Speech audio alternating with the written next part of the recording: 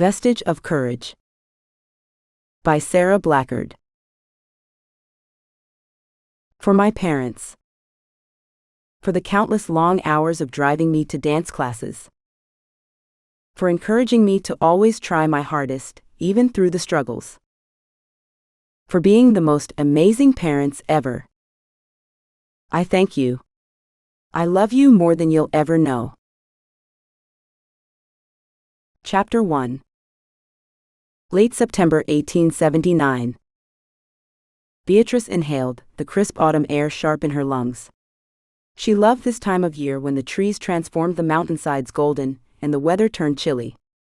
The cold temperatures made her want to hurry up and slow down all at the same time. She knew there'd be a lot of slowing down once winter hit, that infernal season that kept her inside more than she liked, caging her for months on end. If she lived somewhere else instead of the Colorado wilderness, she could trek out more, visit people, if there was anyone worth visiting, maybe even do some good in this world. But until she could convince her overprotective family to let her go, she would spend her winter pacing the small cabin, or sitting in her seat in the barn loft, dreaming of a different life. She sighed. Stop being so dramatic. For land's sake, Beatrice.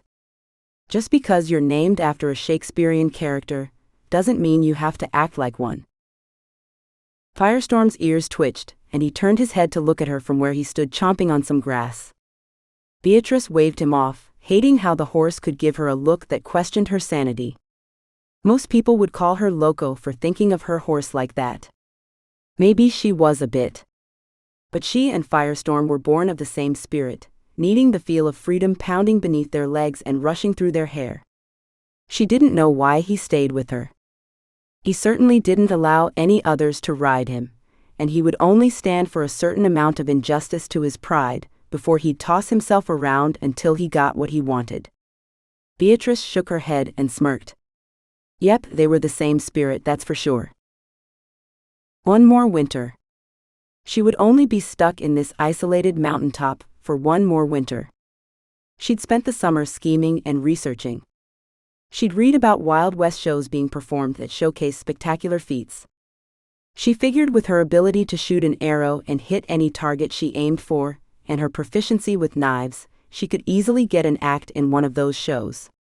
She guessed it didn't hurt none that she had her mother's looks on her side. Viola often commented on how beautiful Beatrice was. Beatrice snorted.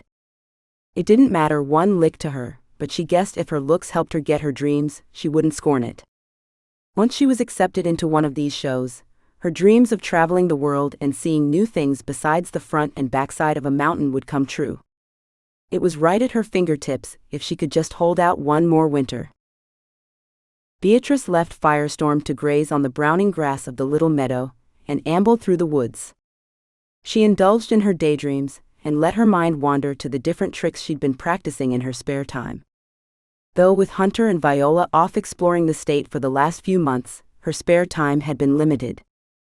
The homestead took a lot of work to ready for winter. Lately, she wondered if the two would make it back before the snow fell. She hoped they'd be smart and not get there too late, risking getting snowed in somewhere with her baby nephew. Beatrice loved that they had left, so Hunter could experience a different Colorado than what he was used to. 2 summers before, God had miraculously brought him back in time over 150 years, just when they had needed him the most. Beatrice still reeled at that, even after more than a year had passed. She'd always fantasized about her own father's story of God transporting him to Pittsburgh where he met her mother.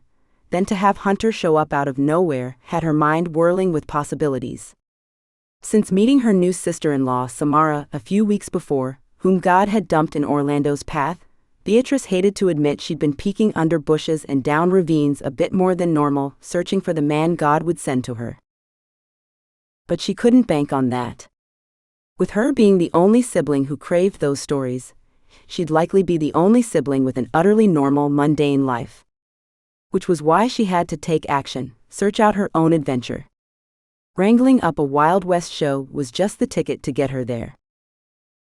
Beatrice's thoughts paused on the one kink in the plan. River Daniels. Since her sister up and married Hunter, River Daniels, the subject of Beatrice's secret infatuation, had suddenly become a possibility. He'd never really noticed her beyond the fondness one shows a little sister, and who could blame him with Viola, her kind-hearted and breathtaking older sister, shining so brightly. However, Beatrice wasn't so naive to not notice the change in River's gazes when he continued to visit. How he'd look at her, like she was a puzzle he needed to figure out. His stares alone could curl her toes and have her running for the creek to cool off.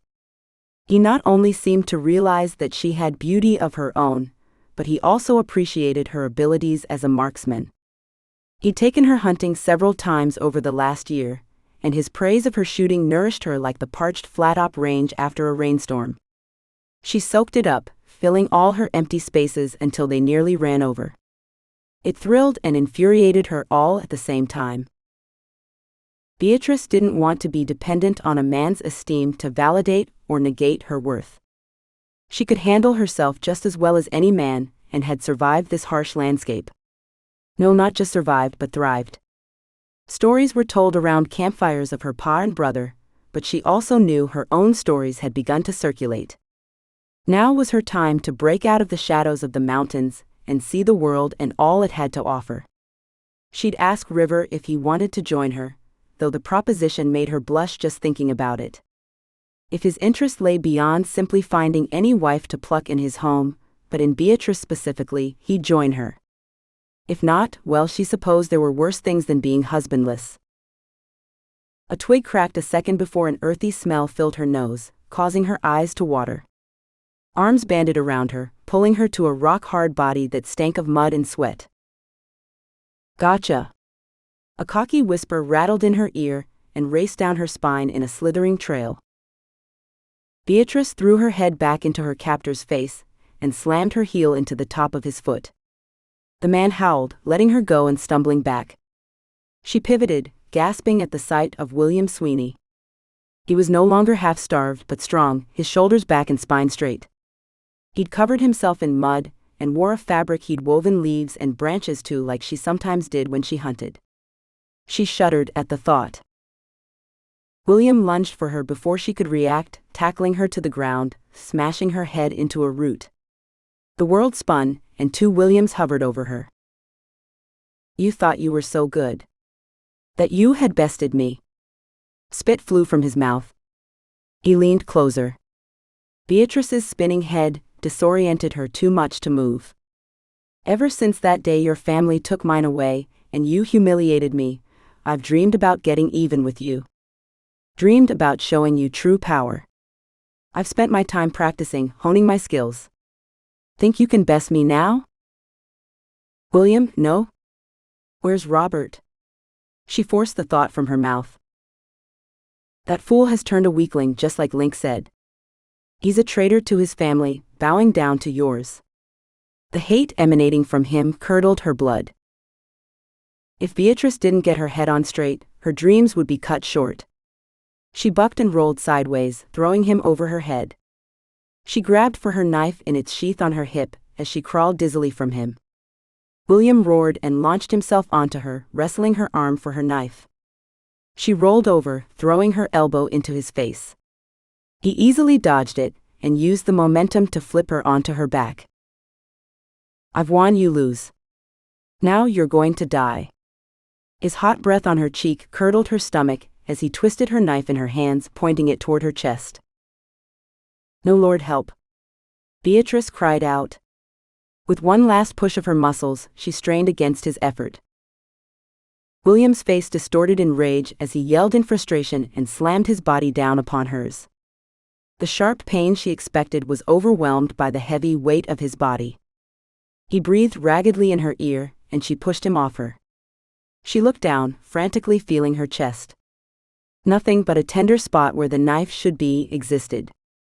Her gaze darted to William where he lay beside her, her knife sticking from his chest.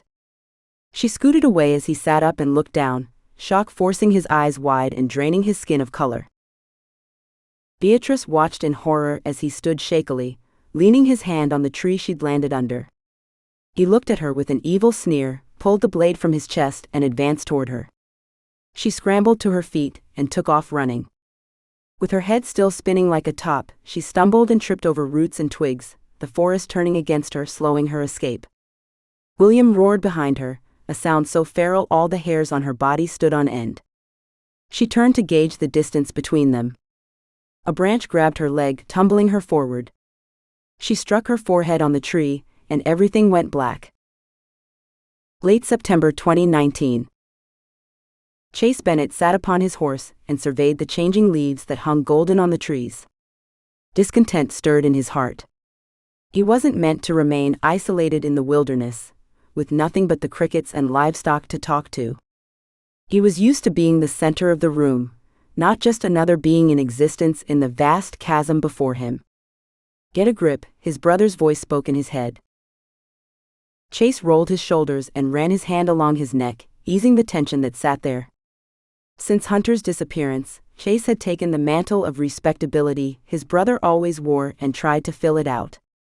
Yet, being the carefree guy that he was, it didn't sit quite right and always chafed. Chase surveyed the area around him. He was determined to discover the purpose God had for him. If it meant riding alone on a horse named Storm that would rather bite his leg and steal his hat than let Chase be in control while he searched for lost sheep, so be it. That was another turn in life he hadn't expected. He'd made a fortune, and still did, on YouTube videos, doing every kind of crazy stunt he could think of that looked cool, held just enough danger to thrill the watchers, and landed him firmly in the spotlight. But after Hunter had vanished off the face of the earth without a trace, Chase had decided to stop globetrotting and search until he found some clue as to what happened. No matter how long that meant, he had to stay in these mountains. He still couldn't believe when he'd come upon the homestead of sweet, elderly Vicki Bennett, living practically alone on her sheep ranch, only the summer shepherds and one cranky farmhand to keep her company. And a ton of woolly sheep. He'd stopped in to see if she knew anything about Hunter's disappearance, only to be invited to stay with her for his base of operations of sorts. At the time he'd been desperate, needing the friendship and support she offered him when he barely held himself together, his loosely sewn seams threatening to rip apart and leave him exposed. He was all for throwing himself out there, being in the limelight. But only when he controlled the outcome and the image others saw of him. The desperation he first felt to find Hunter brought too many emotions too close to the surface. He'd been almost certain he'd implode or explode, and worried who'd be around to witness it. Yet dear Vicki had opened her house, had made him cookies, and given him a place to breathe. Given him someone to be real with. He smiled at her joke that they had to be related, since they had the same last name. His smile grew at her silly insistence that he must be her distant uncle. Man, he missed her. After he'd lived with her for a little over 3 months, she'd approached him with a proposition. She then explained that she didn't have much family left, and the ones who were around were pretty set in life. She was sick, didn't have much longer to live, and wanted to will Chase the homestead since he was the closest family she had, whether that relation was in her head or not. He'd balked at first, insisting it'd be better to give it to her real family. However, Vicki had been a force to reckon with, more stubborn than a ram determined to venture to the deep beyond, which he now had an intimate understanding of. Her only request was that he keep a few heirlooms to give to certain relatives if they showed up, and that he buried her on the homestead. So he now was the proud owner of stinking sheep with a house full of old junk. That didn't bother him so much, he supposed. He hadn't had a real home since his parents had died in his 3rd year of college when he was only 21, too old for him to be passed to other family to take care of, yet too young to truly be on his own. Hunter had done everything he could to help Chase adjust, but Chase hadn't really felt grounded for the last 5 years. Kind of explained the extreme stunts and need to be carefree. He had realized quickly that people often didn't question what lingered beneath the surface when you had a good time putting on a show. Hunter's disappearance had shown Chase just how bone-deep exhausting his life had become. And lonely. Blue, the ranch's Australian shepherd, yipped wildly behind Chase in the trees, and Chase thanked the good Lord for the interruption to his humdrum thoughts. He spun Storm around and followed Blue's bark. Chase pulled up short, staring in a stupor at a woman dressed in what looked like buckskin pants and a fringed buckskin jacket, crumpled beneath a tree. Blue hurried to Chase and sharply barked, pulling him out of his shock.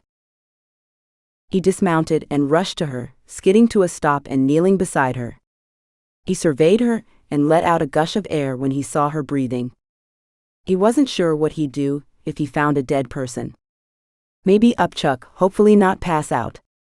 He wasn't his brother, after all, who handled everything with stoic efficiency. Miss, can you hear me? Chase put a hand on her shoulder and rolled her over. She was beautiful, like a woodland nymph with her small, delicate features and defined cheekbones. A large bump had formed on her forehead where she must have hit the tree. Miss, wake up, please. Chase's relief as he peered into the most unbelievable green eyes, the color of spring grass, was cut short when the wildcat exploded into attack mode, kicking and screaming. Oh, whoa. It's all right. I'm here to help you. Chase grabbed her arm so she wouldn't hurt herself or him. She stilled and looked into his face, her eyes wide in fright, changing to recognition. Hunter, help. I think I killed him. With that bomb exploding in Chase's mind, she fainted. What did she mean? Killed Hunter? Chapter 2. Beatrice's head throbbed like a woodpecker was searching out bugs in her brains. The soft noise of people talking sifted into her head, and she squeezed her eyes tight against the quiet onslaught. Though her head ached, she marveled at how soft her bed was. Hunter must have re-stuffed it while she was gone or something. The rapid fire of bullets had her eyes flying open. She jerked up, her head spinning so fast she thought it'd fly right off. She sat on an overstuffed couch in a room that had plush carpet, a mounted elk head staring at her, and a large window hanging on the wall. People were running around in the window, dressed strangely, and shooting at each other while shouting. She didn't understand what she was seeing, as it kept switching voluntarily from one person to another like magic. She stood and walked up to it, jumping back suddenly when the window changed completely to a pretty woman, calmly talking to Beatrice about not having to worry about getting pregnant anymore. Then the picture changed to the woman embracing a man intimately. Beatrice stumbled back, averting her eyes and tumbling over a table in front of the couch. Her hand slid on a stack of slick-papered books with brightly colored pictures on the covers, and knocked a familiar-looking black box to the ground. Beatrice froze and stared at that innocuous black rectangle. Oh good, you're up. A man who looked incredibly familiar walked through a doorway carrying a steaming mug, his forehead wrinkled in concern. Are you okay? You look like you've seen a ghost or something. He placed the mug on the table and bent to pick up the box from the floor. Beatrice's eyes latched onto the thing like it was a rattlesnake threatening to bite. iPhone, Beatrice whispered, her eyes widening as she peered at the man. Chase. You know me? Chase's expression shuddered from concern to guarded. Beatrice placed her hand on her head, her legs violently shaking as she backed toward a door with a large window that revealed blue skies on the other side. Chase put his hands out like he was trying to calm a spooked horse. She figured with the way her brain was rattling, and her breaths were short and quick, not doing her any good, his reaction was about right. Her back hit the door. She reached for the handle and threw the door open to escape. Hey, wait. Beatrice didn't wait. She rushed through the threshold and down the porch stairs. She was halfway across the yard, heading who knew where, when she skidded to a halt. Before her sat the shiny red machine she had seen the first day she met Hunter. It had been in a picture with him and his brother Chase. She turned in a slow circle, noticing a larger contraption with wheels and hay stacked in the back, a big green machine that was skinny and tall with some kind of bucket on the front, and a miniature machine with wheels but only had a long black seat, not the enclosure the other machines had. She heard a rumbling somewhere, almost like a locomotive noise but quieter. She looked up as the crunch of footsteps approached her. Her entire body shook like the leaves quivering on the trees in fall, where one small breeze would set them tumbling to the earth. Her breath caught as a small white shape flew across the sky, much too high to be a bird, a trail of white streaking behind it. No, she screamed in her head as the sky tunneled to black. Chase had about 1 second to catch his breath before the crazed woman whispered, "Jet streams," and fainted dead away. He'd never heard of jet streams causing such an adverse reaction, but he had seen a lot of crazy things in his travels. Though if he was honest, a woman freaking out at the sight of him, or more specifically his phone, and running from the room was a first. He wasn't one to brag, but usually they came flocking to him. There was no hiding the fact that she had been completely wigged out, from her frantic breathing and wide eyes that took in the front yard like the vehicles were about to come to life and attack her. Chase carried her back inside and laid her on the couch. He pulled the coffee table closer and sat on it, determined to not let her run out on him again without some answers. He lightly pushed the hair back from her face, wincing at the sight of the large bump on her head. Maybe he should just take her into the clinic. What if she had a concussion or something, and his keeping her here caused her brain damage? Her eyes fluttered, and Chase sighed in relief. She sat up quickly, pushing into the back of the couch and pulling her legs up to her chest. "Who are you?" "Chase Bennett," Chase answered, confused since she'd just said his name before barreling out the door. "No, you can't be," her voice whispered, catching on the end. "Well, I hate to disappoint you, but I am." Chase was determined to get this conversation rolling as soon as she had a second to orient herself. "But that means I'm..." She shook her head, lifting her hand to her forehead. She looked around the room in fright, her gaze darting from one item to the other. "What's your name?" Chase hoped to focus her attention and keep her from fainting. "Beatrice. I'm Beatrice Thomas."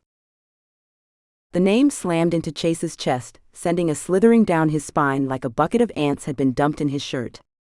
"Beatrice Thomas?" She nodded, her green eyes so full of worry he wanted to pull her close and promise her he'd take care of her, which was utterly ridiculous since not an hour ago he wondered if she had killed his brother. His voice spoke before his brain thought better of it.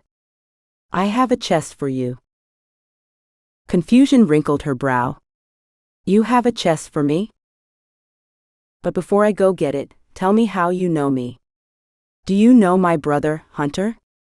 You said his name earlier." I. She broke down crying, burying her head in her knees.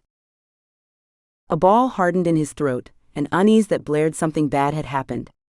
He stilled his racing mind, focusing on getting the information from this woman, then scouring the woods again until he found where Hunter was. "Where's Hunter?"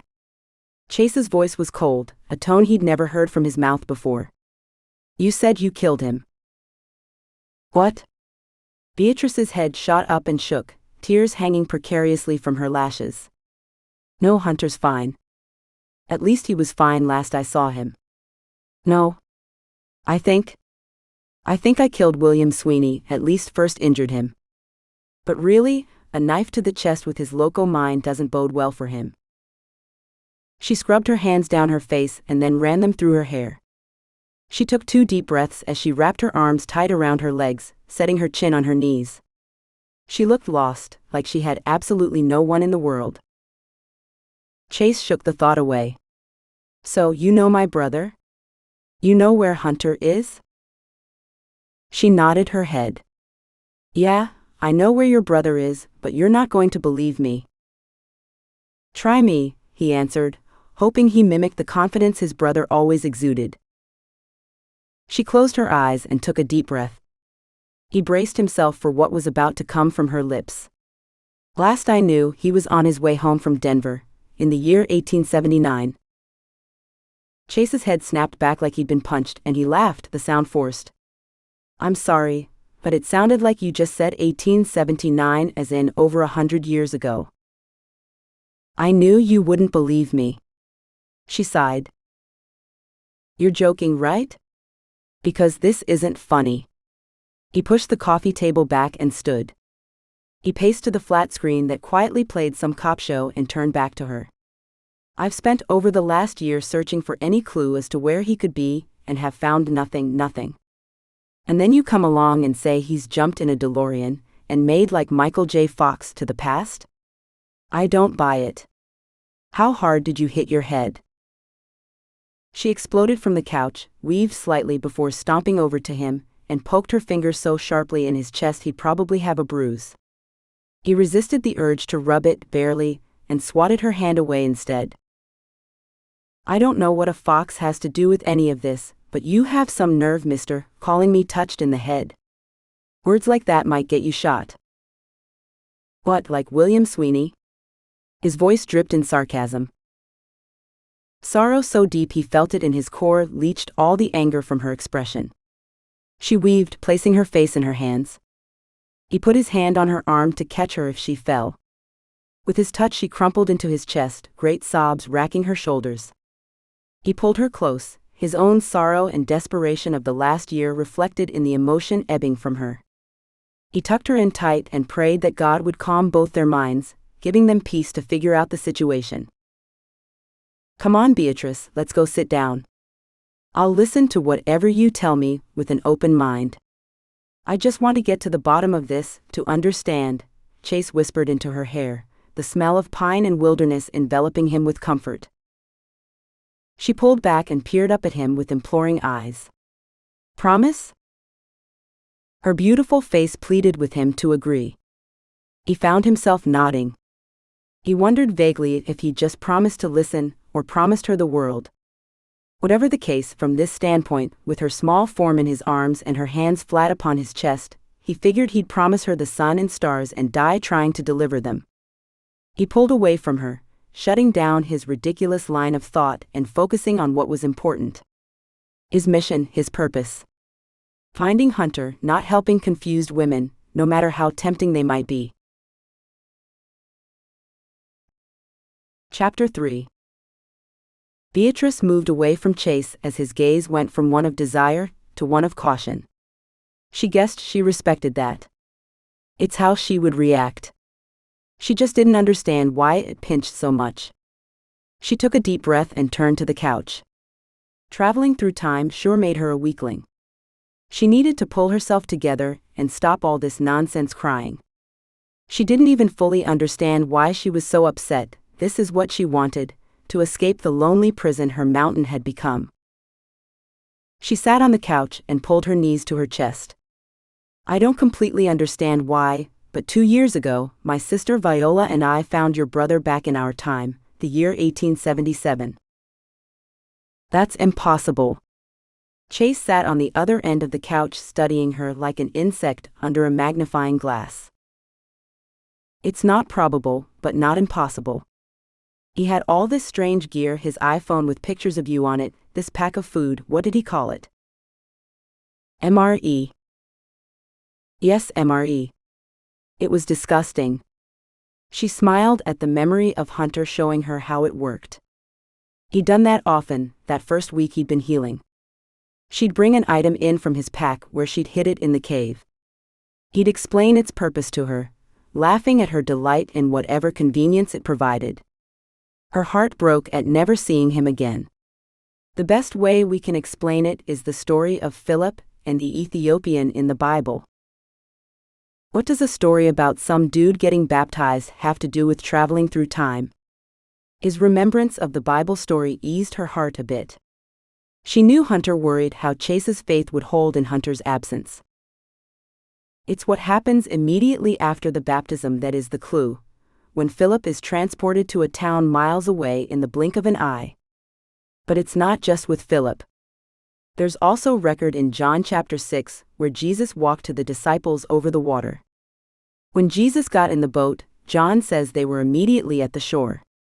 Best we can figure, God is either saving the person transported, or the person needs to help in some way during the time or place they are transported to.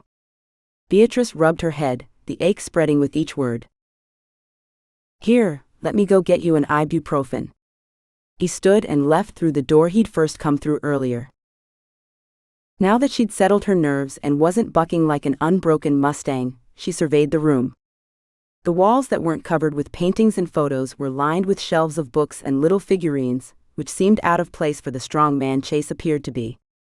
His features reminded Beatrice so much of Hunter, yet his demeanor didn't have the rugged edge Hunter's had. She supposed that was because Chase hadn't followed Hunter into the military but had, how had Hunter put that, goofed off, traveling the world instead of finding a real career and family. The box on the wall showing the moving pictures looked similar to the iPhone, just larger. It changed to a woman dressed in nothing but coverings over her intimate parts. Beatrice gasped and covered her eyes, her face heating in embarrassment at such lewdness.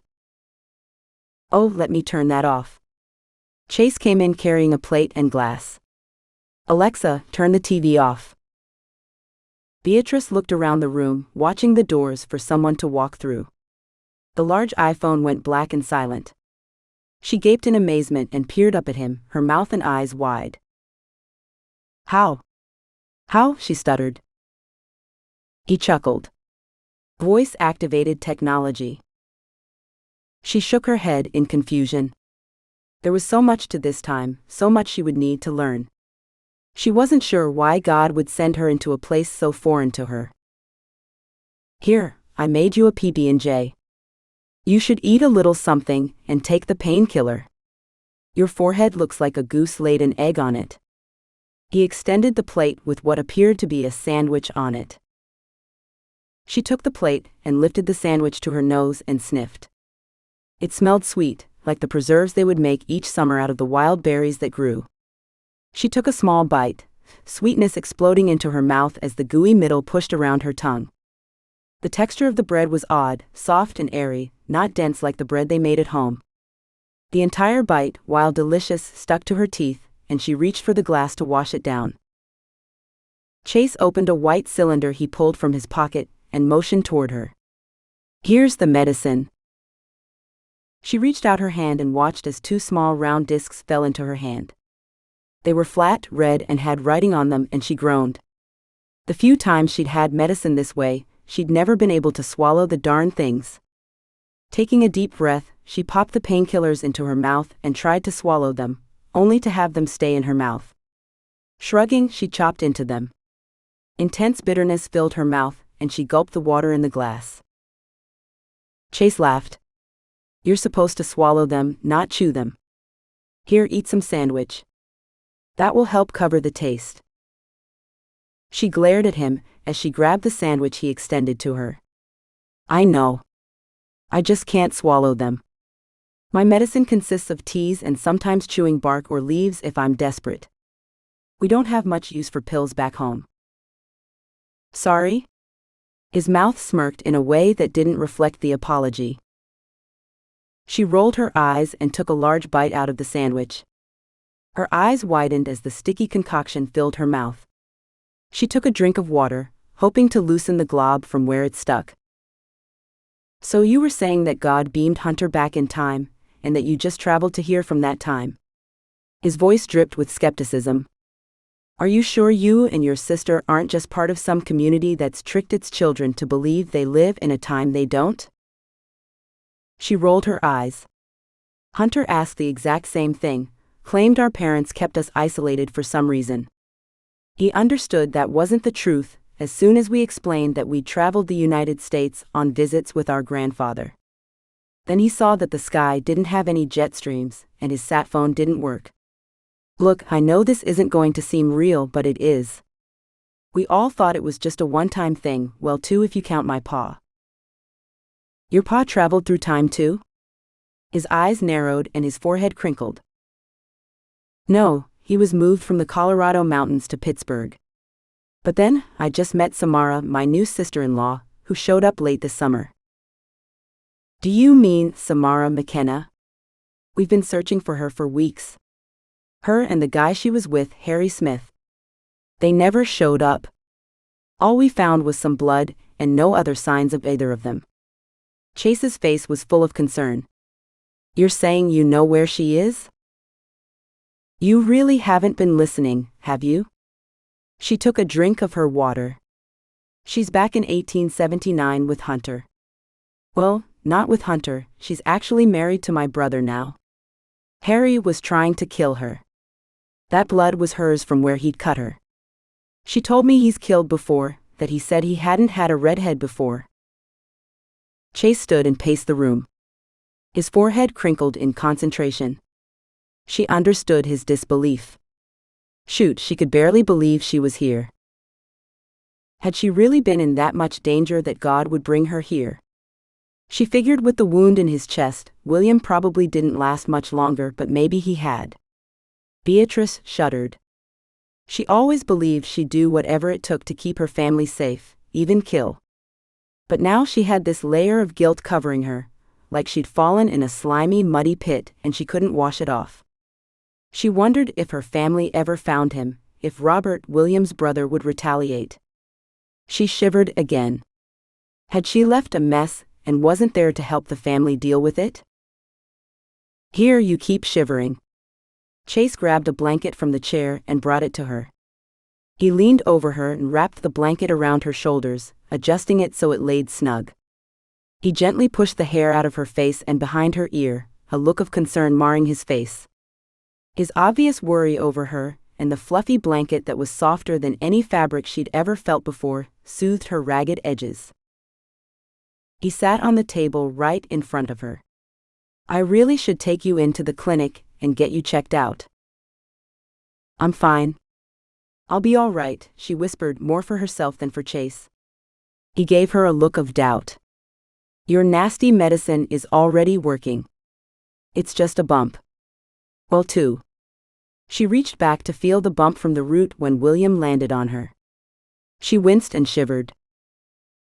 His eyebrows pulled together over eyes that were the color of the sky. He really was a handsome man, much more than the photographs on Hunter's phone showed. His dark brown hair was streaked light from too much time in the sun, and made his eyes appear bluer than possible. He had stubble on his face, like he hadn't shaved in a few days. That, or he was unable to grow a beard. She remembered some men who, try as they might, couldn't grow a proper beard. He had on pants that were dark blue and looked sturdier than cotton. His shirt, with the sleeves cut just past his shoulders, hugged his body tight, and revealed the strong muscles beneath that had earlier wrapped around her in comfort. He reminded her of some Greek hero, Perseus or Odysseus, larger than life, full of an energy that begged for adventure or action. One who would save the damsel and slay the dragon. Beatrice huffed. She didn't need a hero. She'd slay her own dragons. Thank you very much. He opened his mouth and ruined the image. So you killed a man? She closed her eyes on the shame that slithered down her throat, coating it so she could hardly talk. Yeah. What happened? The images of William, filthy and feral, blood pumping from his chest where the knife had been, assaulted her brain.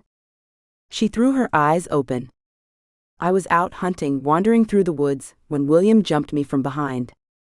It was stupid, really. I should have heard him coming, but I was wool-gathering about plans for the future, and got caught up in them, I guess. She sighed. There went those dreams. No more Wild West show. No more traveling the world. Just when she'd figured out her life and goals, God decided something different. She wasn't even sure how to be in this time. Chase placed his hand upon her ankle and nodded his head in encouragement. The contact startled her, and though she knew she should pull away, it was a comfort to know she wasn't alone. Anyway, William got the jump on me. Tackled me to the ground. I hit the back of my head on a root or rock, because I was seeing double and couldn't quite move right. I definitely should take you in to get you checked out. I don't want to go see a doctor and have to explain anything. It might cause more problems than it's worth. She waved her hand at him. But if you get worse or start throwing up and stuff, I'm taking you, whether you like it or not. His grip tightened on her ankle. She shrugged, too tired and strung out to care. I was able to get my knife out of the scabbard. He tried to turn it on me, to use his strength as he hovered over me. I fought so hard for that knife, thought my arms would give in with the effort. Next thing I knew, he roared and slammed down on me. I was sure I was dead, stabbed through the chest. Chase stared in horror at her top. She saw his throat move up and down as he swallowed. He lifted his eyes to hers, his blue eyes wide with shock. What happened? He whispered the question hoarsely. She didn't want to say, didn't want to see the image in her mind again, so she stared into his face, praying he wouldn't see the sinful filth of murder that now covered her. He rolled off me. I scrambled to my feet and started backing away. He got to his knees and stood, groaning. I just stood there, frozen, staring at my knife where it stuck from his chest. He seemed to realize where I stared and looked down. Chase, I don't know how he did it, but he looked at me with such rage, pulled the knife out, and started coming after me. I just took off, didn't stand my ground. I ran like a scared rabbit, tree limbs grabbing at me as I escaped, taunting my cowardice. I tripped over a silly root, and next thing I knew, I was here. You're not a coward. I am. I ran when I should have fought. She sniffed in the snot that ran like tears from her nose. She didn't know when she'd started crying again, but tears wet her cheeks and dripped onto her shirt. Beatrice, you did fight. You did what needed to be done to survive. Heck, I would have run too. It's like a scene out of a horror movie. I would have been booking it, more than likely screaming like a little girl. She snorted, sniffing again. He moved forward like he wanted to sit next to her but stopped short. Instead, he reached to the table next to her, pulled something white out of a box and handed it to her. She looked up at him in question. It's Kleenex, like a disposable handkerchief. She looked at the soft white square in wonder. She glanced to where another had popped up from the box on the table. No more scrubbing dried snot out of fabric. She grinned softly up at him. Ingenious. He smiled back at her, his smile large on his face like he'd just slayed a dragon. She wiped her eyes and delicately blew her nose. He looked at her forehead, gingerly pushing the hair away. He inched his fingers gently through her hair, wincing when he found the large knot on the back of her skull.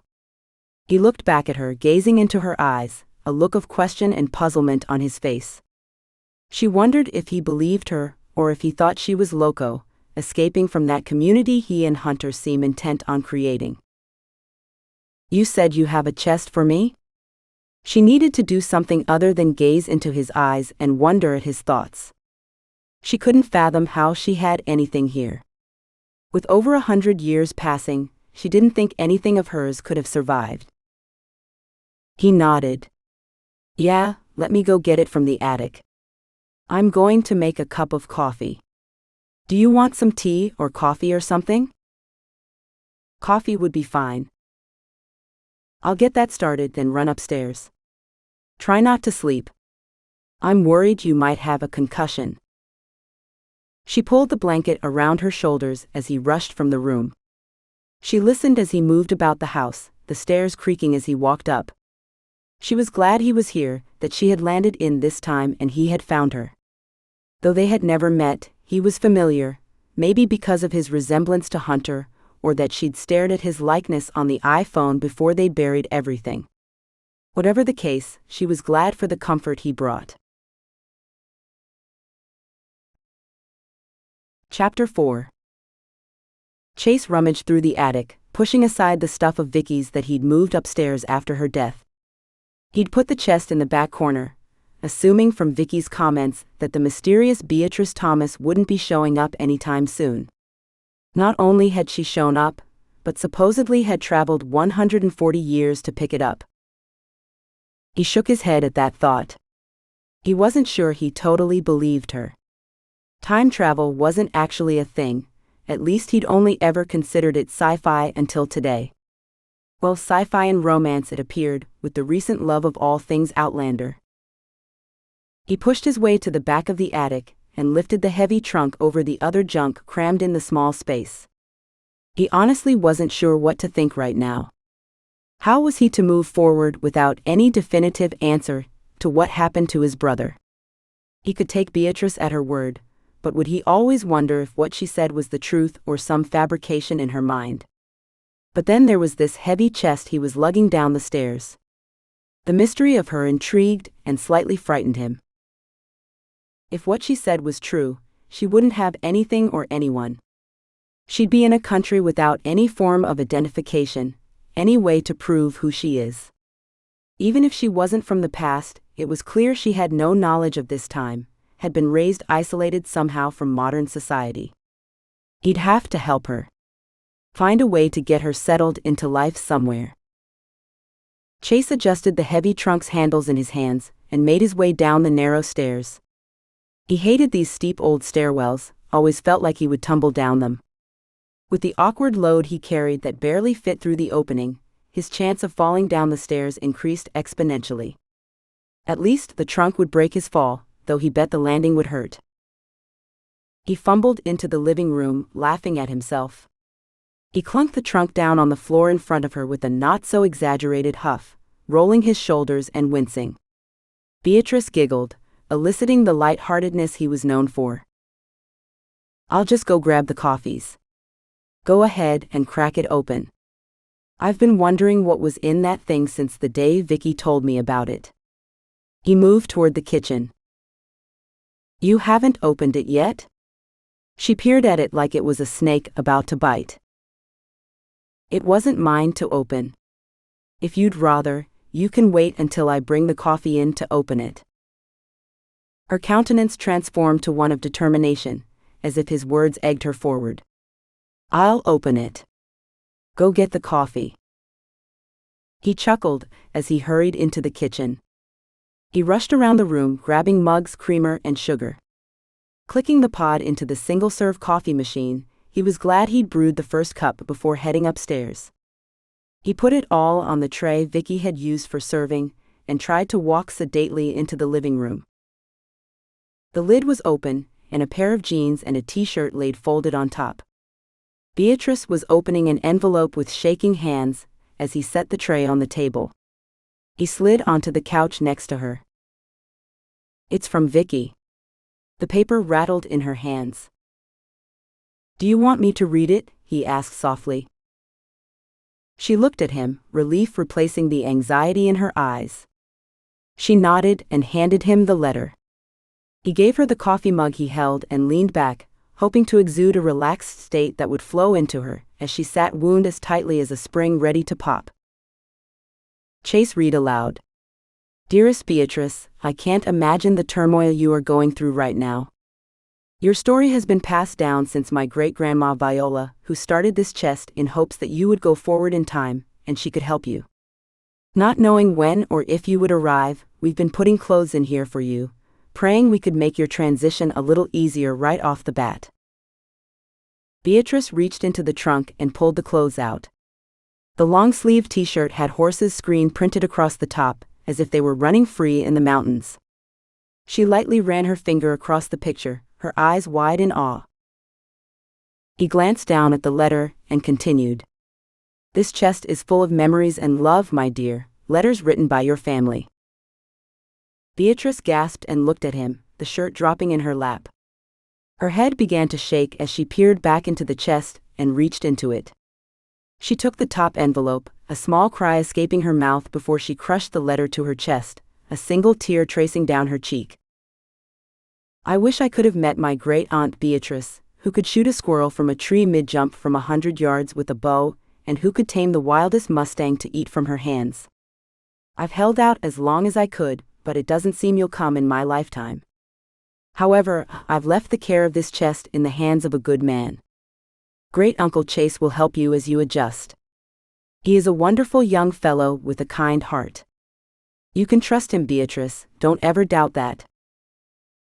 Chase paused and reread those last lines in his head. He wasn't sure he agreed with Vicky's assessment of him. He was nothing more than a goof-off, never taking life seriously, always finding the next adventure, the next group of people to show off to.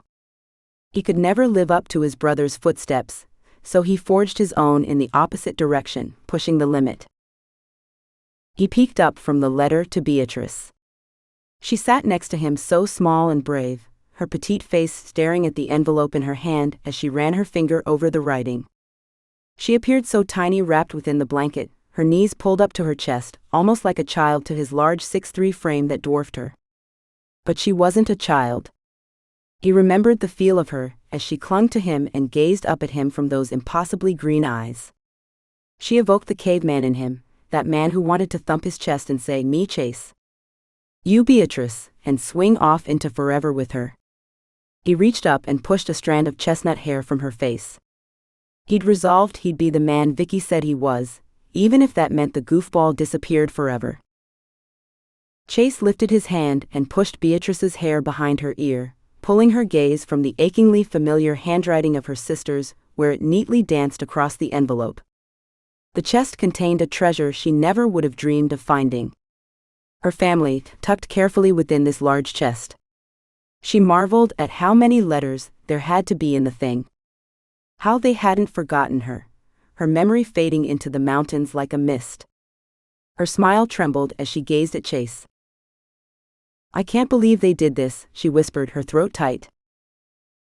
He squeezed her shoulder where his hand had lingered. "There's just a bit more to Vicky's letter, then why don't we get you cleaned up and changed? After a nice warm shower, you can sit and read to your heart's content." She nodded, placing the letter reverently into the chest and turning her filthy hands over before her. They were caked with dirt and dried blood. She cringed, her hands flying to her hair that had to be a mess.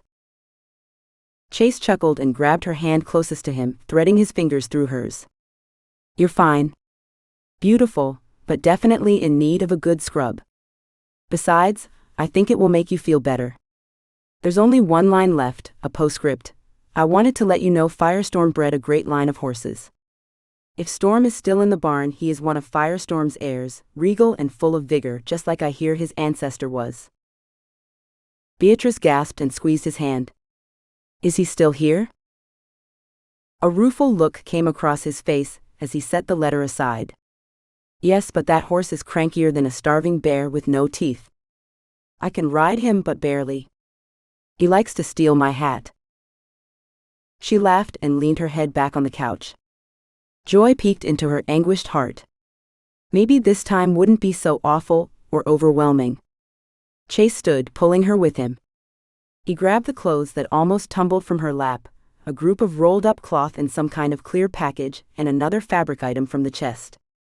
Still holding her hand, he led her down a hall lined with photographs. Her eyes trailed them, seeing a progression of time as they changed from a style of outfits she recognized to one she didn't. She gasped and pulled Chase to a stop, her free hand touching the frame. "It's Hunter and Viola," she whispered. "They have more children. Another boy and a little girl." He leaned close, examining the photograph. His hand began to shake in hers, and his breathing became shallow and quick. She reached over with her other hand and squeezed his tight in both hers. He peered down at her, his eyes moist. "It's true. I'm never going to find him, never going to see him again." She shook her head. "I'm so sorry, Chase." He turned his attention back to the picture. "He looks happy, free somehow, like the weight he always carried is gone. He loves it there, loves Viola and little Chase with such abandon. He named his kid after me?" The shock was clear on his face as a single tear traced down his cheek. She nodded, moving closer to his side. "He talked all the time about you, how much fun you two had growing up, how much he admired how you'd been able to carve a living out of your passion.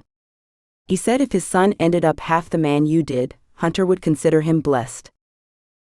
Chase's breath shuddered out in a silent sob. He leaned his head against the wall, hiding his face in the clothes he held in his arm.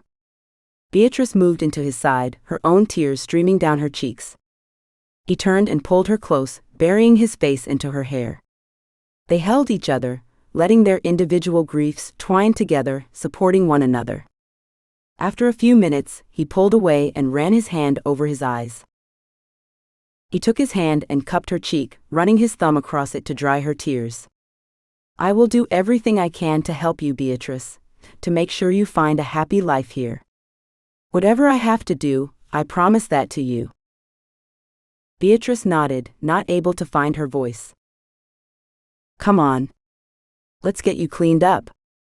He gave her a sad smile.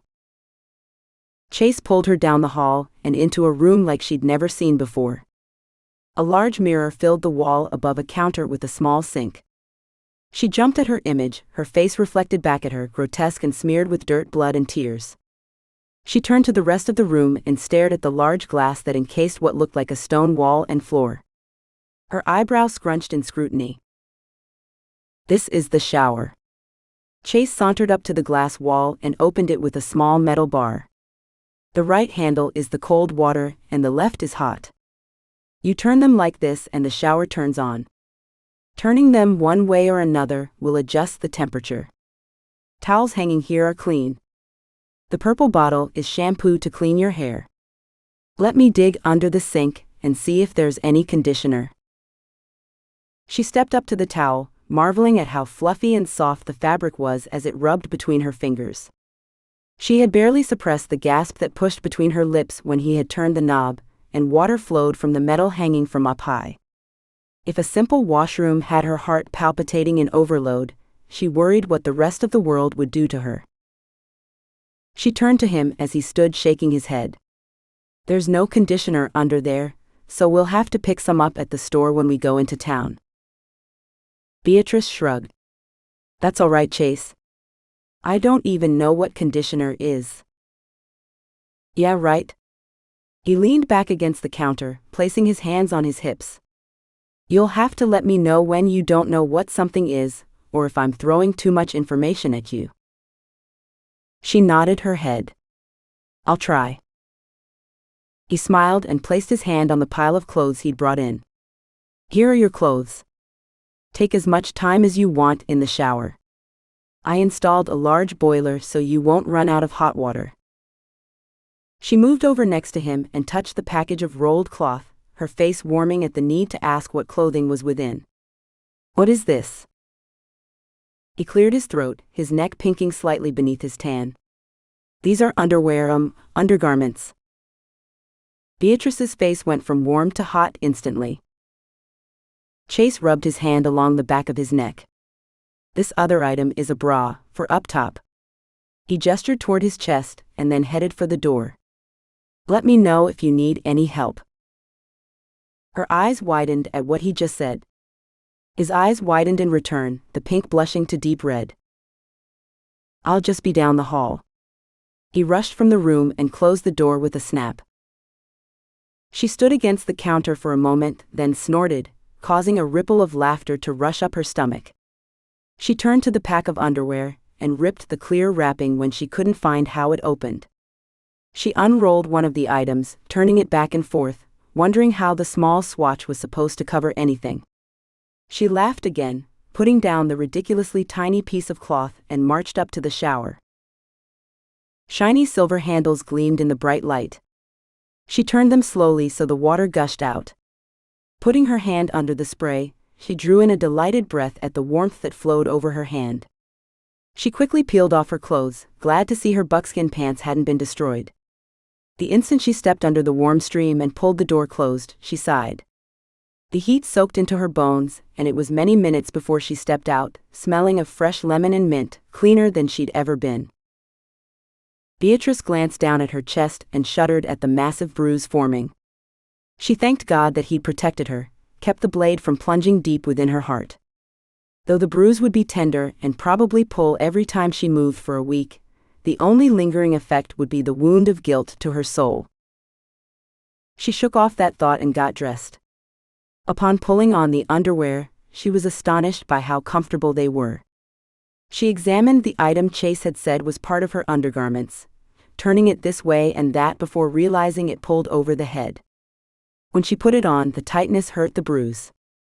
She pulled it gingerly off and decided she'd save that bit of the future for when she was all healed. The pants fit her much more snugly than she was used to, but the shirt hung low over her thighs, giving her a bit of coverage.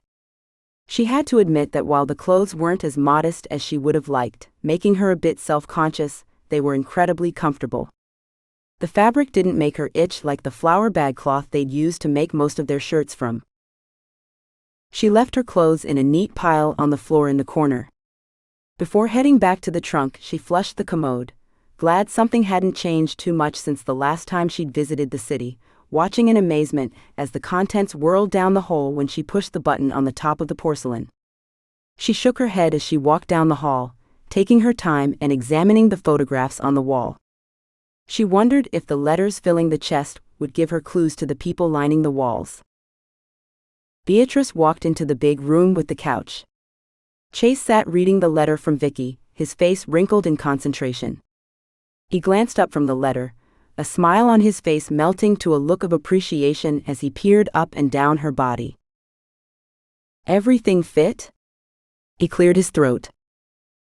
She shrugged. "The undergarment for up top hurt the bruise from the knife, so I'll probably just leave it until I heal." The minute the words were out of her mouth, she regretted them as the pink tinge returned to Chase's neck. She bowed her head and shook it, clenching her hands in front of her. He rose from the couch and walked to her. She peeked up at him, his embarrassment replaced by concern. "Do we need to take you to the doctor?" He placed a hand on her shoulder. "No, I'll be fine. A week of healing, and I'll be good as new." He led her to where he had sat. "Let me get you a fresh cup of coffee. You go ahead and dig into the chest." Beatrice sank into the soft furniture, wondering how something could be so comfortable, yet supporting her at the same time. She reached for the top letter, her hand only slightly steadier than earlier. She wished she could wash away her trepidation as easily as she had cleansed away the grime. Chapter 5. November 15, 1879. Dear Beatrice, I'm not sure if this letter will find you or if it will end up only for my own sake, a purging of my grief and worry. When we arrived home with a letter from Orlando telling us what had happened, we were shocked. Honestly, now that I've had some time to think about it, I'm not sure why we were so unnerved. We all know it is feasible. I just never imagined one of us would end up somewhere else. And why our family? That's a question I'm reconciling with God. His miracles are a blessing. Hunter is the great gift of my life aside from the gift of salvation, yet God taking you has left a part of my heart gaping. I keep praying that He'll change my heart, that I'll see the blessing in your leaving as well. I'm struggling though, dear sister. I knew your leaving was inevitable, but I always assumed we'd be able to write and visit. I'm still hoping you decided to leave before winter set in, that I'll find a letter hiding somewhere where it blew off the table. I kept thinking maybe you and River eloped, but he came by here the other day. We told him what happened, about Hunter and what we assume happened to you.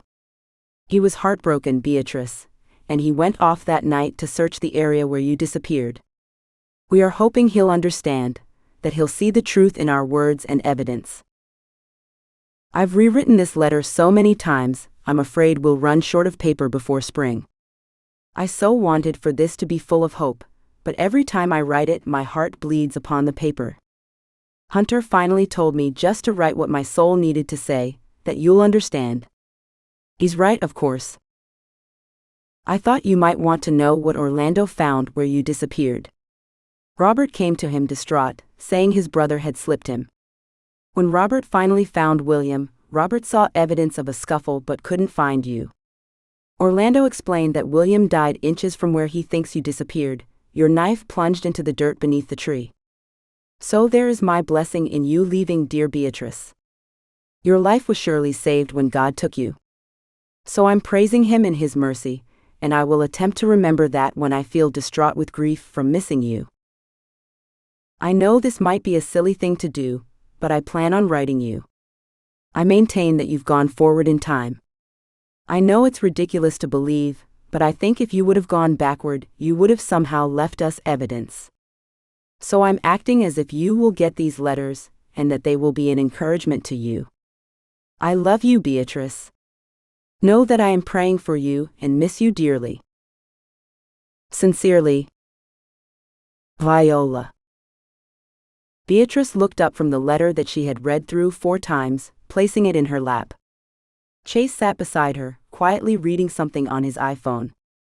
She couldn't remember when he came back in, but he glanced up and smiled tentatively when he noticed her looking at him. "You all right?" he asked. She nodded, reached for the coffee mug on the table in front of her, and took a drink. The lukewarm coffee was evidence of how long she had been immersed in her sister's letter. She sighed, her sorrow heavy upon her body, weighing her down. Viola believed that I went forward in time. She claimed if I would have gone backward, I would have left some kind of sign for them that I did. That's the truth. I wouldn't have wanted them to worry. She turned the mug around in her hand, the bright turquoise color reminding her of her favorite fishing hole, calming her. She said, as far as Orlando could tell from the sign left from my scuffle with William, William chased me to the tree first ran into before he died. The knife plunged into the ground where I should have been. She shivered, realizing how close she had come to death. Chase ran his hand across her shoulder. She was a fool to think that she could leave her family. She probably would have made it as far as Lincoln, Nebraska before she turned for home, the Wild West show forgotten in the sorrow of missing her family. What was baby Chase into now? Did he still scream for his ee? The new children would never even know her, the only memory the one photo the family had taken years ago. Beatrice fought the tears that threatened to fall. She refused to cry again today, at least in front of Chase. Her pa had raised tough women not bent on washing their life with tears. She would get through this trial like every other one, shoving her emotions down so she could function rationally. Though she had to admit, that usually made her testy, like the parts of her she buried away were scratching under the surface, threatening to push out. Always pretending to be strong was exhausting. She peeked at Chase, who gently rubbed her shoulders. He hadn't minded her tears. Even when he thought her loco and his brother's murderer, he'd pulled her close to comfort her, making sure she was okay. Maybe she wouldn't have to pretend so much here. Maybe she could let the emotions surface and leave the waspish woman in 1879. She shivered at the prospect of being so vulnerable. Are you cold? Chase's thumb rubbed the back of her neck, sending chills down her spine for a completely different reason. Yeah. She forced the words through her dry throat, not ready to test the theory of exposing her feelings just yet. He got up, his eyes intent on hers, probing for the truths she kept hidden. Sit tight. I'll be right back. She reached for the next letter as he rushed down the hall. She folded Viola's away and put it off to the side, her hand lingering on her name written across the top. She turned back to the new letter and opened it. An envelope fell from the folds. She picked it up and turned it over. A gasp escaped as she read Chase's name marching across in efficient tight letters. She quickly scanned the letter in her hand. Hunter had written it, and wanted her to try and deliver it to his brother. She smiled at the first easy task she could accomplish in this foreign land. Chase hurried back in, a large shirt of some kind hanging between his hands. He glanced at her and back to the clothing, an expression of worry written across his face as if he questioned if he was doing right. He shrugged and continued to walk over. Here, let me help you stand up and we'll get this on you. He grabbed her hand and pulled her up. He stood inches from her, his tall frame towering over hers. He stared down at her, a promise in his eyes she didn't understand. This is my college sweatshirt. It's old and worn, but it's comfortable. You're going to swim in it though. Maybe I should try and find something else, maybe something of Vicky's. No, she said a bit more forcefully than she meant to. Softening her tone, she continued, this will be perfect. Thank you for everything, Chase. He gazed into her eyes and nodded. You're welcome. Now lift up your hands and I'll slip this on. Then I'll get you some more coffee. She chuckled as she lifted her hands. He pulled the enormous thing over her head, like she did for baby Chase back home. The onslaught of memories had words tumbling from her mouth before she could stop them. I'm not a child, you know. I can take care of myself. You are most definitely not a child. His voice was strained with something she couldn't recognize. He brushed her hair from her face that had fallen crazy in front of her eyes. Sit, I'll be right back. She sat as he moved toward the kitchen. Oh, I have a letter here for you from Hunter. He stopped and turned, his face white in shock. His mouth flapped like a caught trout. He snapped it shut. For me? She nodded. It was folded in mine. She watched as he took a step toward her and stopped. He glanced toward the kitchen and back to her, indecision warring on his face. He held up a finger and raced to the kitchen. Beatrice smiled as she folded her hands into the two long sleeves of Chase's shirt. It smelled like him, like something spicy and exotic. She took a deep breath and curled further into the couch. With the way he put her first before what had to be an intense desire to read what his brother had to say, she might find it easier to stop burying herself than she first thought. She smiled again and reached for Hunter's letter. Chase sped around the kitchen making more coffee and nuking the leftover taco fixings he'd made the other night. His mind screamed to forget the coffee and dinner and rip open the letter. Then he'd remember Beatrice and everything she'd been through in the last day, and his desire to read what his brother wrote all but disappeared in the wake of her need, which was crazy.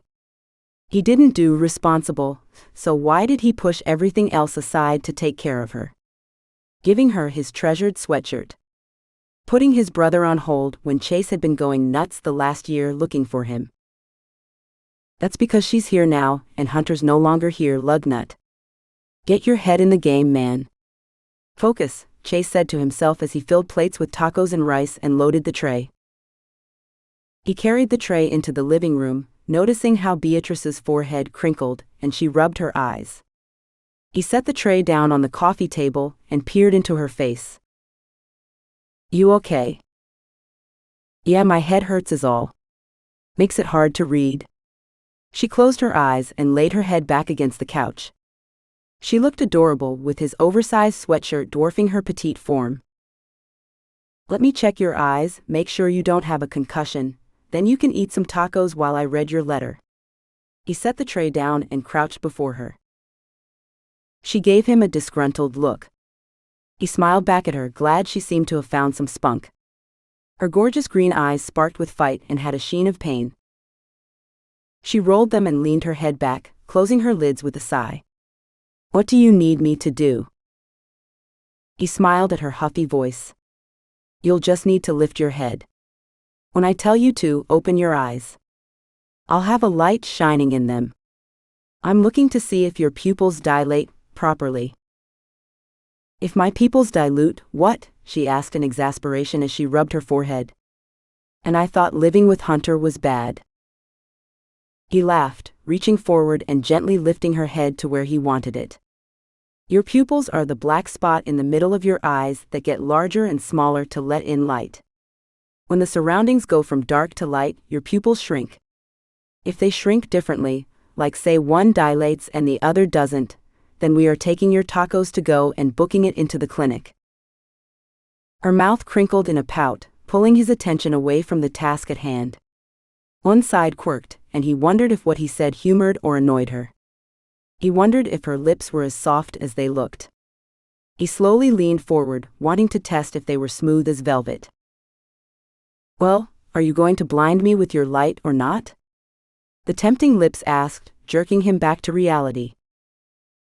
What was he thinking? He had no business even considering kissing her. She just almost got murdered and had been pulled 150 years forward. He remembered watching The Terminator. The humans were always out of sorts after the jump through time. He needed to focus on helping her heal and figuring out her new reality, not smooching her inviting lips. That could wait until later. Chase cleared his throat and placed one hand over her eyes and pulled his phone out of his pocket with the other, switching on the flashlight. Okay, Beatrice, when I remove my hand, I want you to open your eyes and try not to blink at the bright light. Ready? I've been ready. Not sure what you've been doing. He smirked. She didn't want to know what he'd been doing, or almost doing. Okay. 1, 2, 3. He shined the light into her eyes as he removed his hand. Relief rushed through him as both pupils shrank simultaneously. He sagged back on his heels and sighed. She gazed at him in question. So, am I going to live? Yeah, at least with that test it looks like your brains weren't scrambled too badly. He stood and grabbed a plate. But if you start to get dizzy or feel nauseous or faint, let me know and we'll get you checked out. That's a relief. She reached for the plate and investigated the contents. She pulled it to her face and sniffed, a surprised smile bouncing on her face. This smells delicious. Thanks. It's one of my favorites. You made this? The question was thick with astonishment. Who else would've? I'm up here on my own, at least I am now until the men get back from taking the sheep to Utah. He grabbed the other plate and sat down next to her on the couch. I don't like frozen food, so I had to learn to cook or starve. He picked up his taco and took a bite, eating half in one bite, the crack of the shell loud in the quiet room. She gingerly raised hers and crunched into it. She stared at the taco and lifted shocked eyes up to him. It was going to be so much fun showing her around, if this was the reaction she got from a simple meal of leftovers. He smiled at the prospect. This is delightful. The flavors are incredible. Thank you, Chase. She dug into the remaining food. He took several more large bites, then put his plate to the side, the anticipation of reading Hunter's letter finally overriding every other need. Want me to read your letter now? She nodded and handed it to him. He took the delicate paper, his hands shaking worse than when he jumped from the cliff in South America. He closed his eyes, breathed out a slow breath, and prayed for God to calm his soul. His hand stilled and he opened his eyes. Hey, little sis. So what have you gotten yourself into now? Viola believes you're somewhere in the future, so I'm writing you this letter. Hopefully when you've landed. There is still family in the area to help you. We plan on passing down your story to our children and grandchildren, so they are prepared when a feisty young woman comes stumbling to their doorstep. If you are reading this, then I guess our mission was a success. Chase paused. That was Hunter, always strategic. Every mission completed perfectly, to the smallest point. Hunter didn't do random, which was part of the reason Chase did. He could never live up to Hunter's shadow. Chase's courage had always waned at the idea of walking in Hunter's path. So he'd blazed his own, making sure it was as far from Hunter's as possible. Chase could hardly plan what he was going to make for dinner the following week, and here Hunter was, formulating how to help Beatrice years before she needed it. Chase peeked over at Beatrice, who stared at him in question. He quirked a small smile and continued reading. Whenever you've landed, if it's past the turn of the century, you are going to be in for some surprises. It'll be a completely different world than what you are used to, Bea, but if anyone can navigate it, it's you. Remember when we talked about being out of sorts in our own time, being discontent? Chase winged his eyebrows up and jerked his gaze to Beatrice. She shrugged. I got in a snit about not taking the fight to the family who was pestering us, William's family, in fact. Hunter and I ended up having a conversation about how we loved our family.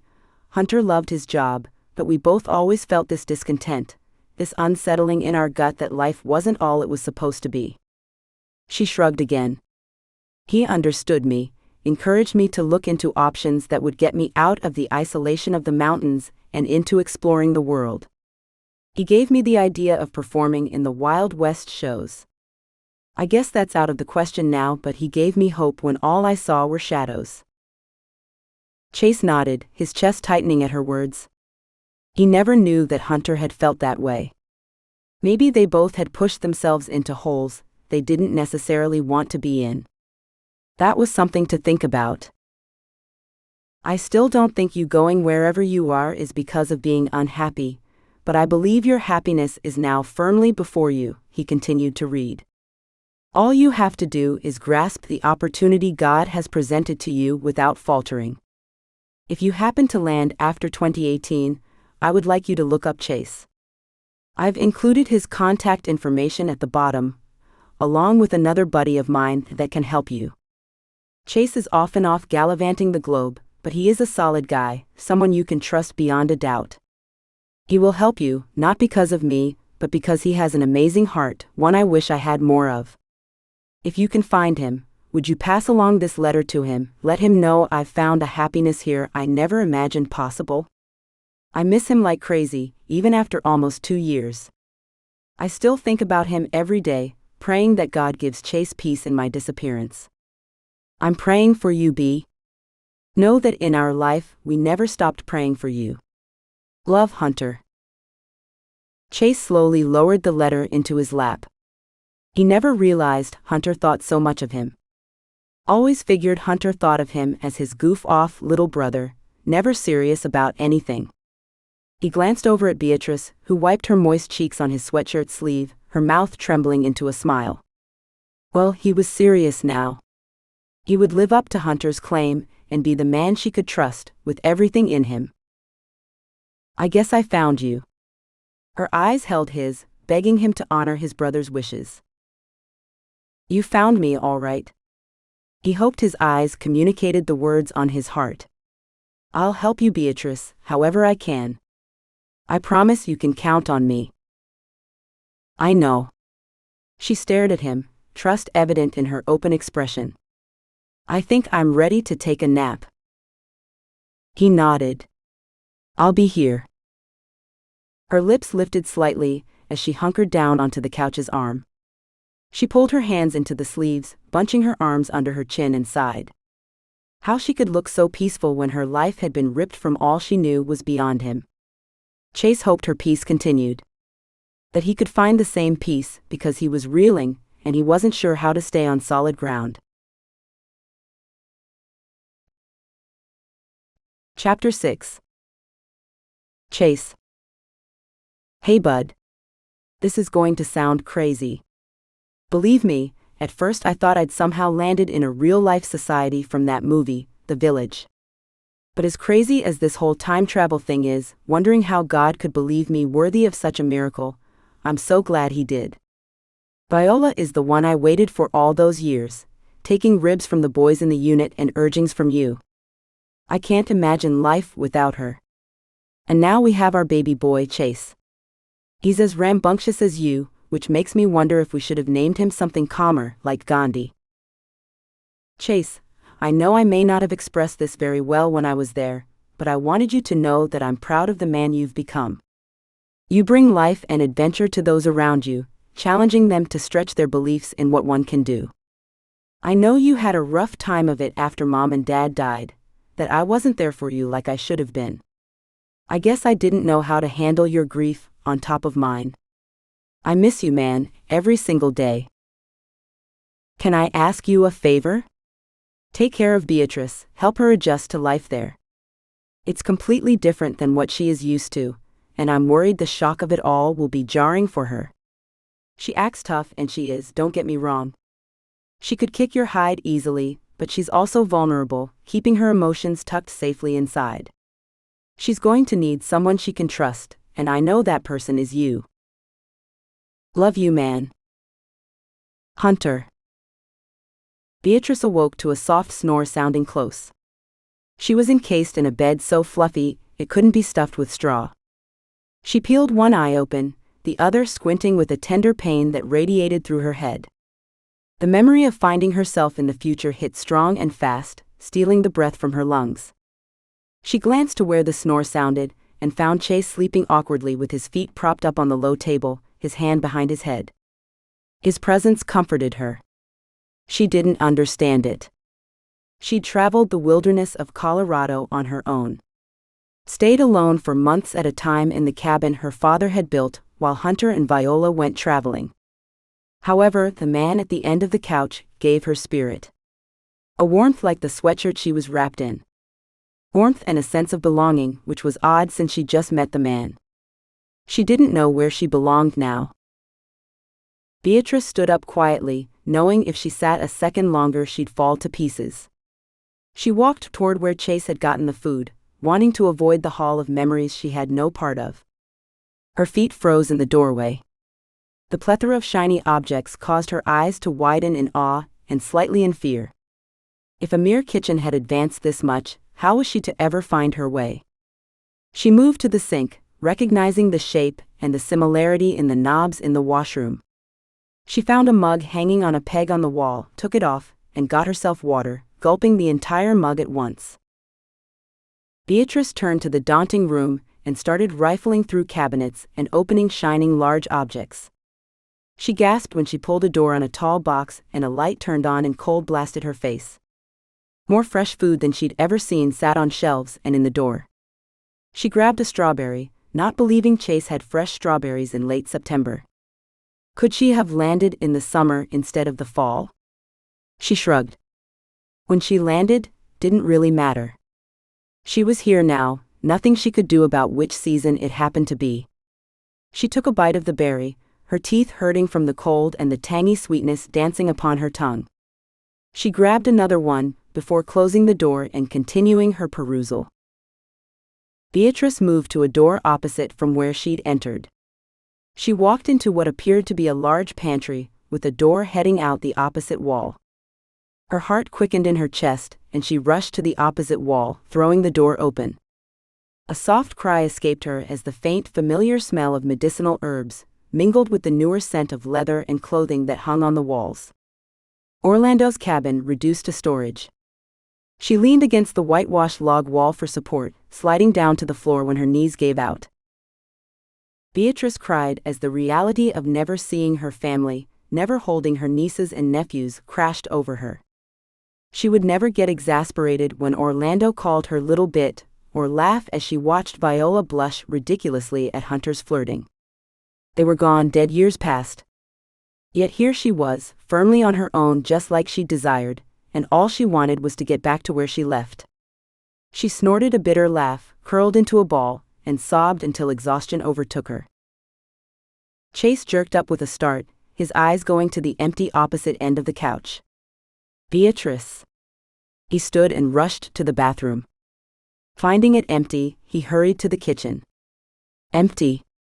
His heart beat rapidly in his chest, and his stomach threatened to spill the Mexican dinner on the floor. Lord, where can she be? Chase turned to go out the front to see if she was in the yard, when his gaze stalled on the pantry door that was slightly open. He hurried across the kitchen, yanking the door open, and practically running through the opposite door that led to the mudroom. Beatrice, he yelled as he opened the door to outside. A whimper from inside caught his attention. He turned sharply, shutting the door and scanning the room in the moonlight that shone through the window. Movement drew his eyes to Beatrice, her knees pulled up to her chest where she lay in fetal position on the floor. He closed the distance between them in 2 steps and dropped to the ground, pulling her to his lap. What's wrong? He mentally slapped himself on the head for those thoughtless words. What's wrong? Everything was wrong for her. His life felt as if the rug had just been yanked out from under him, and he wasn't the one who just Doctor Who'd it through time. He'd have to remember to think through his questions before he opened his big mouth. It's just this was Orlando's house. She sobbed, clutching his shirt sleeve in her hands. Chase's heart bottomed out. Who was Orlando, her fiancé? Her husband? And more importantly, why did it matter so much to Chase? She sniffed. My brother, he was a healer. Always had medicinal herbs hanging from the rafters. Do you smell them? She pulled back and gazed into Chase's eyes, her face full of question and hurt. The relief he felt at hearing Orlando was her brother was overshadowed by her intense sorrow. He took a deep breath through the nose, faintly smelling a floral undertone that must be infused into the cabin logs. He brushed his hand through her hair and nodded. Yeah, I smell it. Her face took on a vacant expression as she gazed around the little room. I always wanted to leave, always dreamed of traveling around the world, being where people were. She snorted a laugh that sounded self-deprecating. Well, here I am, probably closer to more people than I ever have been in my entire life. Yet then I stumbled into this room that once held half my life, and now it holds muddy boots and old harnesses. We can clean it out if you want.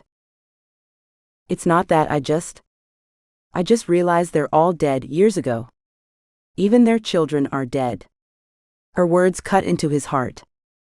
He guessed on a certain level he'd known Hunter had died, but with Beatrice's arrival, Chase had somehow skipped over that fact. I'll never cradle baby Chase in my arms again, never know Orlando's children. How could I be so stupid to think I'd be happier somewhere away from my heart? I'm so sorry, Chase whispered as she buried her face into his chest, the sobs racking her body in violent shakes. Tears of grief escaped his eyes. He always knew finding Hunter alive was a pipe dream, yet he naively hoped he would. The belief that had held on with tenuous roots shriveled to dust. Try as he might, he couldn't keep his body from shuddering as hope left, trailing down his cheeks and dripping into Beatrice's hair. She pulled back slightly, searching his face. Though his pride roared to wipe the tears and hide the grief, he knew she needed to know she wasn't alone in her sadness. The tears on her cheeks glittered in the pale light straining through the window. In all his travels, he'd never seen anyone as exquisite as Beatrice. She reached up, her small hands caressing his tears away. "I'm sorry. I guess you've lost as well." He leaned his cheek into her hand, the touch bringing comfort. "Nothing compared to what you've lost, but yeah, I guess I always figured I'd find him alive." She dropped her hand and fiddled with the long sleeve of his sweatshirt. She peeked up, a small sad smile on her face. "I don't know, Chase. I think you did find him alive. He didn't die here in this time in that accident. God saved him, giving him a life he absolutely loved, with a family he adored beyond anything. Chase, I think you found him very much alive." He stared down into his hands, thinking about her words. Is that what he'd found? He had to admit, it was a relief to know Hunter hadn't been dragged away by some animal, lost forever to the wilderness. Hunter's words in his letter to Chase rushed back to him. He chuckled softly, realizing she was right. He had found Hunter alive, just 140 years too late. He hoped there would be more letters for him in that chest. Hoped he'd learn more about Hunter's life. Chase stood and reached out his hand. "Come on, Beatrice. Let's get off this cold floor and go get some sleep. There's still a lot of night left." She placed her hand in his, allowing him to pull her up as she shook her head. "I don't know if I can sleep."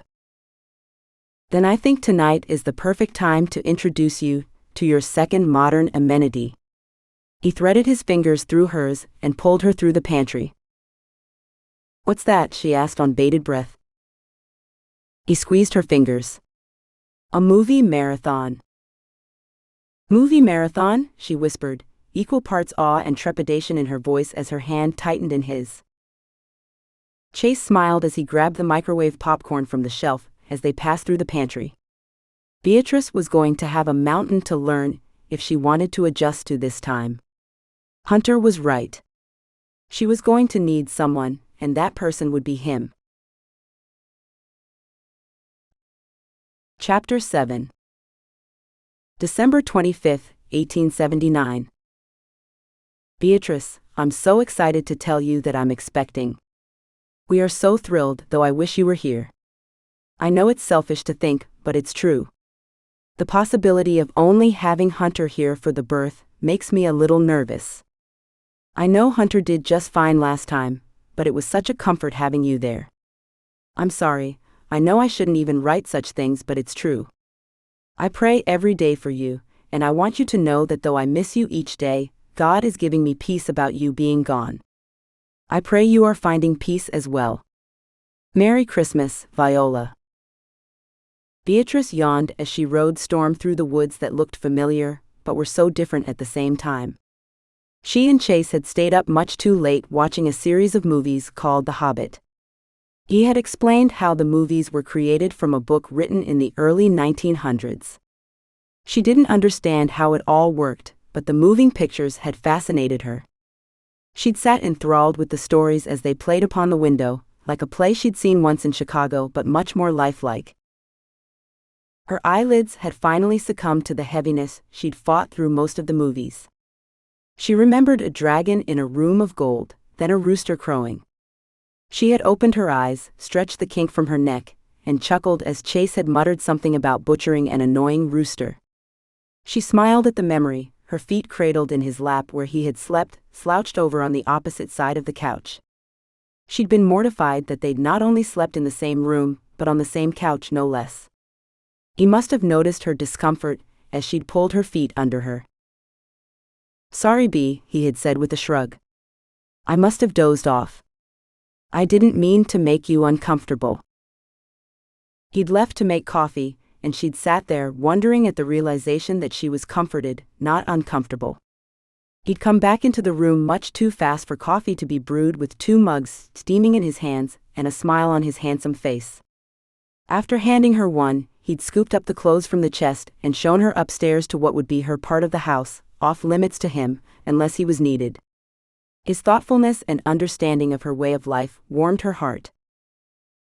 She still couldn't believe she'd fallen asleep in her first vehicle ride. Chase had explained they would take the truck and trailer as far as they could. It would turn the trip that would have taken her 2 days of hard riding to make from Orlando's cabin, to the one she shared with Viola and Hunter, to something that could be done in half a day. The ride had been exciting at first, especially when they drove on the road from Chase's home. They were able to drive so fast.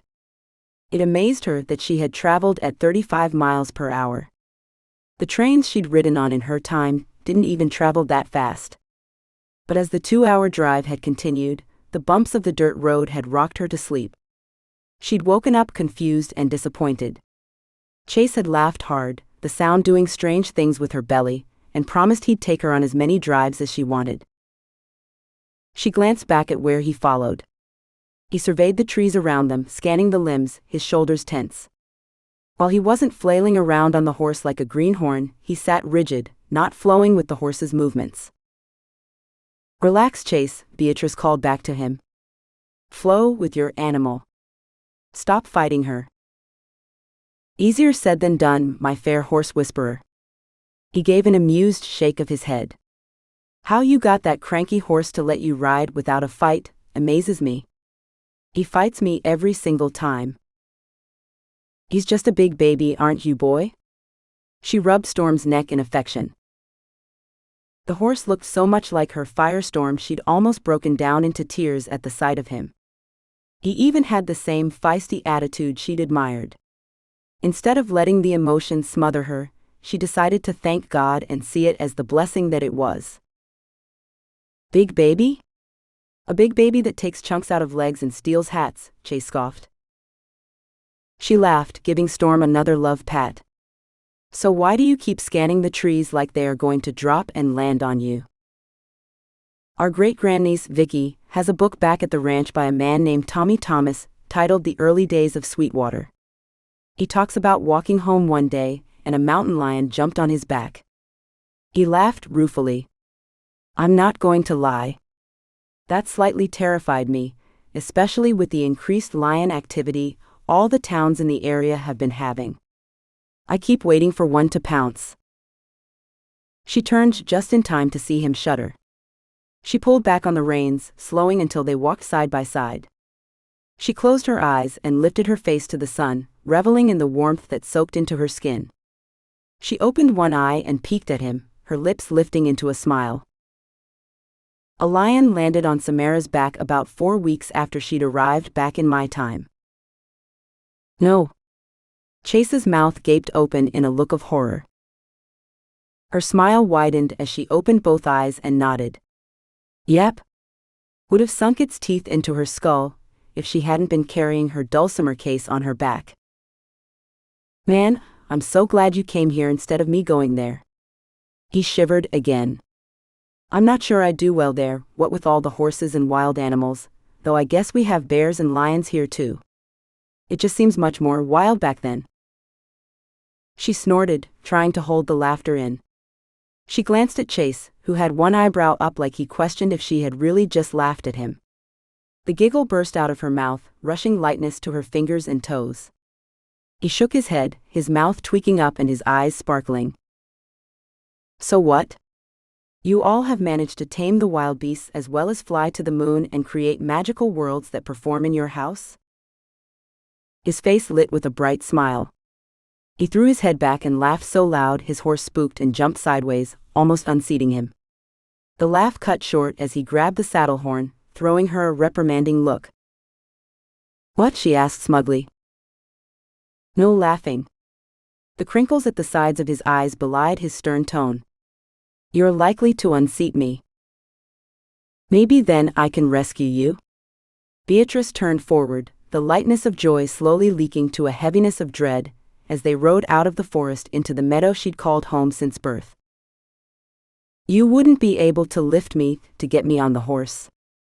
He looked her up and down, as if he measured her strength. She shrugged her shoulder. "That's not a problem. I just drag you home behind the horse." He stared at her in shock, his eyes wide like a startled deer. "In a travois, silly. I'd make up a travois out of trees, so you'd be nice and comfy and drag you in that." He nodded, his shoulders slouching as he rubbed his neck. "You could do it too. Probably would be able to scrounge up some herbs and such to heal me as well."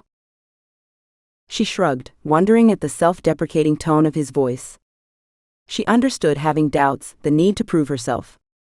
Shoot, that's why she pushed herself so hard to learn how to hit a mark with any weapon, to ghost around the woods so well she could catch a squirrel with her bare hands. Well, she wasn't exactly sure she could do that, but figured it was close to true. Beatrice had never been into girly things like dresses and dolls. Viola had been content to stay inside, learning to cook and sew from their mother before she died. Beatrice always escaped at the first chance she could, and would disappear outside. She'd never been able to compare to Viola, so she'd figured she would be the opposite, striving to prove to her father that she belonged in the family, even if it wasn't in the traditional sense. She shook her head at her thoughts. Her father had never required or expected her to be anything more than who she was, always rejoicing in whatever she chose to do. Beatrice gasped, pulling on the reins to stop. The landscape around her home had changed so much she almost hadn't recognized it. The creek that had run freely through the meadow had disappeared into a dirt-caked trail. A murky pond sat where the clear lake had lined their garden and dominated the clearing. The trees that once circled the meadow in the dark green of pine now barely survived, as the dark rusty maroon of death overpowered the area. "What?" Chase scanned around, his hand on the little gun he'd strapped onto his hip before they'd left, the motion so much like Hunter she wondered if Chase realized how much he was like his brother. "The trees, they're all dying." Her heart broke. His shoulders relaxed as he looked around the valley. "Yeah, it's beetle killed, like most of Colorado nowadays. I bet it was gorgeous during your time." It was breathtaking. Her voice was barely a whisper where it clogged in her throat. She urged Storm forward, hesitant to see the cabin but needing to as well. She forced herself to relax and tucked her emotions that bubbled on the surface deep within. What she wanted to do was turn tail and run, galloping back to Chase's full speed and hide beneath the large blanket that covered her bed. She didn't think she had the courage to face what she feared was before her. She pulled Storm to a stop and closed her eyes, her breath shuddering from her. "Lord, I can't do this." A warm hand eased across her shoulder. The heat of a leg pushed solid against hers. The horses snuffed at each other but didn't move. She turned her head and opened her eyes. Concern marred Chase's forehead. "We can go back home, Beatrice. You don't have to do this right now." His voice softly pushed through fear. "I have to," she whispered, the words almost choking her. "I get that." He nodded, his throat bobbing. Her eyebrows crinkled, and she shook her head in confusion. "You Bennett boys and your confusing words." "I understand, Beatrice. I understand that you need to face this. I admire your courage and will be here for you." He moved his hand down her arm and gripped her hand in his. "But I also know that you went through a lot yesterday. Putting this off until you've recovered more isn't cowardice, Bea. Heck, I'm not even sure I'm ready to face what we'll find." Beatrice stared into Chase's face. Though his shoulders were relaxed, his jaw clenched as he glanced around the meadow. In her grief, she forgot her landing here would be just as disorienting for him as it was for her. She could imagine the shock and pain he'd endured the last 24 hours, finding her and realizing his brother was gone forever. Yet not once had he not thought of her needs first, pushing everything aside for her. That was even before they'd found the letter from Hunter to Chase that probably ordered him to take care of her. Beatrice smiled and squeezed his hand. "Thank you, Chase.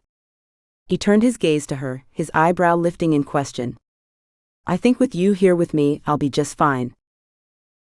His stare warmed as he held her gaze. He didn't respond, just rubbed his thumb along the back of her hand and nodded once. She swallowed the thickness in her throat, from both the promise written upon his face and the task of moving forward. She squeezed his hand softly before releasing it and turning forward. She couldn't stay rooted here. She must choose to move forward into hardship or retreat into rest. With Chase's encouragement, she understood that both options held strength and wisdom. She took a deep breath, tightened the reins in her hands, and nudged Storm forward. "I think with you here with me, I'll be just fine."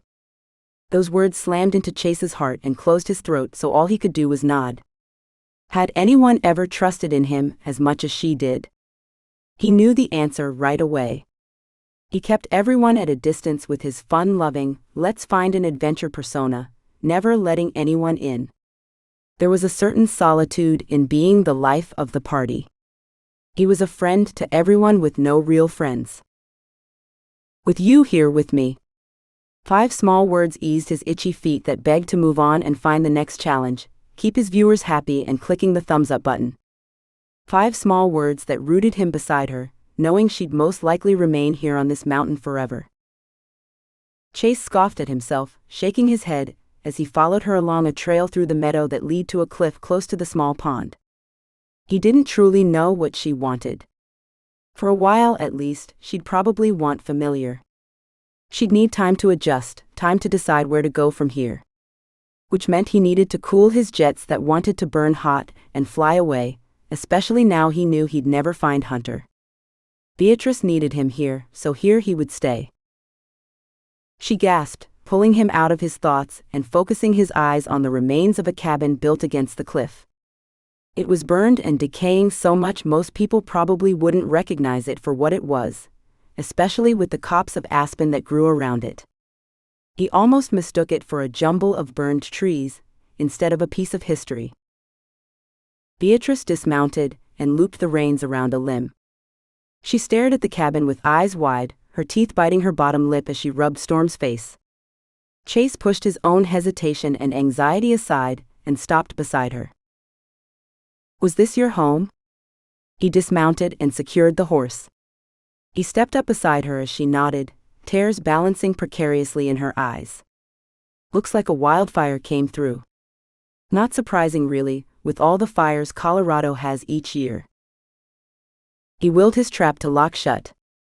Of course a wildfire came through. She could see that just as easily as he could. He ran his hand along the back of his neck, rubbing away the anxiety that tightened his muscles and loosened his tongue. He peeked at Beatrice, her breath coming fast and choppy. His eyebrows drew together, and he worried she might hyperventilate. He stepped closer so their hands touched and breathed deeply, hoping she'd mirror the motion. "It's going to be all right, Beatrice," he whispered. She leaned ever so slightly into him, pushing her hand against his. He remembered how people of her time were much more reserved, bound by society's strict standards. He slowly rotated his hand and threaded his fingers through hers, praying he didn't offend her. He felt her shoulders lift beside him as she inhaled. She let out a deep breath and clung to his hand. "There used to be a barn right over there." She pointed off to the side of the cabin, her voice a bit shaky. "It wasn't big like yours, just large enough for a few horses, our dairy cow, and some chickens. I spent so much time in the hayloft dreaming of adventure and being somewhere else. My pa transported a window in from Denver and built me a bench so I'd have something better to look at than the inside of a log wall." "Your pa sounds like a great guy." He gave her fingers a squeeze, hoping she'd continue to talk, praying the talking would be healing. He was. She breathed deeply, the air shaky as it whooshed out. "He was murdered 2 years, however many years ago, by the brother of the man who attacked me." He turned his shocked face to her, his mouth wide and his skin tingling. "Link wanted our gold mine, and wanted Viola as his wife, so him and his brothers got the jump on Pa. While his brothers went hunting, Link beat Pa to death." He closed his mouth and swallowed the lump stuck in his throat. What happened to Link and his brothers? Hunter killed Link after he kidnapped Viola. She turned her gaze from the burnt ruins to his face. He tried to ignore the heavy weight of envy that landed in his stomach at the mention of his brother's heroism. Robert, Link's brother, tried to stop Link's schemes, helping hide Viola and keeping William from going with Link when he stalked the cabin to get her. She stared back to the cabin, her grip not as tight in his hand. He watched as a blank expression shuttered the emotion from her face. She shivered and took another deep breath. It appears that William started obsessing over me after first disarmed him when we rescued Viola. And well, I guess Pa Death is paid back in full. The heaviness in his stomach turned ice cold as her shoulders hunched and she turned her face away from him. Beatrice. Chase pulled her to face him, grabbing her shoulder with his free hand. He rubbed his hand up her shoulder and gently cupped her neck. You did nothing wrong. She tried to pull away, but he buried his hand deep into her hair and tightened his fingers, still twined with hers in his other hand, bringing their hands between their bodies. What happened yesterday was self-defense. If you didn't fight back, he would have killed you. She dropped her gaze to his neck. When the Sweeneys first started attacking us, I wanted to hunt them down. Take the fight to them, before they could do any more harm. Hunter firmly refused, saying he didn't want me to ever have the weight of killing someone hanging on me. I thought he was a fool. How could you feel guilty when the death was justified? She closed her eyes, her exhale ragged, tearing Chase apart. He was right. All I keep seeing is William's shock and pain etched into his face, and my knife sticking out of his chest. I keep wondering what I could have done different. Maybe if I hadn't been so distracted in my silly daydreams, he wouldn't have gotten the jump on me. I feel like I'm smothering under a thick buffalo robe that I can't seem to get out from under. Her voice ended on a choked sob. He pulled her close, kissing her forehead before tucking her under his chin. She let go of his hand and pulled her arms into her chest. He didn't blame her retreat. He couldn't really do anything to help her, not like his brother could have. He was just a goofball who did stunts for money, traveling the world and making people laugh. He never owned up to any responsibility, not like Hunter had. No, he was so worthless that the one person who'd ever needed anything from him stood there, crying for help, and he couldn't think of a word to say that didn't have him sounding like an idiot or making the situation worse. He closed his eyes to the burn of tears, pulled her closer and prayed for wisdom. Chapter 8. May 23, 1880. Beatrice, I've transplanted some aspens by the barn. I know it's probably not the smartest idea, but I love the sounds of aspen leaves clapping together in the breeze and the way they paint their branches with gold in the fall. They'll probably overrun the place. Orlando stood staring at them, his head shaking, last time they visited. I told him I love the music they make, so my future generations can worry about what to do when the trees become a problem. Always, Viola. Beatrice curled into Chase's embrace, the weight of guilt somehow easing in his strong arms. He didn't condemn her for being a murderer. Didn't turn away from her, repulsed. He pulled her in and whispered prayers of healing into her hair. If only it could be that simple. That a prayer could erase the anguish etched into her soul. How did Hunter function with the weight? She wished she could talk to him about it, tell him he was right. Maybe he'd be able to help her throw the heaviness from her. She always figured the West was rough and uncivilized, that sometimes you had to choose between killing someone and surviving. She knew she was a bit impulsive, willing to do whatever it took to protect her family. Yet she hadn't been protecting her family when William found her. William wasn't the monster his brother Link had been. No, William was a product of the monster, abused and tormented until his mind had broken. She should have tried to talk to him, get him to realize the twist his brain had made. Help him to see he didn't have to live in torment anymore. Hadn't Robert accepted Christ and turned his life around? It could have been possible for William as well, that is if she hadn't cut his life short. Shoot, maybe it all started when she didn't keep her smart mouth shut and egged him on while saving Viola. Maybe she was a monster just like Link. Chase stiffened and brought both his hands to her face, forcing her to stare in his eyes, as blue as the wide-open sky. His cheek flexed in frustration. "You are not a monster," he said with so much force she flinched. How had she voiced that out loud? She lowered her eyes in embarrassment. She was slipping, like the knitting needles had dropped out and her stitches were pulling loose. She needed to get herself together, if she wasn't going to end up unraveled completely. "Beatrice, please look at me." She slowly lifted her eyes, and he nodded in encouragement. "I understand that you feel guilty. I wish Hunter was here instead of me. He'd know what to say to help you. He's been through it, where I've done nothing of consequence my entire life." She shook her head in confusion. Hunter had told her all the amazing things Chase had done, traveling the world and raising awareness for those less fortunate. He scowled. "No, it's true. I don't know how to help you come to terms with the guilt, Beatrice, but I'm here to tell you that you are not a monster. You are the victim. You did nothing to deserve being attacked. I egged William on when his brother took Viola, practically challenged him." She breathed out shakily. "Beatrice, come on. I know it's a different world back then, but someone who is a monster would not feel like you do. Wouldn't be asking themselves what they should have done to change the outcome." Her eyes widened in shock. What all had she said aloud? He breathed a small laugh as he placed his palm upon her cheek. "It's written all over your beautiful face, like you're replaying the moment bit by bit to figure out where you could have acted different. It's okay to feel guilty and sad by what happened. You will probably need to talk to someone about that when you're ready. But I'm telling you right now, this was not your fault." She looked at him in doubt. How could he be so sure? He didn't know her, didn't know how she always rushed into situations. Hadn't her impulsiveness gotten Viola kidnapped in the first place? If she and Hunter had stayed put like Hunter wanted instead of rushing off, Link never would have had the opportunity to take Viola.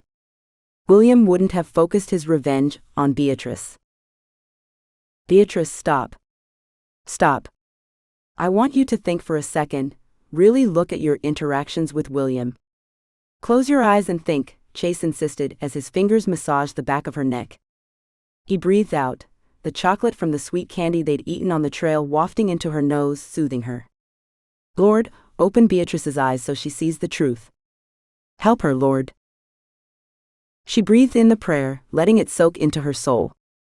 While she wanted to scoff at the words, she asked the Lord to show her what she should have done different.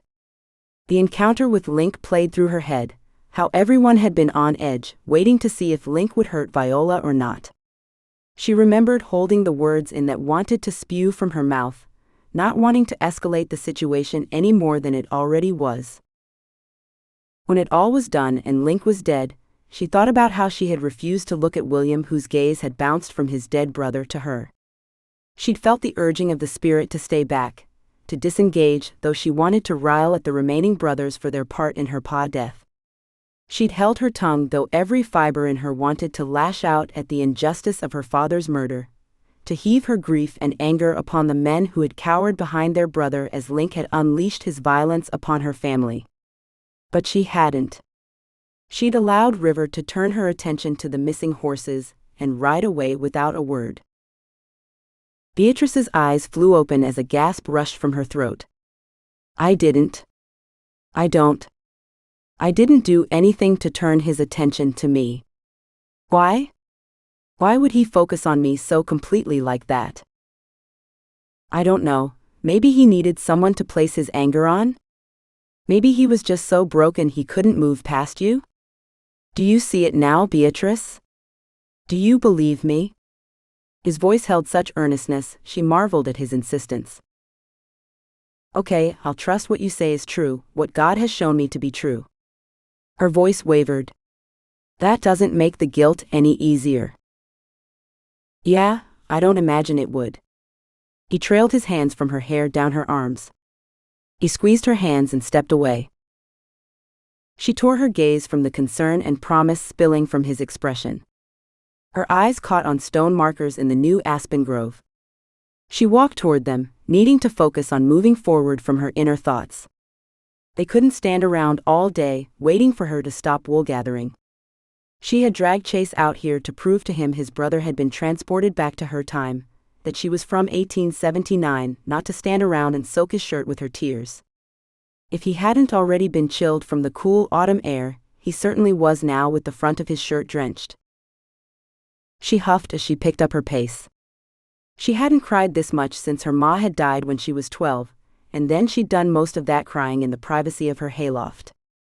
Crying left one too exposed, too vulnerable to those around her. Too weak.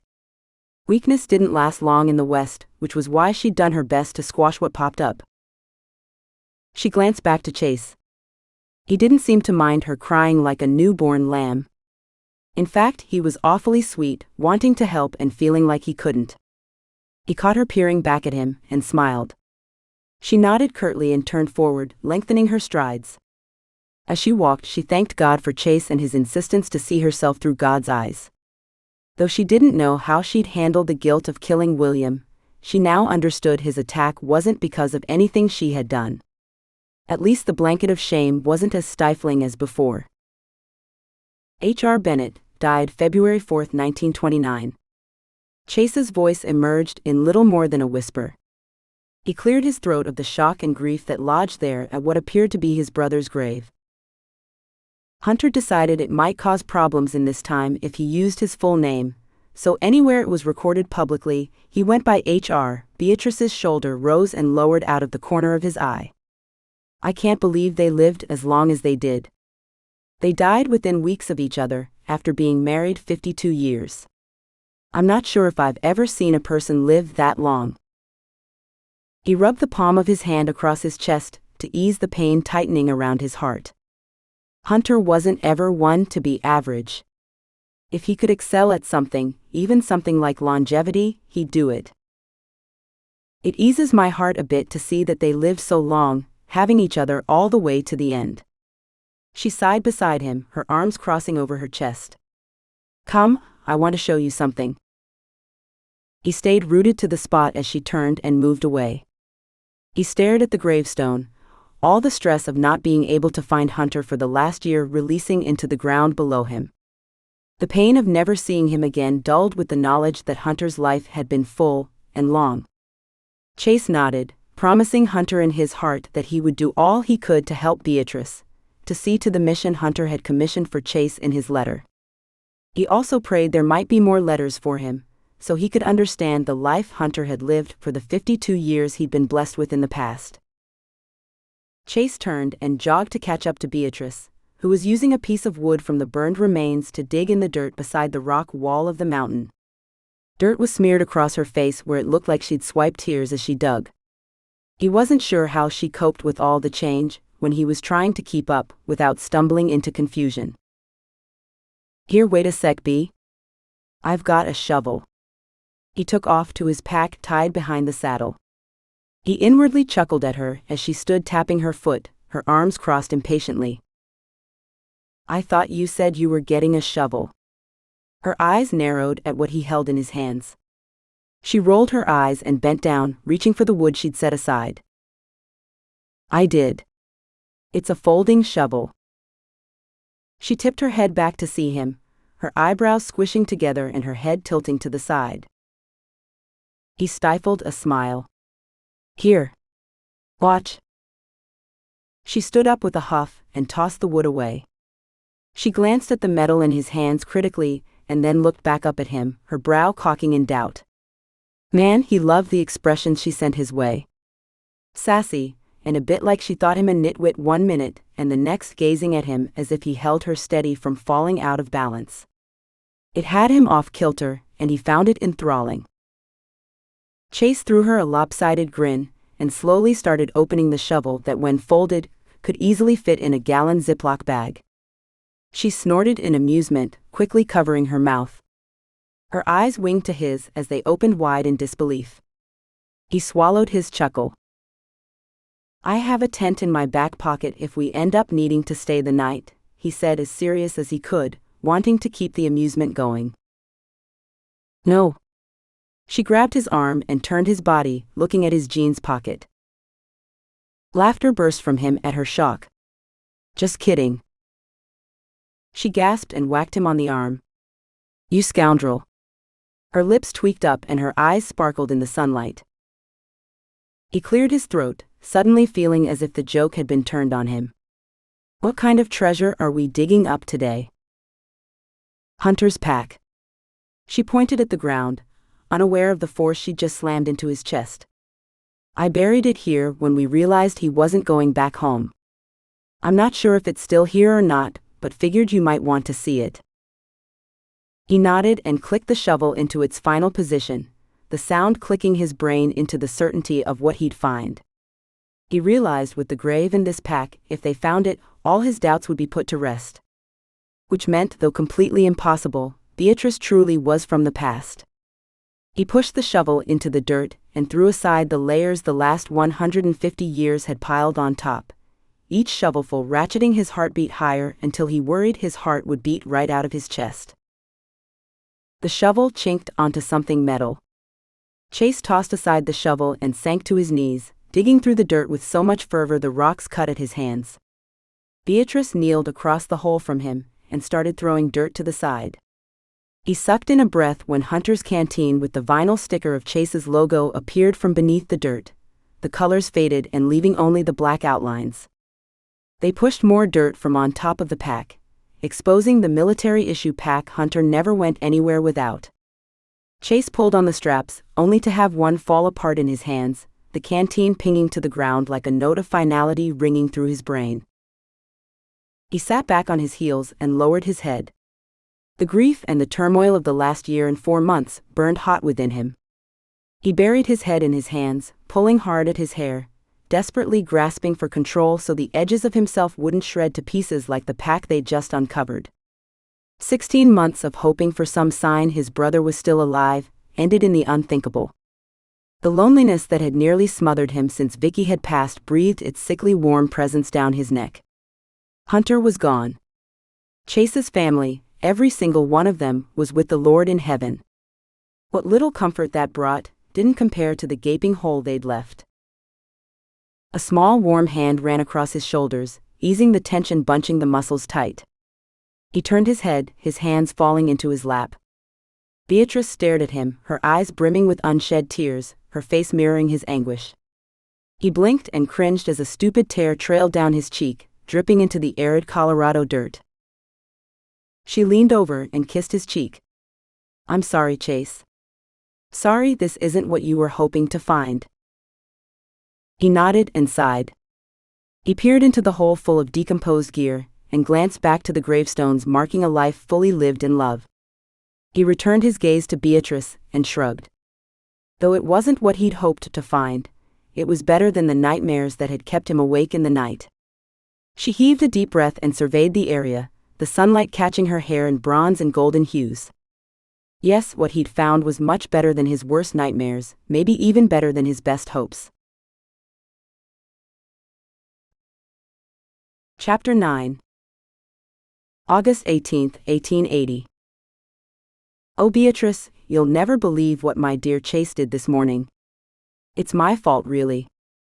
I should have re-examined the cabin when he started crawling the other day, but I honestly couldn't imagine him getting around so quickly. I had left him playing on the floor with a toy Hunter had whittled. I was only in the bedroom a few minutes to change the sheets. When I walked back in to check on him, he'd crawled over to the kitchen and found the jug of molasses we keep on the bottom shelf. Beatrice, he was covered in it from head to toe, laughing and clapping his hands together. Then, as if that wasn't bad enough, just as I crossed the room to get him, he grabbed the bag of flour on the next shelf up and dumped the entire thing all over him. The mess was atrocious. It took me an hour to scrub the rascal clean, then another 2 hours to get the house back in order. I made Hunter clear all the shelves within Chase's reach of anything that can make a mess. Beatrice sat on the couch reading the next letter from the chest. She laughed as Viola described baby Chase finding the molasses jug on the shelf. She could picture it, the baby covered from head to toe in the sticky goo. She closed her eyes and could see his sweet mischievous smile and hear him chortling at himself. Oh, the mess that would have made. She snorted, covering her mouth when she read how the little rascal hadn't stopped with molasses. Chase entered the room from the hall, his face lit up when he saw her. What has you laughing so loud I can hear you all the way in my room? You'll never believe what your namesake did. She bit her knuckle to keep the laugh from breaking out. Oh no, I'm afraid. A knock at the door caused her to jump.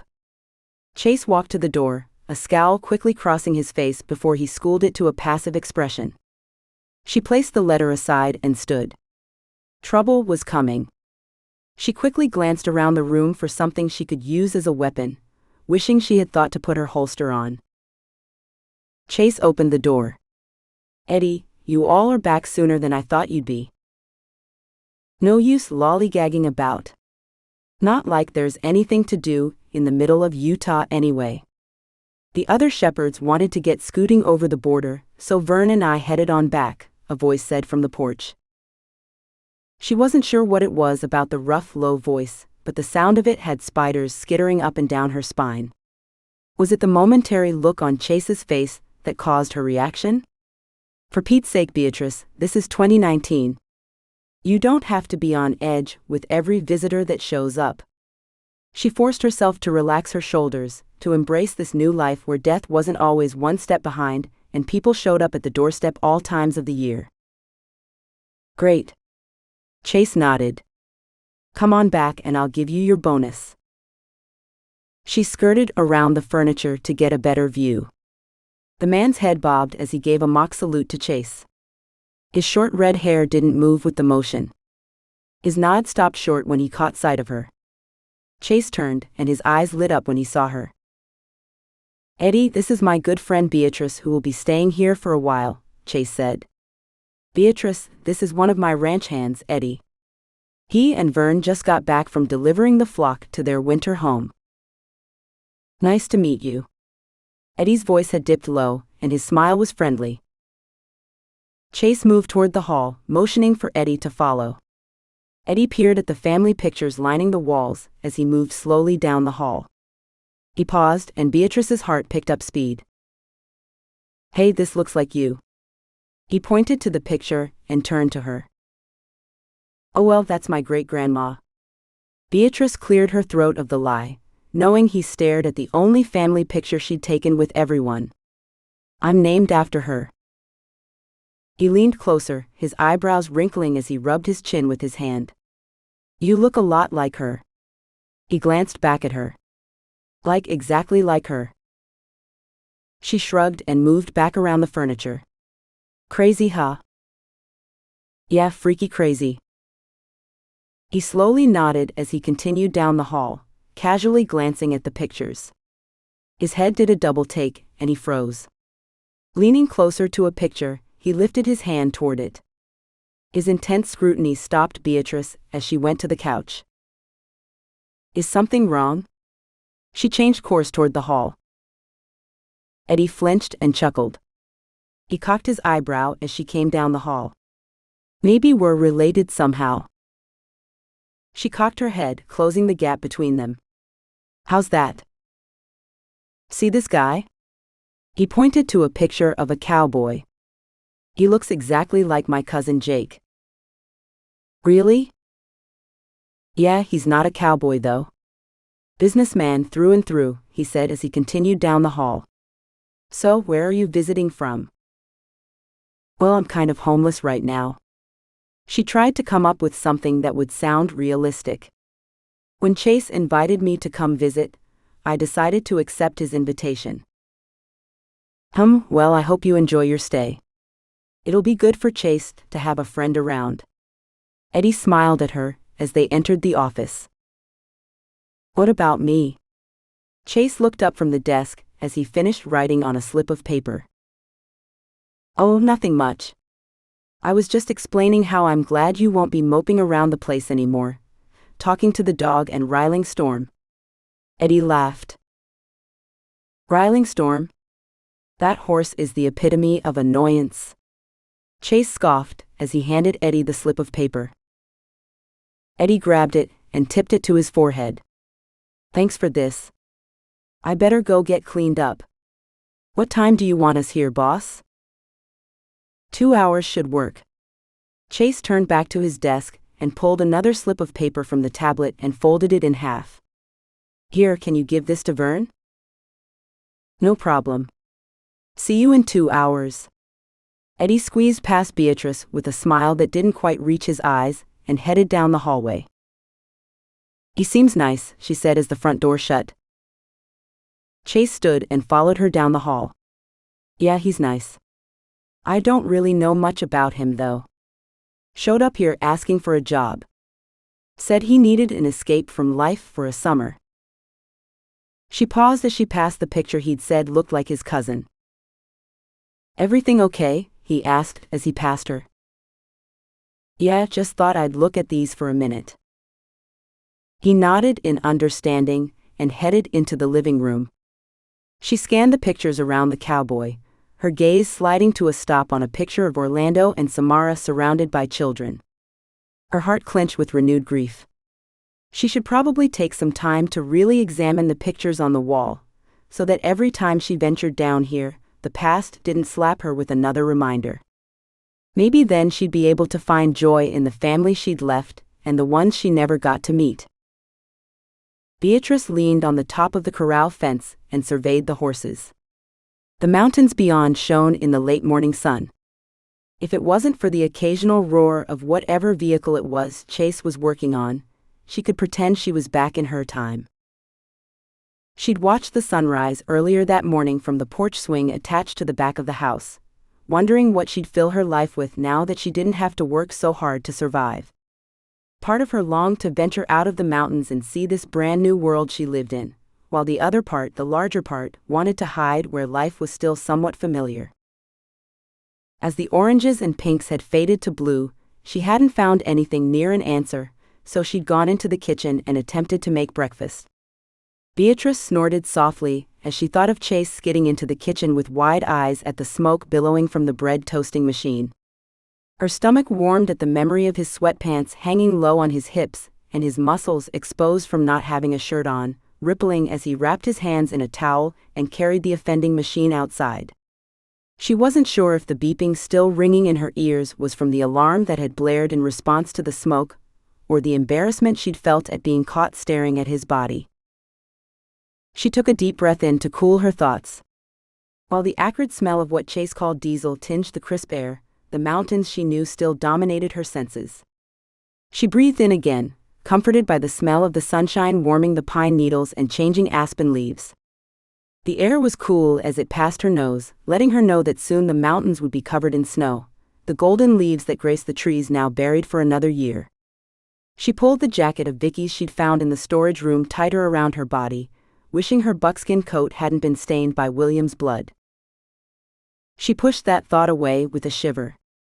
There would be no use going there again. Storm pranced in the corral, throwing his head up and whinnying loudly.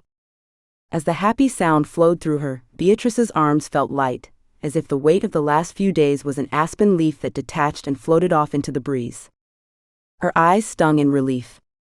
She whistled for Storm and blinked her eyes quickly before she did something idiotic like cry.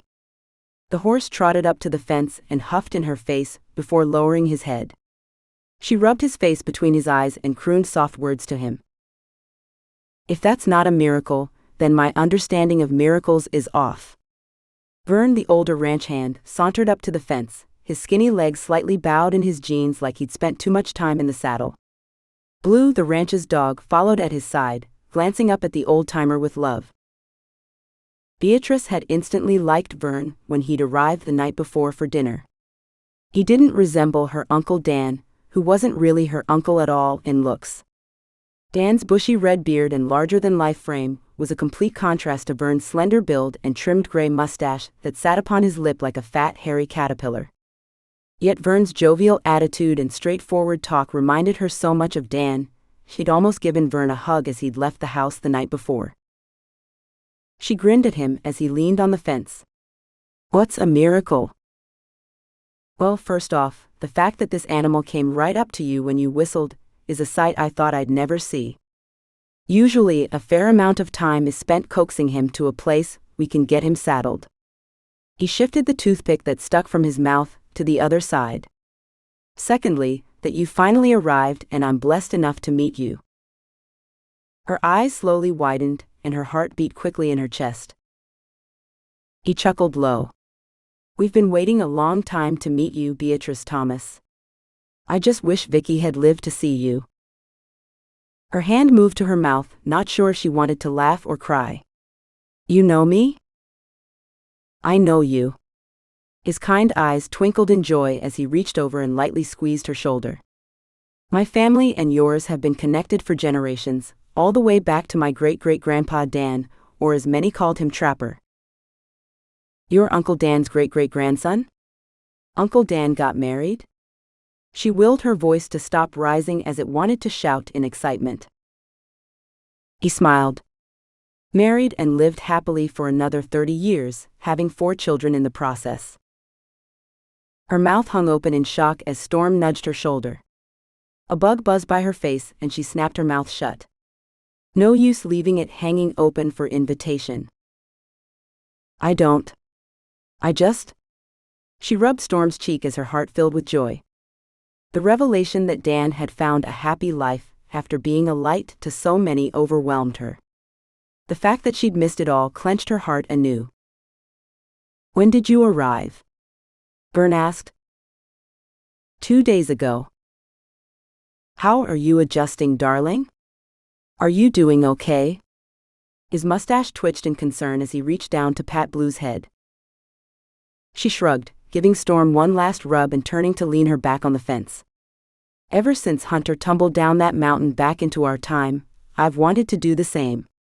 Now that I'm here, I realize all I've missed. I wish I could go back home. Storm butted his head against her back, causing both her and Vern to chuckle. The horse put his head over her shoulder, nuzzling his cheek to hers. She sighed and petted Storm's face. Vern whistled. 2 days and you've already tamed the dragon. He's just a big baby, really? Firestorm was the same way. Sorrow was lace-thick within her words. If you need anything at all, I'm here for you. He placed his hand on her shoulder and squeezed. Now what can you tell me about great-great-grandpappy Dan? I've lived my life attempting to live up to his example. I'm dying to know what he was like from someone who knew him. She chuckled, knowing just the stories she would tell about the one-of-a-kind Trapper Dan. Though the memories would sting, she couldn't wait to share them with Dan's family. Her smile grew. She may have missed a lot in the years that had passed, but years of love and moments were already stored within her heart. Chapter 10. September 12, 1881. Chase, I'm in the process of tanning my first deer hide. Up to now, I haven't had the opportunity to. Viola and Beatrice kept saying they didn't have a need to save the hides and that they had enough. So when Viola decided I needed to learn, at first, I honestly was excited. I mean, we always pretended to be Jeremiah Johnson and Jim Bridger when we were kids. Now I get to actually live like them. Yeah, the charm wore off pretty fast once I realized how much scraping of rotting flesh and fat I'd have to do. This morning, I thought I was done with the disgusting part, when Viola walked over where I had the hide stretched out and handed me a bucket with a lid. I opened it, and the reek that filled the air instantly set off my gag reflex. Guess what I've spent the afternoon smearing onto the hide? Brains, Chase. Fermenting brains mixed with water.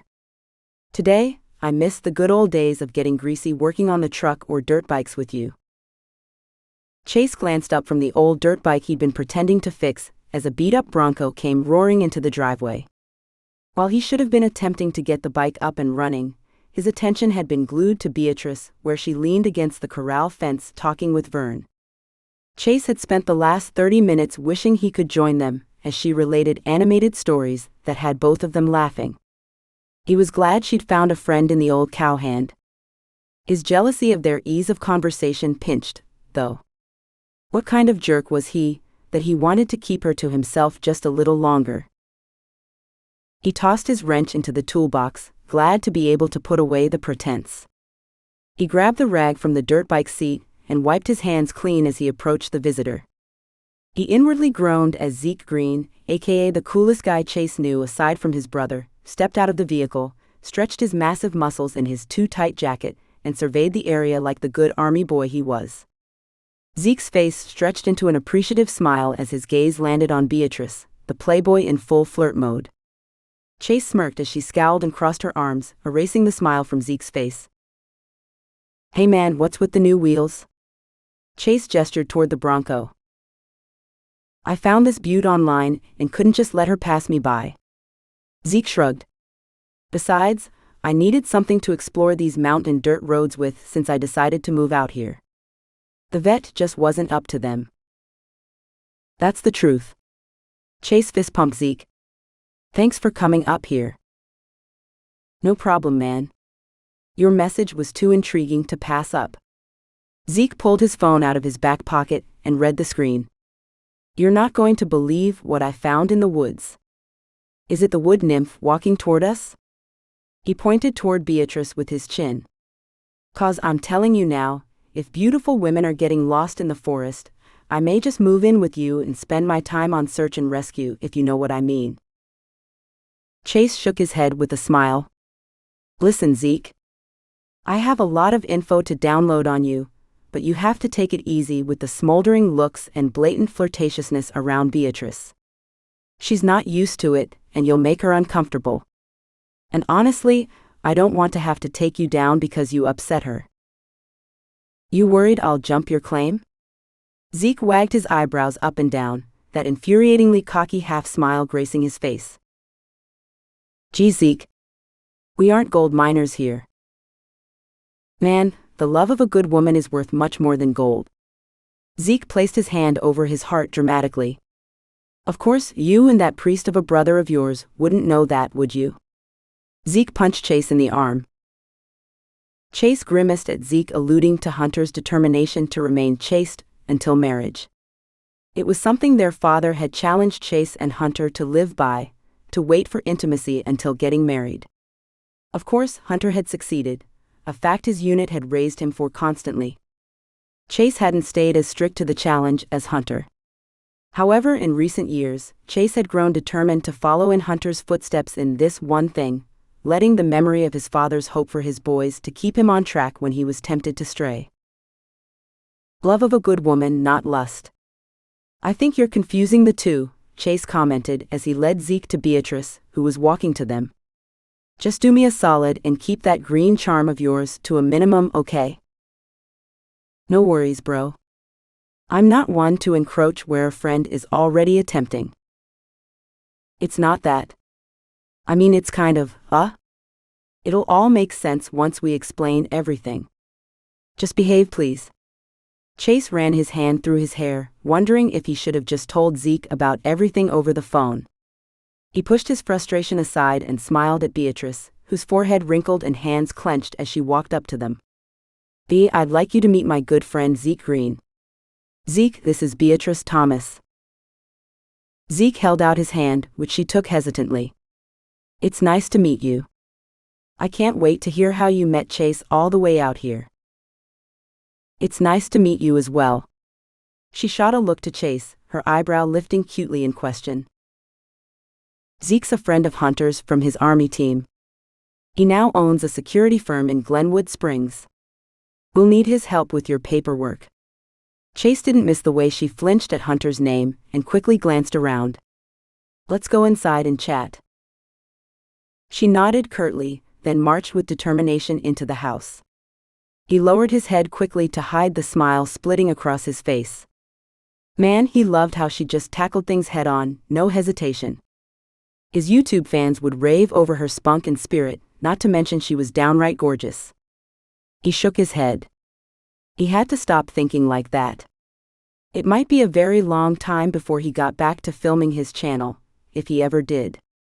Helping Beatrice had to come first, if he was ever going to live up to who Hunter believed him to be. "I'll just get the coffee going," she called over her shoulder. "Oh no." He cringed. "What? She make horrible coffee or something?" Zeke walked beside him. "Something like that." The image of her surrounded by smoke, as she attempted to make breakfast, quickened his pace to a jog to catch up to her. He reached past her and held the door open. Her smile momentarily steered him off course. He mentally shook his head. "I'll help you with the coffee. Zeke, make yourself comfortable. We'll be right back." Chase followed Beatrice into the kitchen, pulling the creamer out of the fridge as he kept an eye on her. He knew he was being a little paranoid. It wasn't like she could burn down the house with the single-serve coffee maker. He would attempt to convince himself that he wanted to make sure she was adjusting all right, not that he was stressed about the safety of his house. Though, if she accidentally burned the house down, they would no longer have a reason to stay stuck here. The thought held merit. Chase contemplated as he rubbed his chin pensively. Maybe he should introduce her to the microwave? If anyone could start a fire with a microwave, Beatrice could. He smirked as he grabbed the sugar container and added it to the tray. He shook his head. There he went with selfish thoughts again. Would he ever move past his egocentric attitude? Beatrice popped a new cup in the coffee maker, closed the lid, and pressed the button. She smiled as the coffee came streaming out below, the easiest and fastest coffee she'd ever seen made. Sure, she'd failed at toast this morning, but even she could master coffee when all she had to do was push a button. She peeked at Chase, who stared at the sugar container in his hand, his gaze inward and lips smiling wistfully. She wondered what thoughts distracted him. Her heart sank. She knew the look of longing transfixed on his face. It was one she'd often seen reflected back at her from the window in her hayloft. She wondered what he was yearning for. Was her arrival here keeping him from his own dreams? "What are you thinking about?" Beatrice twisted a strand of her hair in worry. "Ha!" Chase startled, looking over at her with wide eyes. "Oh, nothing really. I was just thinking about your toast this morning." His face transformed to one of mirth, his mouth twisting up on one side, revealing his dimple. She never realized how dangerous dimples could be on a man. All the men she knew wore thick beards that hid such things. With Chase's personality much more relaxed than Hunter's, oftentimes laughing and joking, he wielded those dimples with precision, shooting butterflies straight to her stomach. "Well, I think your kitchen is safe if all I'm making is coffee." She shrugged. "Especially since all I have to do is change the little cup and push the button. You'll learn the rest. Just give it time." He set the coffee mugs on the tray and headed for the parlor. "Of course, since I don't mind cooking, there's no rush for you to learn your way around the kitchen if you don't want to." "Chase Bennett, are you trying to keep me out of the kitchen?" She pushed his shoulder as he walked away. "Maybe I'm just trying to keep my kitchen intact." Laughter was thick in his words. "I'll have you know I'm a decent cook. I'm just a bit lost when it comes to all those shiny contraptions you have in here." She knew decent was the key word. Not great, but decent. He stopped in the doorway and leaned the tray on the edge of the counter, his expression serious with his unwavering eye contact and strong nod of his head. "You'll figure all this out, I know you will. It just might take some time to adjust." His confidence in her made her feel a lightness she hadn't experienced much since her father's death. Her lips twitched as she hid the smile that wanted to bloom across her face. She nodded her head in thanks and shooed him through the door with a quick motion of her hands. When he turned and moved into the parlor, she let the smile free for a second before tamping it back down and joining the men. Zeke lounged on one side of the couch, his muscular body seeming to take up more than his share. As Chase set the tray down on the coffee table and moved to the chair across from the couch, Beatrice huffed and sat on the opposite end from the imposing giant. She hated this sudden anxiety she felt with every new encounter, tightness that wouldn't release her chest.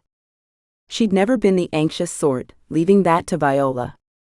Would her courage to face problems head-on ever return, or would she be stuck with sweaty hands and the desire to bite her nails forever plaguing her?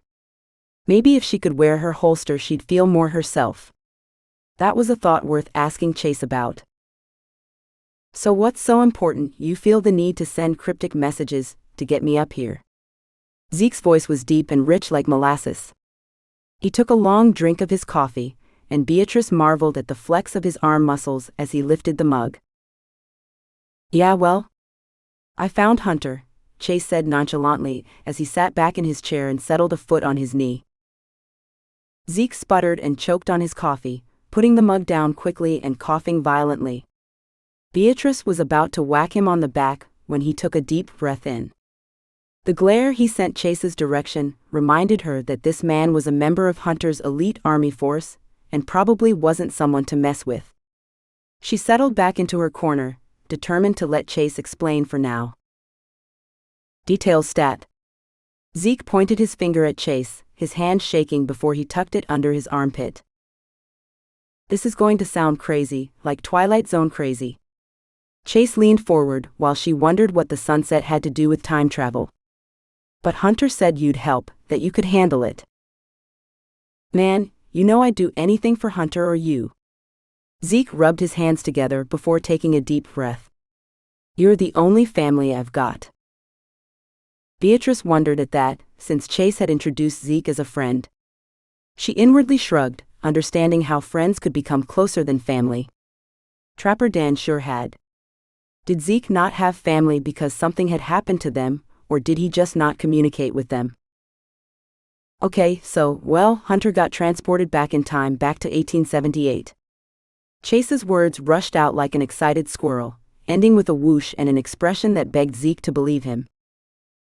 Silence fell heavy in the room. She fidgeted with her mug, rolling it back and forth between her fingers. Would he believe them? Dude, that's not funny. Zeke's voice came out hard and quiet. You know how much Hunter's disappearance affected me. Do you think I would joke about this? Look at me. Chase motioned wide at the house. Look at what I've done to find him. I would never joke about something like this. Beatrice wondered what Chase meant by that. Zeke pushed off the couch and started pacing the length of the room. He scrubbed his face with his hands. He stopped with his back to Beatrice and Chase, his hands clenched at his sides and his shoulders slumped. It's true. My sister and I found him. She surprised herself by speaking, her whispered voice dropping into the tense room like a stick of dynamite. Zeke whirled around. Are you kidding me? You're in on this as well? You guys are messed up to joke like this. He stomped toward the door. Chase rushed across the room, standing before the door, his hands up like he was calming a spooked horse.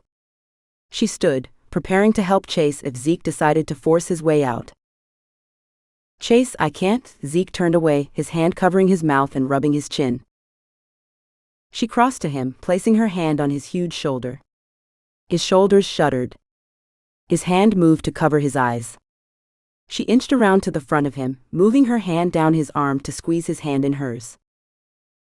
Zeke, it's the truth and I can prove it. Please just give us a chance to explain. She held her breath, gripping his hand tight as she waited for his answer. He dropped his other hand limply to his side. She stared into his red-rimmed eyes, willing him to at least listen. She remembered stories Hunter had told of Zeke. How Zeke appeared to be a big tough guy, but he'd move heaven and earth for those he cared about. Please. Beatrice moved their joined hands to her chest, clasping them with her other. Zeke peered into her face, his brows drawing together. She prayed God would open Zeke's heart to the truth. She didn't want to hurt this tender-hearted man, who had obviously suffered much in the disappearance of Hunter. He took a step back and she dropped his hand. You two have 5 minutes. He stepped to the couch and sat, his leg bouncing as he fidgeted. She glanced at Chase, whose jaw was clenched tight as he stared at her. He nodded curtly before heading back to his chair. She brushed off the way her heart sank at his expression. She didn't have time to worry about what was bothering him. She had 5 minutes to convince the intelligent and skeptical Zeke that time travel was real, and let Chase explain why they needed Zeke's help. She took a deep breath and marched to her seat on the couch, preparing how to explain the day her life tumbled out of her control. Chapter 11. May 13, 1881. Hey man. I'm sitting in a boarding house in Denver. It's my second trip here, and I still can't wrap my head around the changes that are going to happen in the next 150 years or so. Now it's just a town full of cowboys and miners all looking either to load their pockets or empty them. I thought I'd enjoy Denver more now since it's not such a sprawling city, but I can't wait to get out of here tomorrow and escape back to the mountains. I probably won't be coming back anytime soon. Wouldn't have come in the first place if we didn't have financial issues we needed to set up. We've spent the last few days with our lawyers and believe we've set up a fund for whenever Beatrice shows up. I'm establishing it in a way that I hope it'll survive the depression and be accessible whenever she arrives. If you're reading this, it means you've at least met her. All the information for the funds will be in the chest, so maybe you can help her navigate how to get her money. Miss you, bud. Chase pulled out of the drive and peeked over at Beatrice. Her nervousness was evident in the way she twisted her hair around her finger as she stared out the window. He had been surprised to get a call from Zeke early that morning, saying Beatrice's IDs were ready.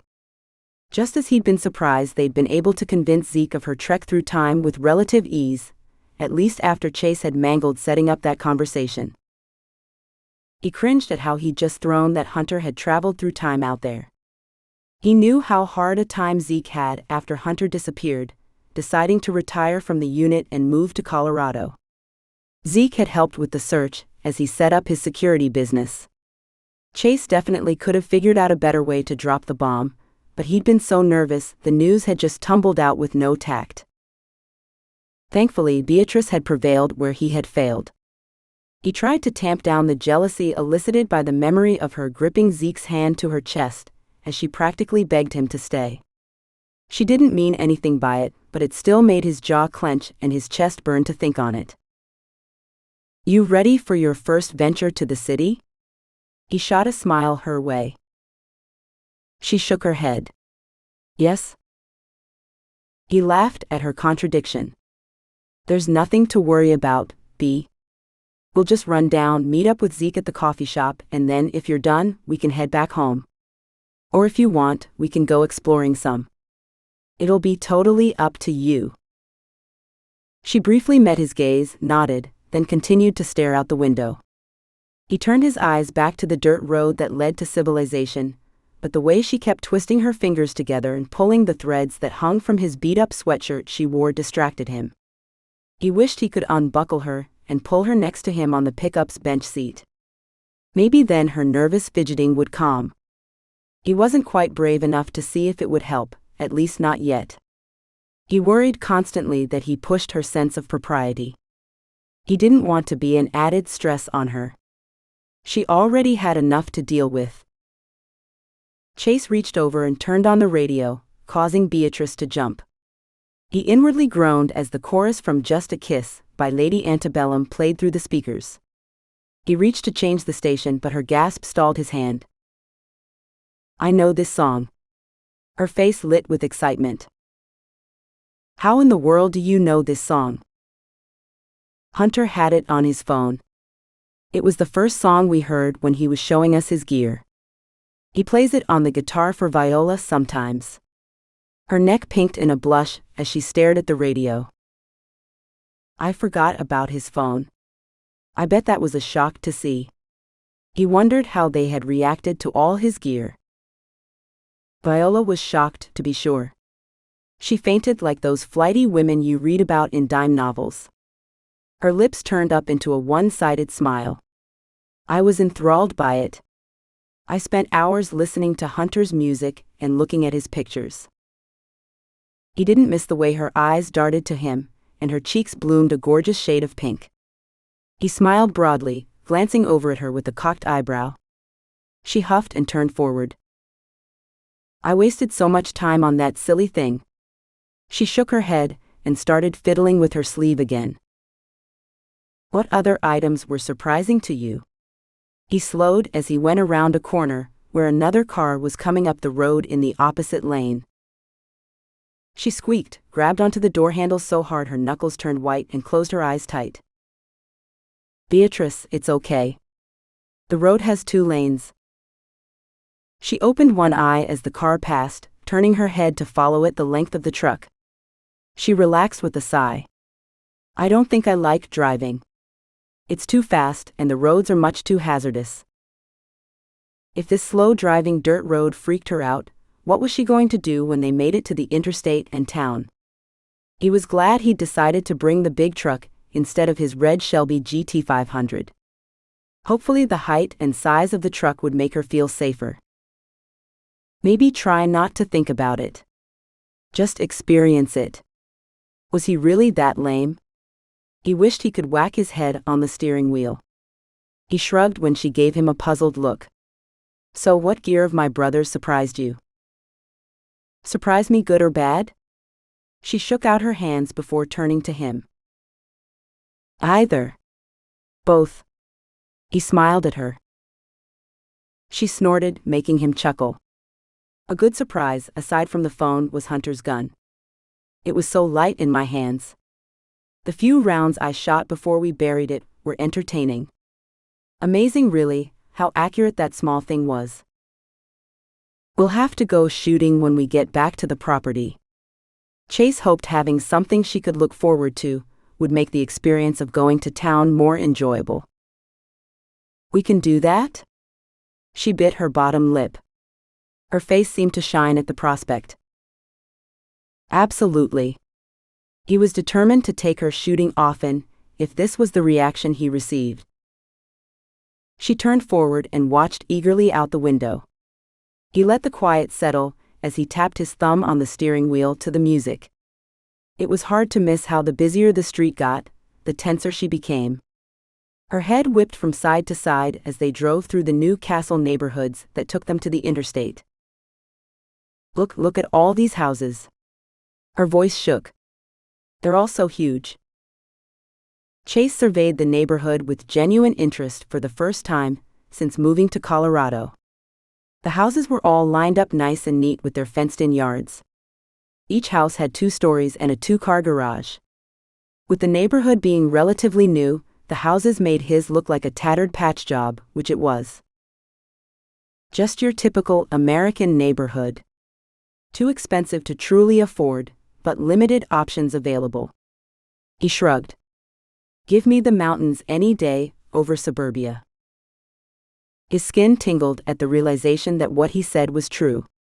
He never imagined he'd actually prefer his isolated home over living in town, but the more houses they passed on their way to the interstate, the more the thought solidified in his gut. He stopped at the light and glanced over at her. She was slumped low in her seat, biting her thumbnail. Her eyes darted left and right as cars drove by. Her eyes widened suddenly, and she pointed a shaky hand to the interstate in front of them. They're going too fast. It's not? I can't. She turned her wide eyes on him. He reached across the seat and grabbed her hand. It's okay, B. We'll take the frontage road before we get on the interstate.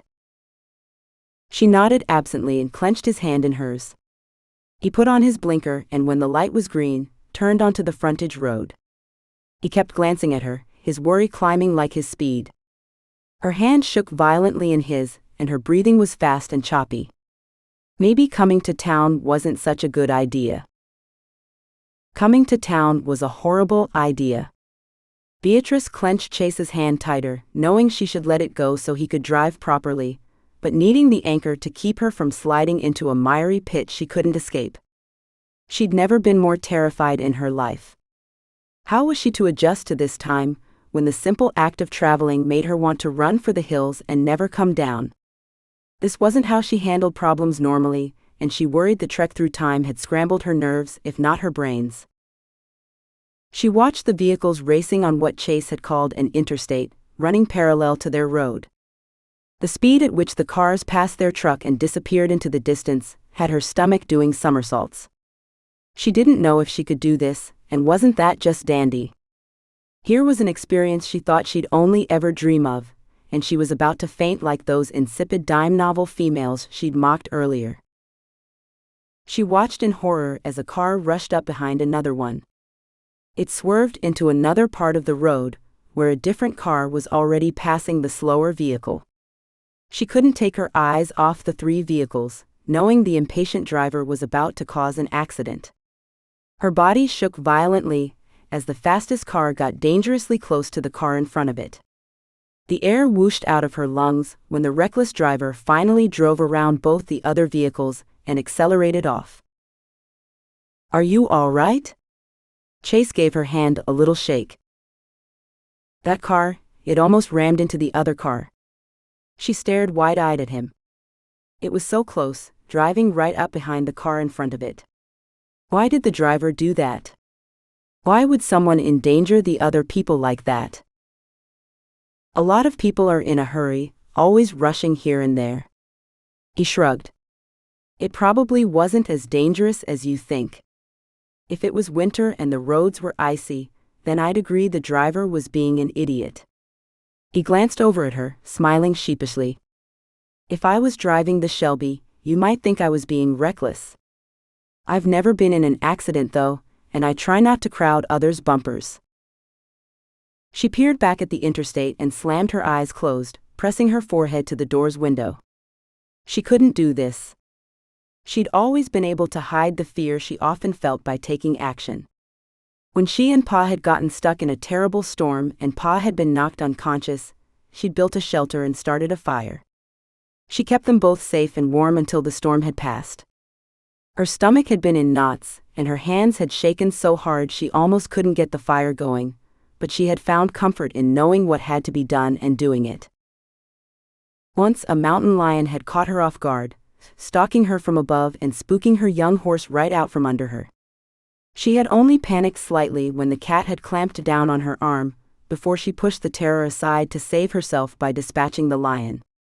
Through all her troubles, her Pa voice would speak softly in her head, reminding her of what to do. But she didn't know what to do here. Pa voice, which had always guided her through sticky situations, was silent, as if it hadn't made the travel across the years with her. "We're almost there, Bea, then you can relax, have some coffee and adjust." As he reassured her, the truck slowed and turned, then sped up much quicker than any of the other times before. Beatrice's eyes flew open, her heart jumping clear into her throat. They were speeding up fast as they ventured onto the interstate. Breakfast moved up to where her heart had just been, and she swallowed hard. "No." The word was barely audible as she yanked her hand from Chase's and pulled her knees into her chest. "No, no, no. I can't breathe.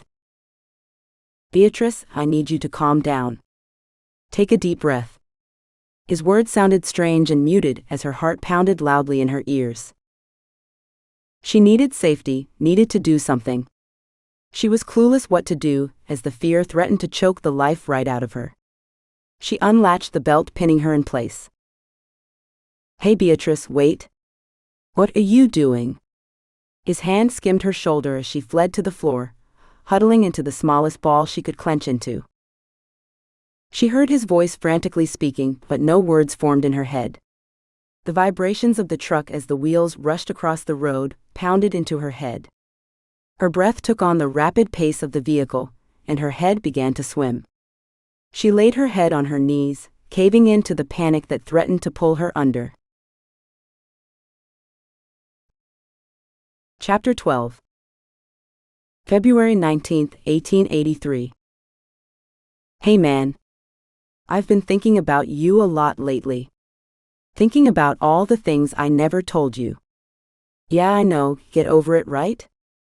Well, there's one thing I always admired about you, Chase. It actually made me jealous more times than not. Anyway, you are able to connect with people on a level that I've never been able to. You seem to know what another person needed. Remember when we were in middle school and were out playing with the neighborhood kids? That little girl Maria who lived down the street fell off her bike and broke her arm really bad. Remember that? Everyone else was freaking out, running, screaming for their parents, but you went to Maria and got her to calm down by the time her mom came running up. I'd knelt across from you in awe that day, wondering how you could know exactly what to say when everything I tried just made her cry more. You've always been that way, able to get to the heart of a person. I love you, bud. Siri, call Zeke. Chase yelled at his truck as he drove. He glanced over to Beatrice where she huddled on the floorboard, his heart stuck in his throat. He didn't know what all was going through her head, but it must be horrible with the way she shook uncontrollably. Her rapid breathing had him worried she'd hyperventilate and pass out. He'd never been so afraid in his life as when she had unclicked her seatbelt and started scrambling. He had prepared to slam on the brakes just in case she opened the door in her panic and tried to get out of the vehicle. Hey man, you almost here? Zeke's voice sounded through the truck speakers. Zeke, she's flipped. We got on the interstate, and she totally lost it. Chase cringed at how frantic his voice sounded. Well, get off the interstate. I can meet you in Newcastle or up at your place. Zeke's voice sounded infuriatingly calm. I just got on the interstate at Canyon Creek. There's nowhere for me to turn around. He took a deep breath, trying to invoke the relaxed attitude he normally exuded. His heart still erratically beat in his chest. I'll meet you at the DQ right off the first Glenwood exit. Zeke's car revved up as the phone disconnected. Chase quickly surveyed Beatrice. She had clapped her hands over her ears and was whimpering. He stretched his hand to try and comfort her, but she had stuffed herself into such a tight ball he couldn't reach her. Indecision roared within him. Should he stop the truck and calm her down, or keep going the 5 miles or so to the exit? Should he slow down to make it easier on her, or speed through the canyon to get stopped quicker? He pushed his hand through his hair, disgusted with himself for not knowing what to do. Lord help me. He peeked over at Beatrice again. His inability to ease her terror sat heavy in his stomach. He wanted this over, wanted to take her in his arms until she recovered from this new barrier she had to overcome. He pushed the pedal further and rocketed through the canyon. As the shadows on the deep canyon darkened the interior of the truck, the words from the psalm he'd memorized in his childhood came tumbling from his mouth. The Lord is my shepherd, I shall not want. He maketh me to lie down in green pastures, he leadeth me beside the still waters. He restoreth my soul, he leadeth me in the paths of righteousness for his name's sake. Yea, though I walk through the valley of the shadow of death, I will fear no evil, for thou art with me, thy rod and thy staff they comfort me. Thou preparest a table before me in the presence of mine enemies, thou anointest my head with oil, my cup runneth over. Surely goodness and mercy shall follow me all the days of my life, and I will dwell in the house of the Lord forever.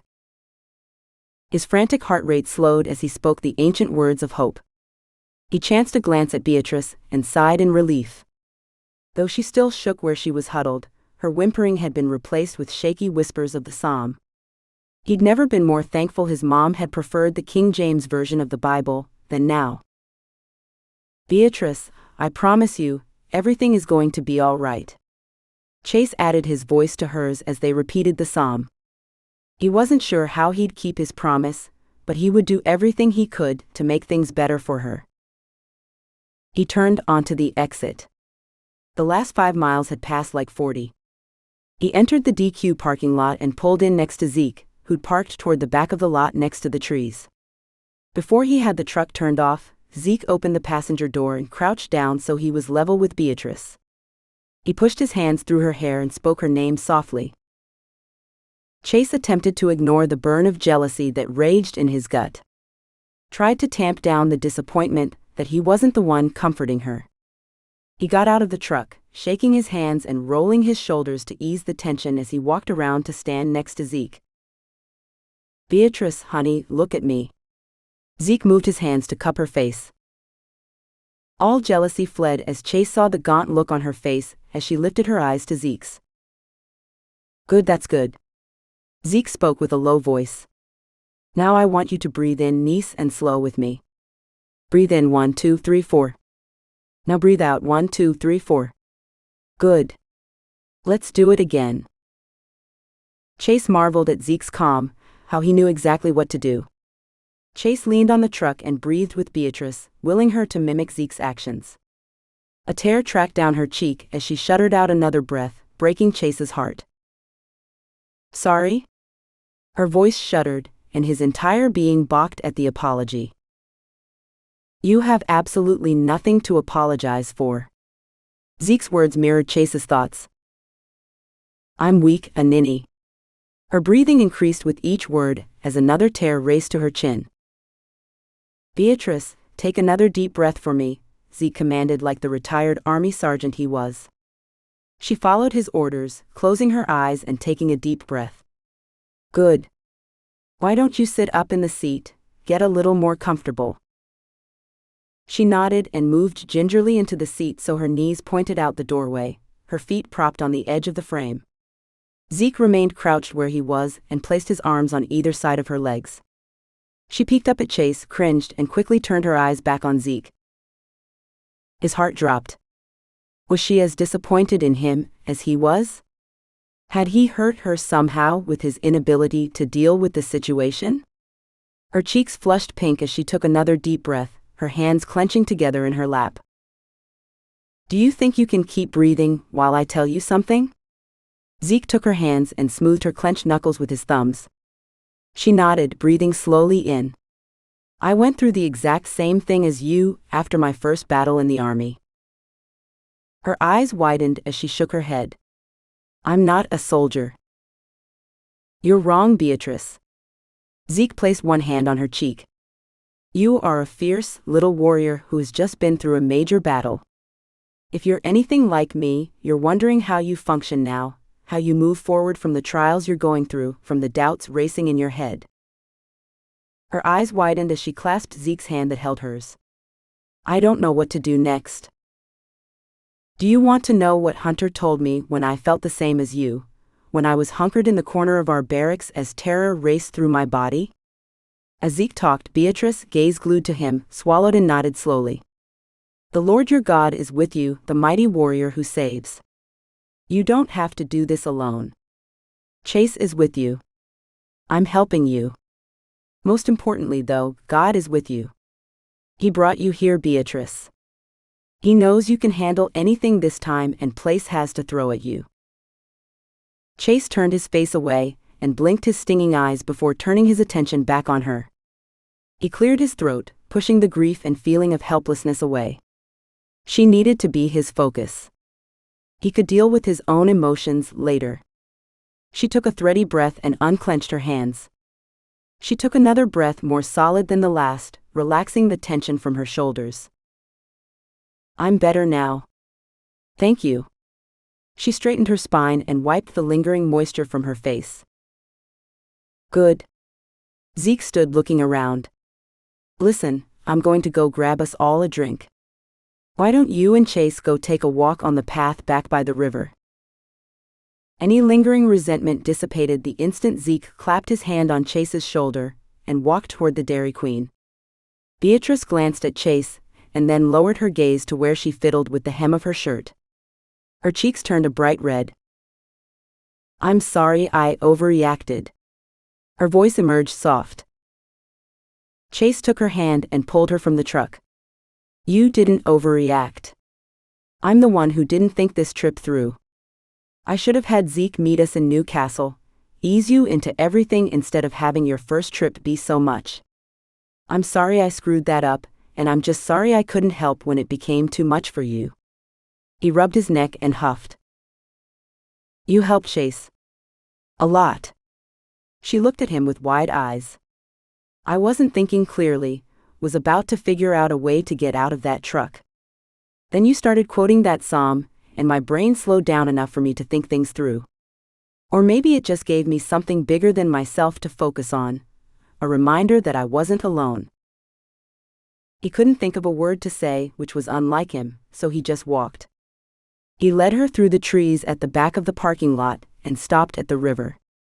Bending down, he picked up a couple of rocks, handed one to her with a smile, then chucked his as far as he could. She grinned and threw hers an impressive distance across the width. He closed his mouth with a snap as she chuckled at him.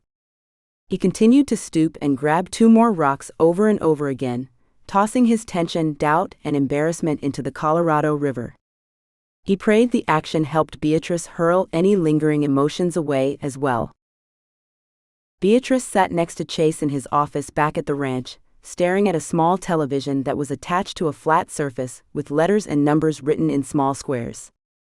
The embarrassment of the trip into town had faded with each little thing he did. Every rock chucked into the river decreased the tension that squeezed her lungs. They hadn't stayed long in town, leaving as soon as Zeke had given them their drinks and the large envelope with her identification papers neatly organized within. It had been sweet when Zeke had written his phone number on the envelope, telling her to call him if she needed to talk through things. She'd have to get Chase to show her how the phone worked before she could do that. As soon as they'd gotten home, Chase had told her to saddle up the horses while he grabbed some stuff from the house.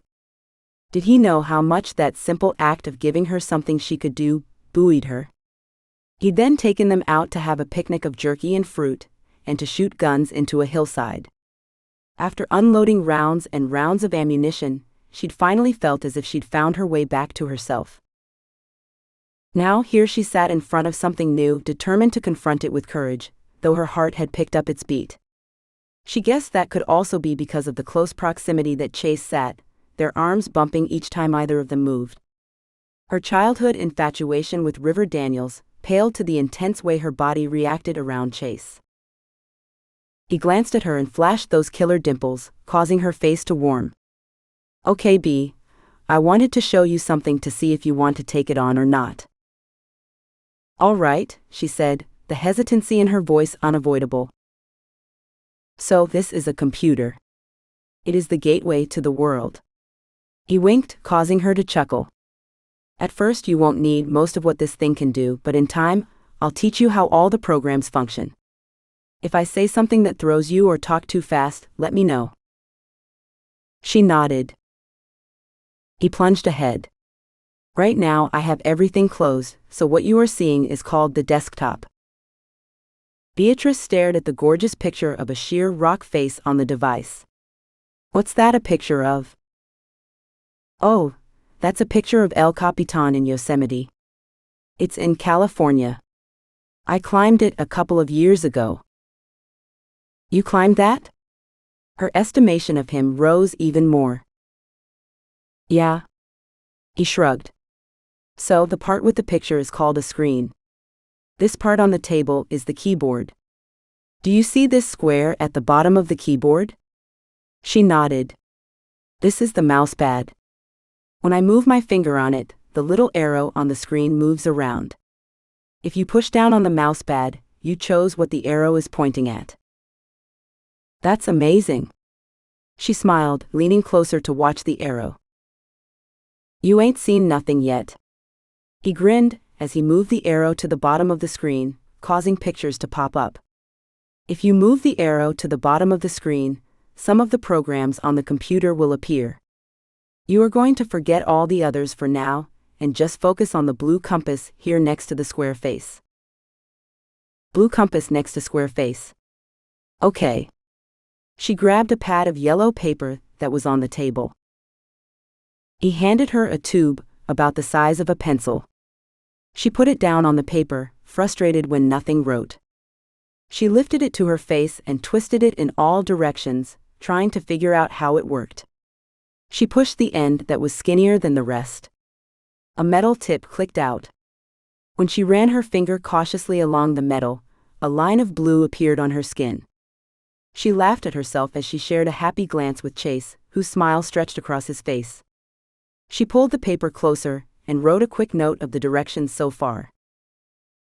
"So the compass is called Safari," he continued. "I've set it to Google when you open Safari by clicking the arrow on it. You can type anything in this section with the magnifying glass and find information. And I mean anything. I have blocks set up for nefarious websites, but sometimes they sneak through. He shifted in his seat and cleared his throat. If you happen to end up on a page with things you don't want to see, just click on this red dot in the left upper corner and the window will close. Her head spun so she grabbed onto the one thing she understood. What kind of stuff will I find? He cleared his throat again, his ears turning red. Well, pictures of people without their clothes on. Her eyes widened as she swallowed the bitter taste that filled her mouth. Why? Well, I guess it would be similar to brothels of your time. Except with computers, that kind of sin can come right into your home. He leaned back in his chair, his hand rubbing his neck as he explained. The devil has used the advancements in technology to his advantage, that's for sure. You shouldn't have to worry about it with the security I have on here, but just in case you stumble onto something, his voice trailed off at the end. He placed his hands back on the letters. So the little line is flashing next to the magnifying glass, and now all we have to do is type in the words you're looking for and hit return. Let's see, fighter jets. Chase pushed on the letters quickly. Words appeared next to the magnifying glass. She gasped as the screen changed. Rows of pictures appeared at the top. The pictures were of some kind of invention. He moved the arrow over one and clicked. A loud noise like a raging fire came from nowhere, and the picture started moving on the screen like the TV. The contraption looked like it was moving in the sky. Beatrice's heart rate increased as a trail of white followed behind the thing. Jet streams, she whispered, leaning forward to get closer to the screen. What did you say? Jet streams. Hunter talked about white lines in the sky that followed planes. She touched the screen where the plane was, then looked at him. The lack of them in the sky was one of the things that convinced Hunter he wasn't here anymore. So this is a plane? It's a type of plane. This is a fighter jet used by the military. They're loud, fast, and usually only hold one or two people. There are also passenger planes that hold more. Those are what most people travel in.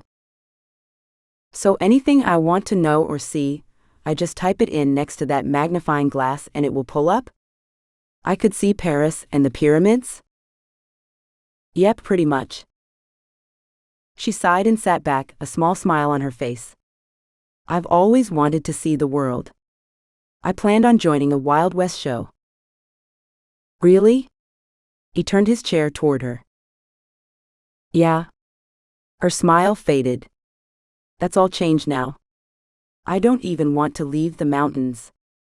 How would I ever be able to travel around the world when I can't even make it to the closest town? Chase cleared his throat. What we are going to do, if you want, is try and find Hope Isaac. The little girl Hunter worried about? That's the one. He nodded. Hunter wrote in his letter that he wanted us to check up on her if we could. We don't have much to go on, but it's a place to start. The question is, do you want to help me track down Hope? Absolutely. She smiled. Chase leaned forward and moved the mouse to a sideways V in the top left corner. The screen changed back to all the pictures. He typed Hope Isaac next to the magnifying glass that was now at the top of the page. Beatrice watched what he did intently, vigorously taking notes. This was something that would give her a purpose, keep her mind off of all her insufficiencies. Besides, with the way she broke down today, she needed all the hope she could find. Chapter 13. June 21, 1884. Chase, your nephew and namesake has definitely taken after you. He runs all out, headlong into life, most of the time shouting like a banshee. Today, I had the scare of my life. I was hauling water up from the lake in the washing pot for laundry when I heard this loud, yee-haw. Barreling out of the barn on Firestorm riding bareback was your 5-year-old nephew. The pot slipped out of my hands and landed right on my foot. By the time I shoved it off, hobbled to the barn and grabbed up a horse, the brat was halfway across the meadow of our homestead. I swear he would have ridden all the way to Denver if I hadn't have stopped him. Chase sat on the back porch swing, savoring his second cup of coffee, and allowing the brilliant colors the sunrise displayed to ground him. Yesterday had been a roller coaster of emotions he wasn't sure he'd process completely. Once he and Beatrice returned from the disastrous trip to town, he tried everything he could think of to make her day great. He was pretty sure he succeeded, if her joyful grin was an accurate gauge of emotions. They'd stayed up late into the night searching the internet. He smiled wide at how determined she had been to understand how to work the computer. He couldn't believe she had planned on joining a Wild West show back in her time. Intrigue had warred with hope when he realized his YouTube channel was like a modern-day Wild West show. He had wanted to tell her about it, show her all he'd done. Then she'd said she didn't want to leave the mountains, and his hope had flickered. A dark spot of dread had seeped where hope waned. He couldn't tell her and pile more guilt on her shoulders. He didn't want her thinking she was the reason he wasn't doing them anymore. What if she never got over her fear? What if she chose to remain here forever? He'd always thought he'd go back to traveling the world, but since he'd found her, he couldn't imagine their lives not being intertwined. The evening had been long. Too many times to count. Chase had wanted to turn in his chair and kiss her. Not the frantic pubescent kisses of his high school and college days, but a slow, lingering kiss that would expose his heart as captured by her. He took a big gulp of his hot coffee. Lord, what in the world am I going to do? The screen slid open and out stepped the wood nymph who dominated his thoughts, mesmerizing him with her expressive green eyes. How could someone look so amazing in a pair of jeans and a too large, ratty sweatshirt? Her hair was braided down her back, making his fingers itch to untie the leather strap she'd secured at the end and run his fingers through her silky hair one play at a time. Beatrice sat on the swing next to him, staring at the sky with her small hands wrapped around her steaming coffee mug. The smell of her minty shampoo was strong, luring him in to take a deeper breath. His thoughts stalled as he scrutinized her profile. Something was different. Something in the way her jaw was set and she held herself. His hands turned slick with sweat as nervous energy shot through his body. She sighed and turned her alert gaze on him. I want you to take me back to town. Do you think that's wise? He wasn't sure he was ready to watch her in turmoil, without breaking into a crying mess himself. She held his gaze and leaned into him. Chase, I can't let this fear rule me. I've always been one to push it down, get into action. Why should that change just because I'm floundering, not knowing what to do? I don't want to be so scared I never leave this ranch. Besides, I know what to expect now, so I'm stepping out in faith that I won't melt down again. I get wanting to control your fear. How many times had he wrestled with his own anxiety to do the crazy stunts he did for his show? What if instead of going to Glenwood again, we take a bit of a slower pace today to get your feet wet, then jump onto the interstate and go to Glenwood tomorrow? She bit her bottom lip. What do you have in mind? Well, there's a clothing store in Rifle that I think you would like. What if we go clothes shopping, grab lunch at a restaurant I want to take you to, and wander the town? He held his breath as she looked back to the sky that held just a tinge of pink, and tapped her mouth with her knuckle. All right, I guess that's a smart compromise. Her shoulders slumped as she exhaled. It's not that I don't think you could handle the drive to Glenwood. He hated feeling like he was letting her down again. The fact is, there is a great store in Rifle, and I think you'll get a kick out of the restaurant. If you'd really rather go back to Glenwood, we can do that today rather than tomorrow. No. I think you're probably right. It's probably better to take things slow at first.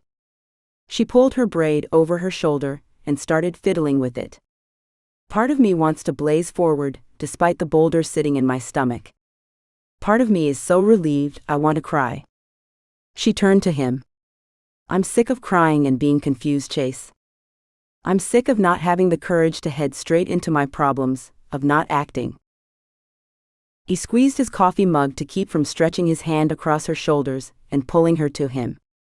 Sometimes more ground can be taken by sneak attacks. Her forehead crinkled and her head cocked to the side. We are sneaking up on your foes, Beatrice. Stalking them per se. He stood and reached out his hand to help her up. Today we are stalking. Tomorrow we attack. A large smile stretched across her face as she slapped her hand into his and stood. I like the way you think, Chase. I'll meet you at the truck in 5 minutes. He grabbed her mug and pushed her to the door. I'm taking you on the town, girl. Go put on something different than my ratty sweatshirt. She laughed as she fairly skipped to the stairs. I happen to like your ratty sweatshirt. I'd be happy to wear it all the time. He swallowed hard and rushed into the kitchen to drop off the coffee cups. Keep cool. This isn't a date. You are helping her adjust. He stalked out of the house and headed to his truck. Eddie led a horse out of the barn, a pack tied to the back of the saddle. Chase's brow wrinkled as he changed course to intercept Eddie. Where you off to? Chase nodded. I thought since I finished my morning chores that I'd head out and make sure things were fine on the property. Eddie squinted toward Chase. What kind of things? Chase made quotations with his fingers. You know, fences and gates and stuff. Eddie leaned casually into the horse, patting her mane. Chase figured if Eddie didn't have enough work to do, then Chase may just have to send him packing, and maybe offer Eddie a job next summer. Chase still wasn't sure what Eddie's long-term goal was, so he felt bad not having enough work to keep him on. Well? The screech of the screen door interrupted Chase. He turned to the house where Eddie stared. Beatrice walked down the porch steps dressed in a dark purple dress with a jean jacket over it. She wore cowgirl boots that peeked out from under the hem, a hem that seemed to twist and twirl with each step. Eddie tipped his hat at her and mounted his horse. Chase placed his hands on the reins before Eddie could leave. When you get back, muck out the holding pen next to the barn, please. Eddie saluted and headed out across the meadow. Chase needed to talk to Vern about whether they really needed 2 ranch hands. He didn't want to leave Eddie high and dry, but he also didn't want to pay for an extra ranch hand if they didn't need one. Especially since Chase wasn't sure if he would keep ranching or not.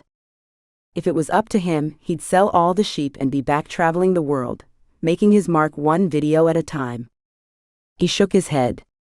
Until Beatrice was settled, he couldn't think of that life, couldn't let the want of it to drag him down the trail of discontent. I can't believe all the waitstaff had on holsters with actual weapons in them. Beatrice turned to Chase as they walked out the back of Shooter's restaurant into the parking lot. Is that something I could do? Yeah. He smiled at her, an action he'd done a lot today.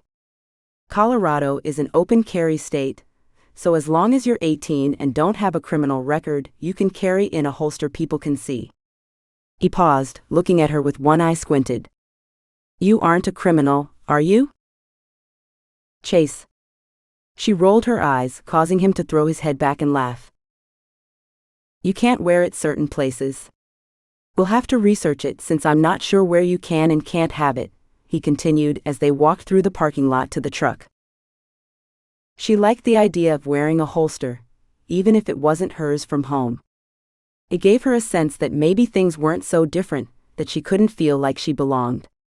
In fact, she liked everything about today so far.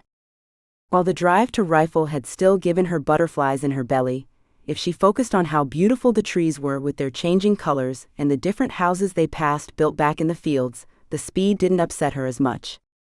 Plus, she couldn't dispute how convenient it was traveling that distance in less than an hour instead of most of the day. Then there was Miller's Dry Goods, the store Chase had taken her to for clothes. The hardwood floors and smell of leather from boots lining the walls had instantly taken her back to the stores back home. While the clothes were still different from what she was used to, they were more her style than the purple dress she wore now. She peeked at Chase strolling beside her, carrying her bags of clothes. She may feel uncomfortable in the pretty purple dress, but from the way his eyes had widened when she walked off the porch, she might not mind wearing a dress after all. At least every now and then. She leaned on the truck as he put the bags in the back seat. She scrutinized the large building before her. On the wall of the building, paintings of windows showed people in different home environments. She moved to the back of the truck, examining each scene closely. Chase came up beside her. "What is this building?" She pointed, smiling as she noticed the painting of a little girl and a dog near the base of the building. "It looks like it's a museum. Why don't we go check it out?" He grabbed her hand and pulled her through the parking lot. Instead of letting go when she started walking, he threaded his fingers through hers, ratcheting her heart to an impossible pace. She tried not to let the feel of his hand intertwined with hers affect her, but if she didn't focus on placing one foot in front of the other, she'd probably land on her face. As it was, her racing thoughts of what he meant by holding her hand had her stumbling over air more than once. She took a deep breath and pushed out her smitten thoughts. He might not mean anything more than being friendly. As they rounded the corner, her eyes caught a giant photograph mounted to the side of the building, and her feet ground to a halt. Her eyes widened as the face of her paw friend, Chief Colorado, hung regally for all to see. "What's wrong?" Chase glanced at her face, then followed her gaze to the photo. "That's Chief Colorado. He's a friend." Grief flashed anew as she peered up at him. Chase stepped in front of her. "Think you're up for more than stalking today? Want to hunt our fear head-on?" He pointed his thumb toward the museum. She peered up into his eyes. They were solemn, with a hint of sadness. She was terrified, wondering if the museum held an onslaught of memories she wasn't able to make. Yet as she looked up into Chase's bright blue eyes, she knew she didn't have to handle this alone. She stood on her tiptoes and kissed him softly on the side of his mouth. "Thank you," she whispered. "For what?" he asked, his voice low and gravely. She stepped back and pulled him down the walk, the embarrassment of what she had just done heating her cheeks. "For helping me.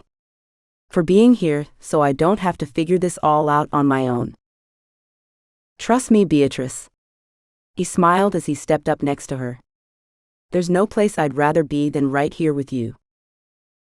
She tried to keep the joy that burst into her heart in check, but knew the ridiculous smile on her face was a dead giveaway. She didn't care. Quite frankly, she was tired of pushing her emotions down or hiding behind her forced agitation. For the next 3 hours, she shared her awe with Chase at the history that was recorded in the rooms of the huge museum. She laughed out loud at the funny stories about Rifle's earliest citizens, captured in the newspaper through the years.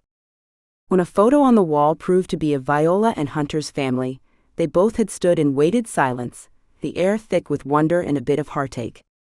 Their intertwined hands had grounded her, kept her from breaking. Beatrice sighed as they drove back home, the sunset painting the sky cheerful colors which reflected her emotions. Yesterday her life seemed stripped of all hope. Today her heart beat strong with courage. Chapter 14. August 2nd, 1883. Hey man. I keep thinking that I should buy up a bunch of property and get in on the expansion that is going on now that the Utes have been moved to the reservation. I see this land being picked up for nothing and think I could turn around in 20 years and make a fortune. Then I think of all the people who are going to be flooding in, and how pretty soon towns like Steamboat and Glenwood are going to be booming, changing the dynamic of the mountains I've grown to love. I've decided I'd rather grab up all the land I can between our place and Orlando and Samaras, and build a legacy embedded into these mountains. Maybe we'll be able to pass the land from generation to generation, leaving it untouched as possible. I never imagined I'd become such a hermit, but I love being out here with my beautiful wife and growing family. Chase couldn't believe the day before in Rifle had gone so well. Though there had been moments of struggle, Beatrice had pushed through, a lingering grin on her face the entire drive home. He puffed out his chest, a smug smile on his face. He had felt a deep satisfaction late into the night, remembering the way she'd leaned on him. Remembering the feather-light kiss she'd given him, hope marching right in to barricade itself in his heart. He touched his fingers to the spot she'd kissed, then he quickly rubbed his chin to hide the motion that revealed his sappy thought. Man, he was a goner. He peeked over at her as they took off down the mountain again, this time making another attempt to go into Glenwood. She sat relaxed, watching the cars speed past on the interstate. He inwardly sighed, praying he had done the right thing this time. His relief was short-lived, as her knuckles tightened on the door handle when the truck approached the on-ramp. Her breathing sounded shallow and fast over the softly playing music. His quick glance revealed her eyes squeezed shut and her body rigid. "Beatrice." He reached over and touched her shoulder when she didn't respond. She jerked, her head whipping his way. "Beatrice, honey, why don't you unbuckle and slide over next to me?" She frantically moved her hands to the buckle, nodding her head in agreement. Before the seatbelt had cleared her body, she was sliding over to the middle of the bench seat. She clenched the middle belt and shakily clicked it into place. Chase laced his arm under her arm and threaded his fingers through hers. She shook like a leaf but sighed as she leaned her shoulder against his. He accelerated and merged onto the interstate. "I can't wait to show you the sights of Glenwood." He squeezed her hand. "Really?" Her voice was rigid like her neck as she stared forward through the windshield. "Glenwood has a lot going for it. The hot springs attract all kinds of tourists. During the winter, people can ski at sunlight during the day and soak in the hot pools at night." He hoped his incessant blabbering somehow took her mind off of the drive. "Plus, Glenwood has a lot of shopping. It even has a hospital." He mentally whacked himself in the head. She didn't care about hospitals and shopping. He cleared his throat. "What was this area like back in your time?" Had he really just asked that? He was bombing this whole distractor from the interstate thing. He was supposed to be taking her mind off her time, not throwing it back to there. He chanced to peek at her, and witnessed a small smile stretching across her lips. The Yampa Springs were glorious to come to. The wistfulness in her voice was hard to miss. "We'd come down before winter would take its hold, and the snow would seclude us in our meadow." It was Pa's final way of preparing for the winter. He always said the hot water would warm up his bones all the way till spring. Ma would say that was a tall tale if she ever heard one. Beatrice snorted, shaking her head. Considering Pa's legacy, we'd heard a fair amount of tales. "I always loved coming down here though. I'd get to run wild with the Ute children, instead of just wishing for someone to play with." She sighed and shrugged. The mountain often got lonely with Viola intent on being a mirror of Ma, and Pa and Orlando often going out trapping or hunting, sometimes for weeks at a time. Winter meant more time stuck inside, and less time exploring, shooting and riding horses. She put her other hand over his. Her fiddling with his sleeve cuff sent worms wiggling in his belly. Did she not know how a single touch sent his senses screaming and his heart pumping? He tried to focus on the twisting canyon road, but her soft chuckle had him peeking at her. "This one winter, snow came raging down early and buried us in the valley. Ma convinced Pa we should stay, that maybe a warm spell would come and we could make it home. It snowed more that winter than any winter I've ever seen. We weren't able to head home until April." Beatrice sighed happily, relaxing into the seat next to him. "Those were the best 7 months of my life, filled with people and playing. The Utes called me Runs Like the Wind, saying I was always rushing here and there with my hair flying out behind me." "That sounds like a winter I would have enjoyed." He slowed around the last curve before the canyon opened up into the roaring Fork Valley. "It was a maze," her words cut off with an inward suck of air. What happened to the valley?" "What do you mean?" It's gone." She shuddered. "It used to be so beautiful." He looked at Glenwood anew. Houses and businesses stretched as far as one could see, climbing the mountainside and encroaching on the interstate. Traffic rushed nonstop. Compared to how open it must have been when she had been here before, the valley probably seemed overflowing, swamped with invaders. "I wish I could have seen it." He squeezed her hand. "I wish you could have too." She gave him a small, sad smile. He didn't want her to be melancholy. especially after she just conquered the interstate. He pulled onto the off-ramp, grinning like a fool. "You realize you just bested the beastly interstate, don't you?" He peeked at her as he waited for his turn at the roundabout. Beatrice glanced around, her eyes wide and a toothy smile spread across her face. She let out a loud whoop and hugged his arm close. She slumped back with a huge sigh. "Thanks, Chase. You always seem to know just how to turn my focus." She looked up at him, her voice thick with emotion. Her praise filled him with a sense of calm. Maybe he didn't know the right way to act in certain situations.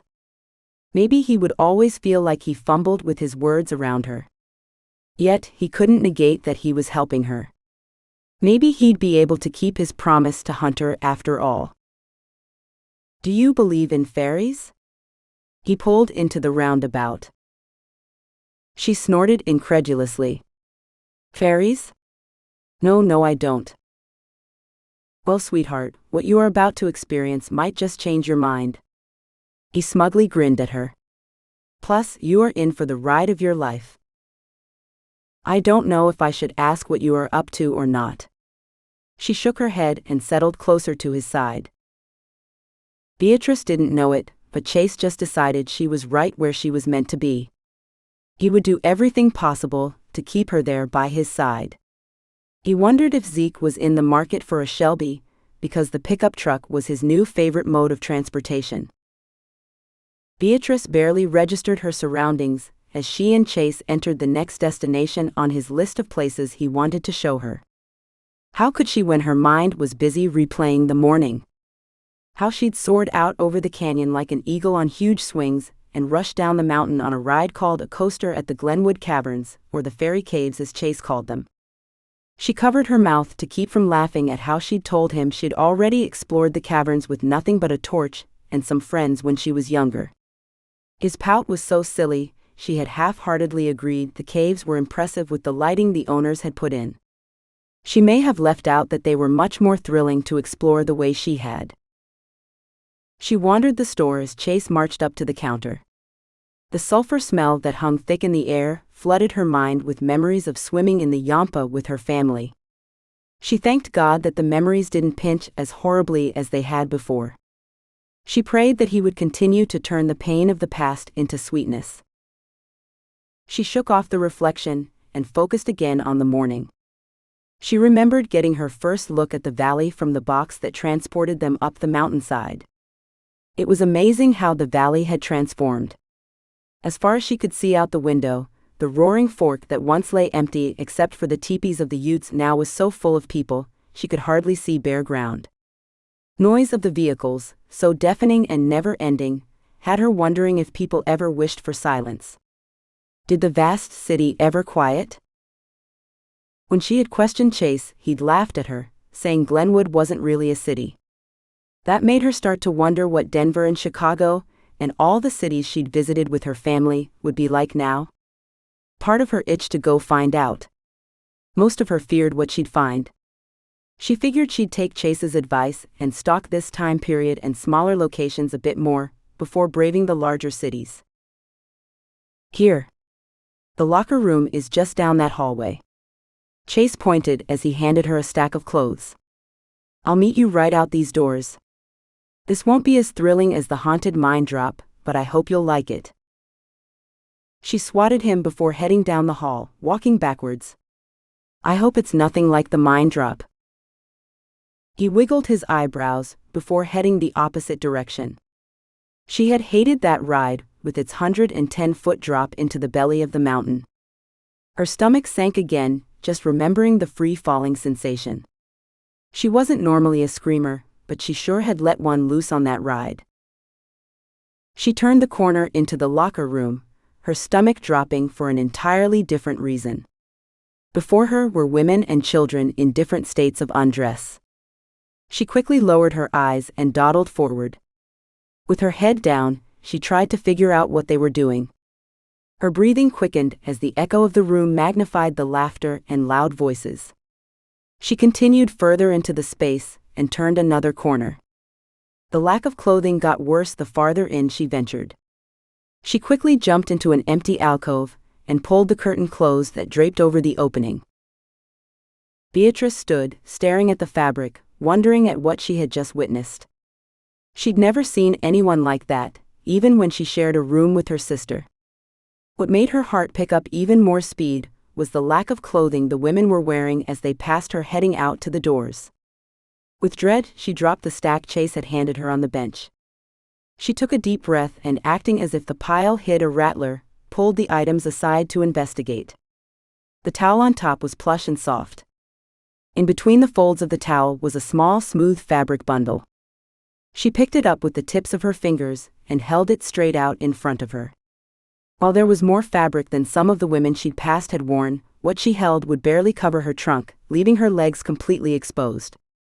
She quickly wrapped it into the towel and pulled the bundle to her chest. Beatrice closed her eyes and shook her head. She hugged the bundle tight, willing the tears that threatened to fall to stay in her head.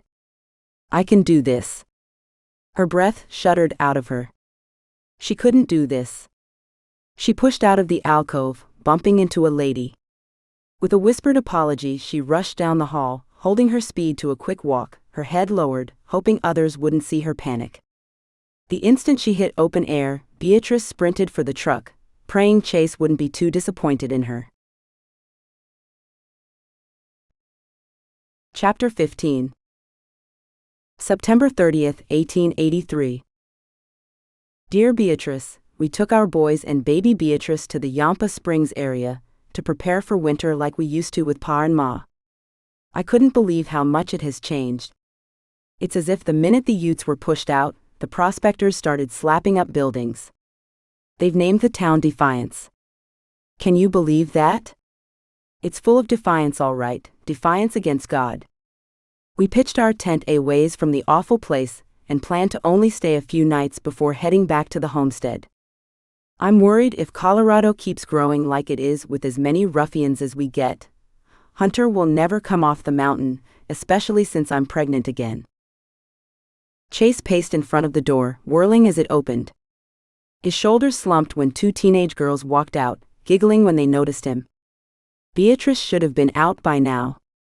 He opened the door with more force than he should have, and snagged a blonde lady heading into the locker room. "Excuse me, miss?" He pasted on his smile, hoping the dimples would work in convincing the lady to help him. Her annoyed look turned to a smile when she looked up at him, her eyelashes batting like they would fly off. "Yes? I'm worried about my friend who hasn't come out. Would you mind seeing if you could find a Beatrice in there, and make sure everything's all right?" He prayed the woman wouldn't pout. "Sure, hun. Let me go see." She glided down the hall, sending one last smile his way before disappearing. He leaned up against the wall, his leg bouncing nervously. What would he do if she wouldn't come out? Had he guessed the wrong size for her swimsuit, and she was mad it didn't fit? He shook his head. That didn't sound like Beatrice. He grabbed the towel draped around his neck and pulled. He closed his eyes and attempted to relax. "There's no one named Beatrice in there." The blonde approached, her words sending his stomach to his toes. "There isn't?" "Nope, unless she isn't answering." The lady twirled her blonde hair around her finger and simpered. "If your friend has ditched you, you can hang out with me." "Thanks, but I need to find her." He started for the pool area, stalling when his hand pushed on the door. He'd already searched all the pools for her, twice. There was no way he had missed her. He turned and strode through the gift shop. He broke into a run when he cleared the entry. His flip-flops clicking on his feet made running in the rocks difficult, but when he saw the figure leaning against his truck, her head held in her hands, he tore across the parking lot. "Beatrice!" Her head jerked up at his yell. She turned from him and circled to the other side of the truck. He grabbed her arm before she could hide. She flopped against the truck, her chin dipping down. "Beatrice, what's wrong?" He pushed his hand into her hair and lifted her head. She shook her head. "Honey, please tell me what's got you so upset." "I feel so stupid." Pink stained her cheeks when she finally looked up. I promise you aren't stupid. He held up his hands. I promise. She took a deep breath. It's just the thing is, I can't go out in public, practically naked as a jaybird. He took a step back, trying hard not to burst into laughter. He covered his mouth, just in case it twitched in amusement, and nodded in a way he hoped appeared sage and understanding. Just another situation he hadn't thought all the way through. I know things are different, and people wear less clothing, but I can't. Her look of defeat pulled the smile right off his face. We always swam in our underthings, which honestly covered much more than most of the clothes I've seen people wear here. Chase followed Beatrice's quick glance to where a group of girls walked in short shorts and tank tops, even though the fall weather had turned the air crisp. He turned back to her and nodded. He grabbed her hand and rubbed his thumb over her knuckles. I'm sorry I ruined your plans again, Chase. Eventually, maybe I'll be able to get over my embarrassment, be you? Her voice trailed off. You didn't ruin my plans. I just keep forgetting how different things are for you. He wiggled her hand and smiled. I still have lots of plans that are much more exciting anyway. Just give me 2 minutes to change. 5 minutes later he drove through Glenwood, heading toward a place he was almost positive she would approve of. He peeked over at where she gazed out the window like it held all of life's answers. She hadn't slid over next to him, choosing instead to sit slumped next to the door. He loathed the space, both physically and emotionally, that he felt from her. He would save this day, no matter what the cost. This day would end with the same sense of excited expectation it began with. Chase would make sure of it. Beatrice peeked over the seat into the back, her heart lighter than it had been in a long time. The case to the longbow Chase had bought her lay on the seat like a prized calf. She turned back around and smiled out the windshield. Is it still there? He teased. She surveyed his profile. His strong jaw clenched before slowly revealing his dimple. He stopped at the red light that hung above the street and turned his head toward her. His eyes held a warmth that set 1,000 hummingbirds to flying in her stomach. He reached over, never breaking eye contact, and unbuckled her belt. His arm wrapped around her waist, and he pulled her next to him. He leaned over and sighed, his breath brushing her neck and sending her heart to galloping. I'm better when you sit here. He leaned away and handed her the seatbelt. Beatrice wasn't sure how she got the thing buckled with her fingers feeling numb and uncoordinated, but she clicked it in and twisted her hands in her lap. He grabbed her hand like he had earlier, and let out a deep breath before speeding onto the interstate. Something had changed in him, a determination that hadn't been there earlier. Or maybe it had been there but she'd missed it. He'd always given her his undivided attention, wanting to support her as she struggled. Now, however, she felt as if he was an eagle circling overhead, just waiting for the most opportune time to swoop down and take her away. The feeling was both terrifying and exhilarating at the same time. She hadn't the faintest idea why she would turn his head, with her sudden penchant for weeping, and her inability to fit in with the standards. She wondered if she'd be able to hold his regard, or if the novelty of her would wear off, and she'd become more hassle than it was worth. I loved watching you shoot that bow. His voice broke into her doubts and questions. It became an extension of yourself, like you were one and the same. She shrugged, hoping the tone of her voice came across as nonchalant as the action. Years of practice, I guess. I can't wait to watch you where you can really get into action. We'll have to set up a practice range in the field, or something. He squeezed her hand, his anticipation kicking her just-calmed heart back into a trot. I'd like that. She cringed when her words squeaked. She cleared her throat before continuing. I'd like that a lot. Do you think you could teach me how to shoot? Beatrice thought about what it would take to teach Chase to shoot the bow. She'd have to get close to him, real close. She'd have a reason to touch him beyond when he was comforting her, or coaxing her out of her fear.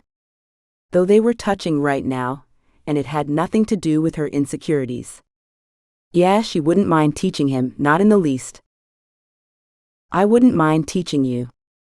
She met his eyes as he peered over at her. The look of question in his gaze, and the way he leaned slightly into her before jerking his attention back to the road, made her wonder what he heard in her voice. I still can't believe you not only bought me that beautiful bow, but this revolver. She touched the small handgun attached to her belt. It's really all too much. He shook his head. It's not much at all, especially if it makes you act like a little girl at Christmas time. I know how important they were to you, so it's of little consequence if it makes being here more like home for you. They rode in silence for a bit, music softly floating through the air. She never knew what to expect when it came to his music selection. Sometimes it was loud and demanding in its nature. He called it classic rock, which was the essence of the sound, hard. He had explained with an air of reverence that it had been his father's favorite kind of music. Sometimes the songs that played twanged like the music she'd heard played around campfires with harmonicas and a fiddle or a guitar. When she'd asked about it, he explained his mother had always liked country. She peeked at him from the corner of her eye and wondered what type of music he'd pick as his own. You okay with grabbing an early dinner on the way through town? He asked. That would be fine by me. She squelched the questions about him down. Good, I'm starving. He smiled over at her like he was starving for something other than a meal. They got off of the interstate in a town she hadn't seen before. Where are we? Welcome to Silt, Colorado. There's not much here, but the miners' claim has some amazing food, Chase answered. Silt. She scrunched her forehead at the name. Why would you name your town after dirt in the bottom of a river? He threw his head back and laughed. I've wondered the exact same thing. Couldn't they come up with anything better than dirt? Beatrice snorted, hiding her mouth behind her free hand. Chase winked, then pulled to a stop in front of a small restaurant that had an actual boardwalk leading to its door. She already liked the place, whether the food was good or not. He opened his door and pulled her hand, so she exited his way. He led her up the boardwalk, requested a seat under the tent, and finally let her hand go when they sat at their table. She flexed her fingers below the table, missing the heat his hand created within hers. Her eyes widened at the number of items on the menu. How was she to ever pick? She settled on the mushrooms and chicken, though she wasn't sure why it would be colored burgundy. After ordering their food, she considered the area around her. Chase had chosen a table in the corner, though no one else was seated outside. Music played over the speakers, and she thought it sounded like his country. She was glad for the solitude, and thanked God that they had arrived before dinner. She was sure with the amount of seating available, the restaurant must get busy. It had a cozy atmosphere, like you might have just arrived at a friend's house instead of an eatery with fancy-sounding meals. We'll have to come back sometime when it's busy. It's a lot of fun watching people. Chase stopped his sentence mid-thought and sat back, a sad smile on his face as he stared out into the street. She turned and looked where he gazed, but nothing was there. Chase, are you okay? He shook his head like he was shaking loose from a thought. His eyes connected with hers, his sad smile growing a little. He pushed his chair back, stood, and came around the table, holding his hand out to her. Would you honor me with this dance? He asked. She looked around, though no one was there to see them. Come on, Beatrice. I want to dance with you to my mom's favorite song. She tentatively placed her hand in his. I've never done this before. Her voice shook with nerves. Don't worry. In the last 150 years or so, dancing has degraded to simply swaying in place. He pulled her to an open spot, placed her hands on his shoulders, and wrapped his hands around her waist. He moved the two of them side to side while turning in place. That's not too hard, is it? Beatrice swallowed and shook her head, not trusting her voice to work. As they swayed to the music, he pulled her closer. He spread his hands across her back. She swore lightning must have been flashing from his fingertips for the heat that shot up her spine. She tried to slow her breathing but felt as if all the air had been stolen from around her, which was ridiculous since they were technically outside. She cleared her throat. "This was your mom's favorite song?"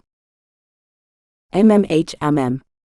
He pulled her closer, though she didn't know how that was possible. "Or what's it called?"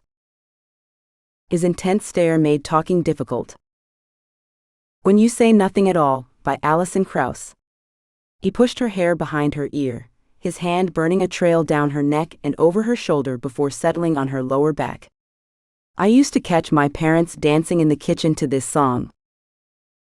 Beatrice focused on the lyrics, floating airily over them. The silvery words caught hold of her, the truth settling deep into her soul. She looked into Chase's eyes, his gaze intent on her, and knew the song sang his heart. He didn't have to say anything. He would never leave her, and hadn't he already proven he'd catch her every time she fell? Her heart pounded painfully in her chest as she leaned forward, rising on her toes.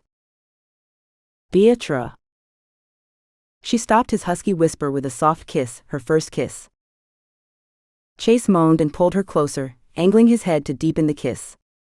She never knew kissing could feel like this, the heat of fire and shivers of cold at the same time. Her heart soared, and she thought she might just float away if he didn't hold on to her. He slowed their kiss before pulling away, his reluctance shown in the quick kisses he placed along her jaw, until he buried his face into her hair. He took a shuddering deep breath in. "I'm yours, Beatrice, lock, stock, and barrel. There's no going back now." Beatrice threw her arms around him and held on. Her words jammed in her throat. She trembled as he held her tight. The heart of this amazing man balanced easily against everything she'd lost. She didn't want to go back, not now, not when the discontent that plagued her soul had finally lifted. Chapter 16. November 5, 1884. "Hey man. Viola's pregnant again. This will be number 4, and I'm just as scared with this one as I was with the first. I'm so glad I waited. I can't imagine going through this stress with someone I didn't love as completely as I love Viola. Maybe this one will be mellow and balance the other 3 out a bit. There's nothing in the world like being a father. I hope you get to experience it someday when you get married. Wish I could be there to see them. Love you, bud." Chase's body hadn't stopped buzzing through dinner, nor the drive up the mountain. He was glad the sun still had about an hour before it disappeared. He'd likely need to jog, no run, to burn the extra energy that cinched his neurons and made him lose focus. He supposed that wasn't completely true. His focus was firmly on Beatrice, whose head rested on his shoulder instead of the road before them. He pulled into the drive and turned off the ignition. She sat up, her eyes sleepy and her expression serene. Her lips turned up slowly, and he leaned in to capture the smile. The sound of a vehicle pulling in jerked her away.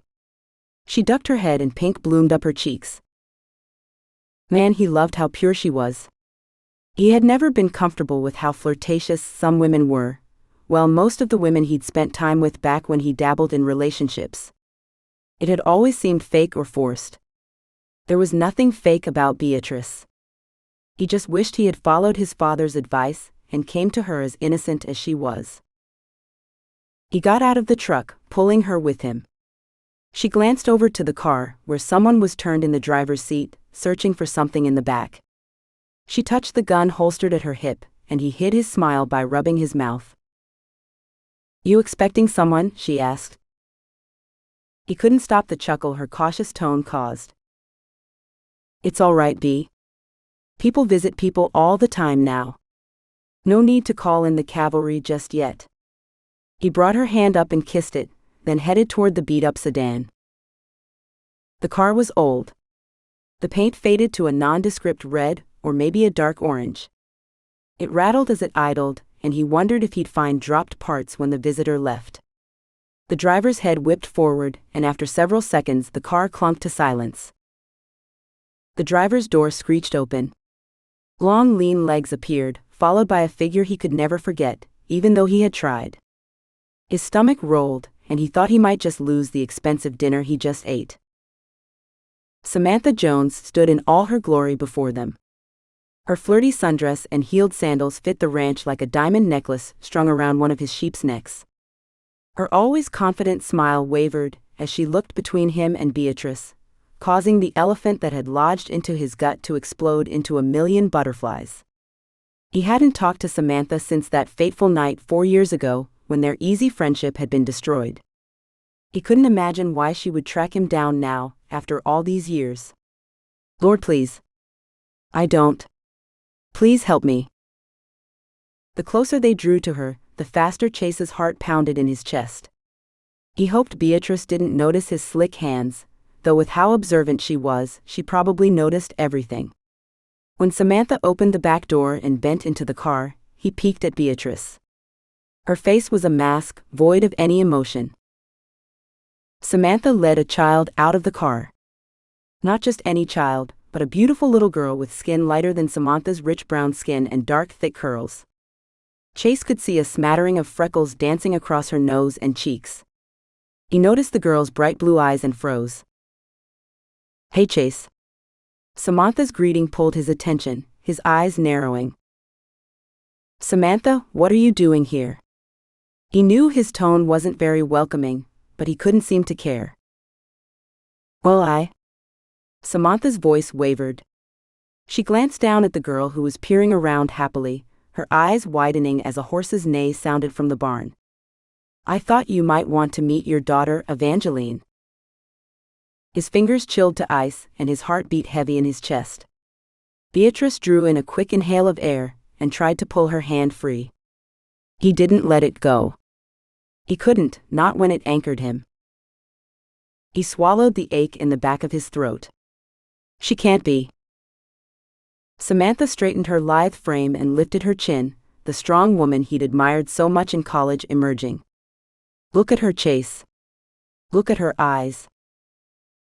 Evangeline's eyebrows drew together as she looked up at Samantha. Mommy? Her angelic voice lifted in concern. Evangeline hugged her mom's hand to her chest. Why don't I take Evangeline to see the horses, so you two can talk? Beatrice's voice held a strange tone he couldn't decipher. Samantha glanced hesitantly to the barn, then down to her daughter. Evangeline hugged Samantha's hand tighter and squealed. Her small feet danced in the dirt beneath her. Please, Mommy. Can I go see the horsies? She smiled big and radiant, a smile Chase would have a hard time saying no to. Oh, okay. Samantha hesitated. But you listen to. Beatrice. I'm Beatrice Thomas. Beatrice pulled her hand from his, wiping it on her jeans as if it was tainted. He didn't blame her. He could feel it leaching back into his skin, into his soul. The taint of that single night had filled him with so much shame that he had wanted to run as far away as he could from it. It was the only time since his parents' deaths that he was glad his father wasn't around to see him. Chase never could hide anything from his father. The disappointment his father would have felt in him, the disappointment he felt in himself, almost smothered him as Beatrice walked away, her gait stiff. He changed his life in the aftermath of that moment, promised God he would live the path his father had wanted for him. Yet it seemed his secret sin had come to haunt him in the form of an adorable little sprite. Chase took a deep breath, though his lungs didn't seem to fill with air. How can you be sure she's mine? It was one time, Samantha. Your way of getting back at Garrett, of making him jealous. She lifted her chin and stepped closer. Her eyes are the exact shade as yours. There's no disclaiming that. I'm not disclaiming her eyes are the same color as mine, Sam. He pushed his hand through his hair, then flung his hands wide. Lots of people have blue eyes. That doesn't mean the kid is mine. His words tickled a memory in his brain. He tried to grab hold of it, but frustration kept it from his grasp. He turned away, stomping 2 steps before turning and stomping back. He crossed his arms to keep his hands from shaking. I've only ever slept with 2 people. You and Garrett. Her fisted hands pressed tightly against her legs. Why now? What is it you want, exactly? He blinked, willing the heat in his face to go away. This was going to ruin everything. What could Beatrice possibly be thinking about him? Lord help me. I'm drowning here. A girl needs a father. Samantha was holding something back from him. He could tell in the way her voice faltered, and her eyes shifted to the side. That's when it clicked. That evasive memory came into focus. He squinted as she fidgeted, glancing again at the car that seemed to be held together by duct tape and hopes. Garrett's sister had blue eyes. Eyes just like mine. He heard the sharp intake of breath his words caused. I don't mind helping you if you're in a tight spot, but I'm going to need a paternity test before I'm willing to say she's mine. Her lips quivered, but she nodded her head in agreement. Fine. I'll take her to Dr. Lee's office on Monday. He's a family doctor in Glenwood. He likes Eva. He'll make sure it's done quickly. Chase nodded sharply. 2 days of anxious waiting until Monday, then however long the test took to get back from the lab. But did it really matter what the results were? Sex before marriage was not something looked lightly on in Beatrice's time, even if it was only once. Could he convince Beatrice that he had changed in the last 4 years? Or would the night he regretted to his very core be the ruin of him? Am I doing this right? Evangeline's sweet voice pulled Beatrice from her daze. Beatrice forced a smile and a nod to Evangeline, who glanced over, her eyes wide in question. Her bright blue eyes that were a few shades paler than Chase's. Pressure built within Beatrice's chest like a grizzly had grabbed tight and was squeezing the life out of her. She sucked in a deep breath, her hand going to her heart as pain knifed into it. Would she ever breathe without anguish ripping through her soul, tearing her in two? She crossed her arms and focused her attention on Evangeline, doubt about Chase's declaration just an hour earlier swirling in her brain. He didn't know, she whispered to herself. Was that even true? His slick hands and quick breathing told her he was just as shocked as she was. She forced her tightened muscles to relax. Beatrice wasn't sure how long she could contain the tears that stung sharply in her eyes. What was she going to do now? She didn't have any place to go. She had no way to get anywhere anyway. She was stuck. A shiver rushed up her back like a frigid Colorado wind had just blown up her shirt. She obviously couldn't stay here with Chase getting a new family. He'd have his wife, a woman more gorgeous than anyone Beatrice had ever seen before with her dark brown skin and long regal neck. He'd have the adorable Evangeline to keep him busy. He wouldn't have to worry about the crazy woman who had to be taught how to live and was frightened of the silliest things. She tried to feel happy for Evangeline, who would be getting an amazing pa who was patient and kind, but she just couldn't bring herself to. Vern ambled up to Beatrice, blew hard on his heels, and pointed at Evangeline with his chin. Cute kid. She's Chase's. Beatrice wished her voice didn't crack. The only sign of emotion on Vern was the slight wiggling of his caterpillar eyebrows. You know this for sure? She huffed at the question and crossed her arms. I think a mom would know who the father of her kid is. He peered at her with sorrowful eyes. Oh, Beatrice. Unfortunately, that's just not the case these days. She remembered Hunter explaining about relationships in this time, that a lot of people didn't take affection and even sex as the serious act God created it to be, and wanted to whack her hand to her forehead. She was so naive. Her isolated upbringing didn't prepare her for this. Her thoughts spun, and she pinched her lips tight to keep them from trembling. Is that how Chase thought about relationships? About her? She covered her hot cheeks with her hands and rubbed her fingers into her hairline and behind her ears.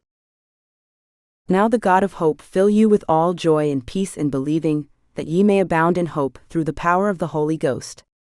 Vern's soft words floated around her, but her heart refused to accept them. I can't hope, not now. That's just it, Beatrice girl. He turned to her, placing a fatherly hand on her shoulder. You don't have to hope. Sometimes life seems downright hopeless. That verse says all you have to do is believe. When you believe in God, when you have Jesus in your heart and the Holy Spirit to guide you, God will provide the hope. And not just hope, girl, but joy and peace as well. She shook her head. She knew she could trust God, but she also knew He didn't promise that life would be full of sunshine and roses. The Bible may talk about hope and joy, but it also said, "The Lord gave and the Lord hath taken away." She could bless the name of the Lord through this heartbreak, and maybe one day she'd find that joy God promised. I'm praying for you, Beatrice, and I'm here for you. She nodded, glad that Evangeline's mother was calling for her daughter so Beatrice could escape. She forced words through her tight throat. Evangeline, your mother's calling. The little girl sighed like it was the end of the world and patted the horse on the nose. Bye, horsey. I'll try to come and visit you again. Beatrice walked behind Evangeline as she rushed out of the barn, excitedly yelling for her mom. Blue chased after her, yipping in matched tones. Chase stood rooted to the spot he had been when Beatrice had left, his arms crossed over his chest. He tore his gaze from the little girl, who yammered about how much she loved horses, and looked fixedly at Beatrice. His arms dropped to his side, and he took a step toward her. She turned her head to the house and marched to the porch, escaping into the house. She rushed up the stairs to her room, grabbing her cell phone from the entry table as she passed. Though it was childish, she slammed the bedroom door. Her legs gave out, and she sank onto her bed, pulling her knees to her chest. Lord, what do I do now? She pulled the envelope Zeke had given her from the nightstand and pushed the numbers on the screen that would call him. She was thankful Chase had showed her how the contraption worked. This is Zeke. Zeke's strong, low voice came through the phone. Zeke, her breath shuddered out of her, his name barely audible. Beatrice? What's going on? The alertness in his voice broke the dam barely holding her together, and her troubles spilled out from her in a rush of words. Chase has a kid? Shock was thick in Zeke's voice. A Bennett saint has a kid? That's what this Samantha said. But what did Chase say? I haven't talked to him. I left to give them some privacy. Ran and hid in cowardice was more like it, she thought. Well, just because she says the kid is his doesn't mean it actually is. Zeke's typical calm had returned. So I've been told. She huffed, flopping back on the bed. That doesn't change the fact that he still had marital relations with her. What are you saying, B? His tone was hard, guarded. That Chase is a bad guy for having sex outside of marriage? What about me? I can tell you I was a lot worse than Chase ever was before I found God. Are you going to be disgusted with me too? She sucked in a breath at his insulted tone, ashamed she'd ever make him think that. No, that's not, of course I'm not disgusted. I'm confused, Zeke. I don't care what he did before. Who am I to judge? I murdered a guy. He's a good man, you both are. It's just that. She sighed. I grew up around a very limited number of people, Zeke. Those I did grow up with were very different than the people now. If something like this did happen and a man got a girl pregnant, he has a responsibility to her and the kid. If he didn't marry her, she'd be ruined. She heard Zeke sigh and wished she could see his reactions. Beatrice, it doesn't work that way anymore. Even if the kid is Chase's, he doesn't have to marry the mom. He'll have to provide for the kid, and knowing Chase like I do, he'll want to share custody so he can have a relationship with his daughter. But unless he's in love with the mom, he doesn't have to marry her. What does that even mean, share custody? If Chase is Evangeline's father, they are a family. He'll have to marry her. Only a low-down, dirty polecat wouldn't be a father to his kid, and Chase isn't a polecat. Sharing custody means that Evangeline would stay with Chase part of the time, and her mom part of the time. It's different, depending on the circumstance, but she could stay 1 week at one house and the next at the other. Or maybe spend weekends with dad and weekdays at mom's. Her hand flew to her mouth. How horrible. How do those children not feel torn always past one place to another? It's not ideal, I'll give you that. It's also better than the alternative, though. I don't understand. Listen, my parents divorced when I was 7. Divorced? Beatrice had never heard of anyone talking about divorce so openly. It means that they ended their marriage. I know what it means. It's just not something done often or talked about for that matter. Maybe back in your time. He sighed again, only this time she was kind of glad the phone hid his expression. She didn't want to know if he was frustrated with her. My parents didn't love each other. They may have at one point, or maybe it was just lust.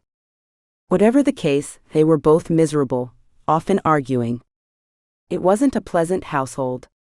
Sure, going back and forth between homes was a pain sometimes, but both my parents got remarried to people they absolutely love. They are both much happier than if they would have stayed married just because of me. Is there no sanctity in marriage anymore? No, not for many.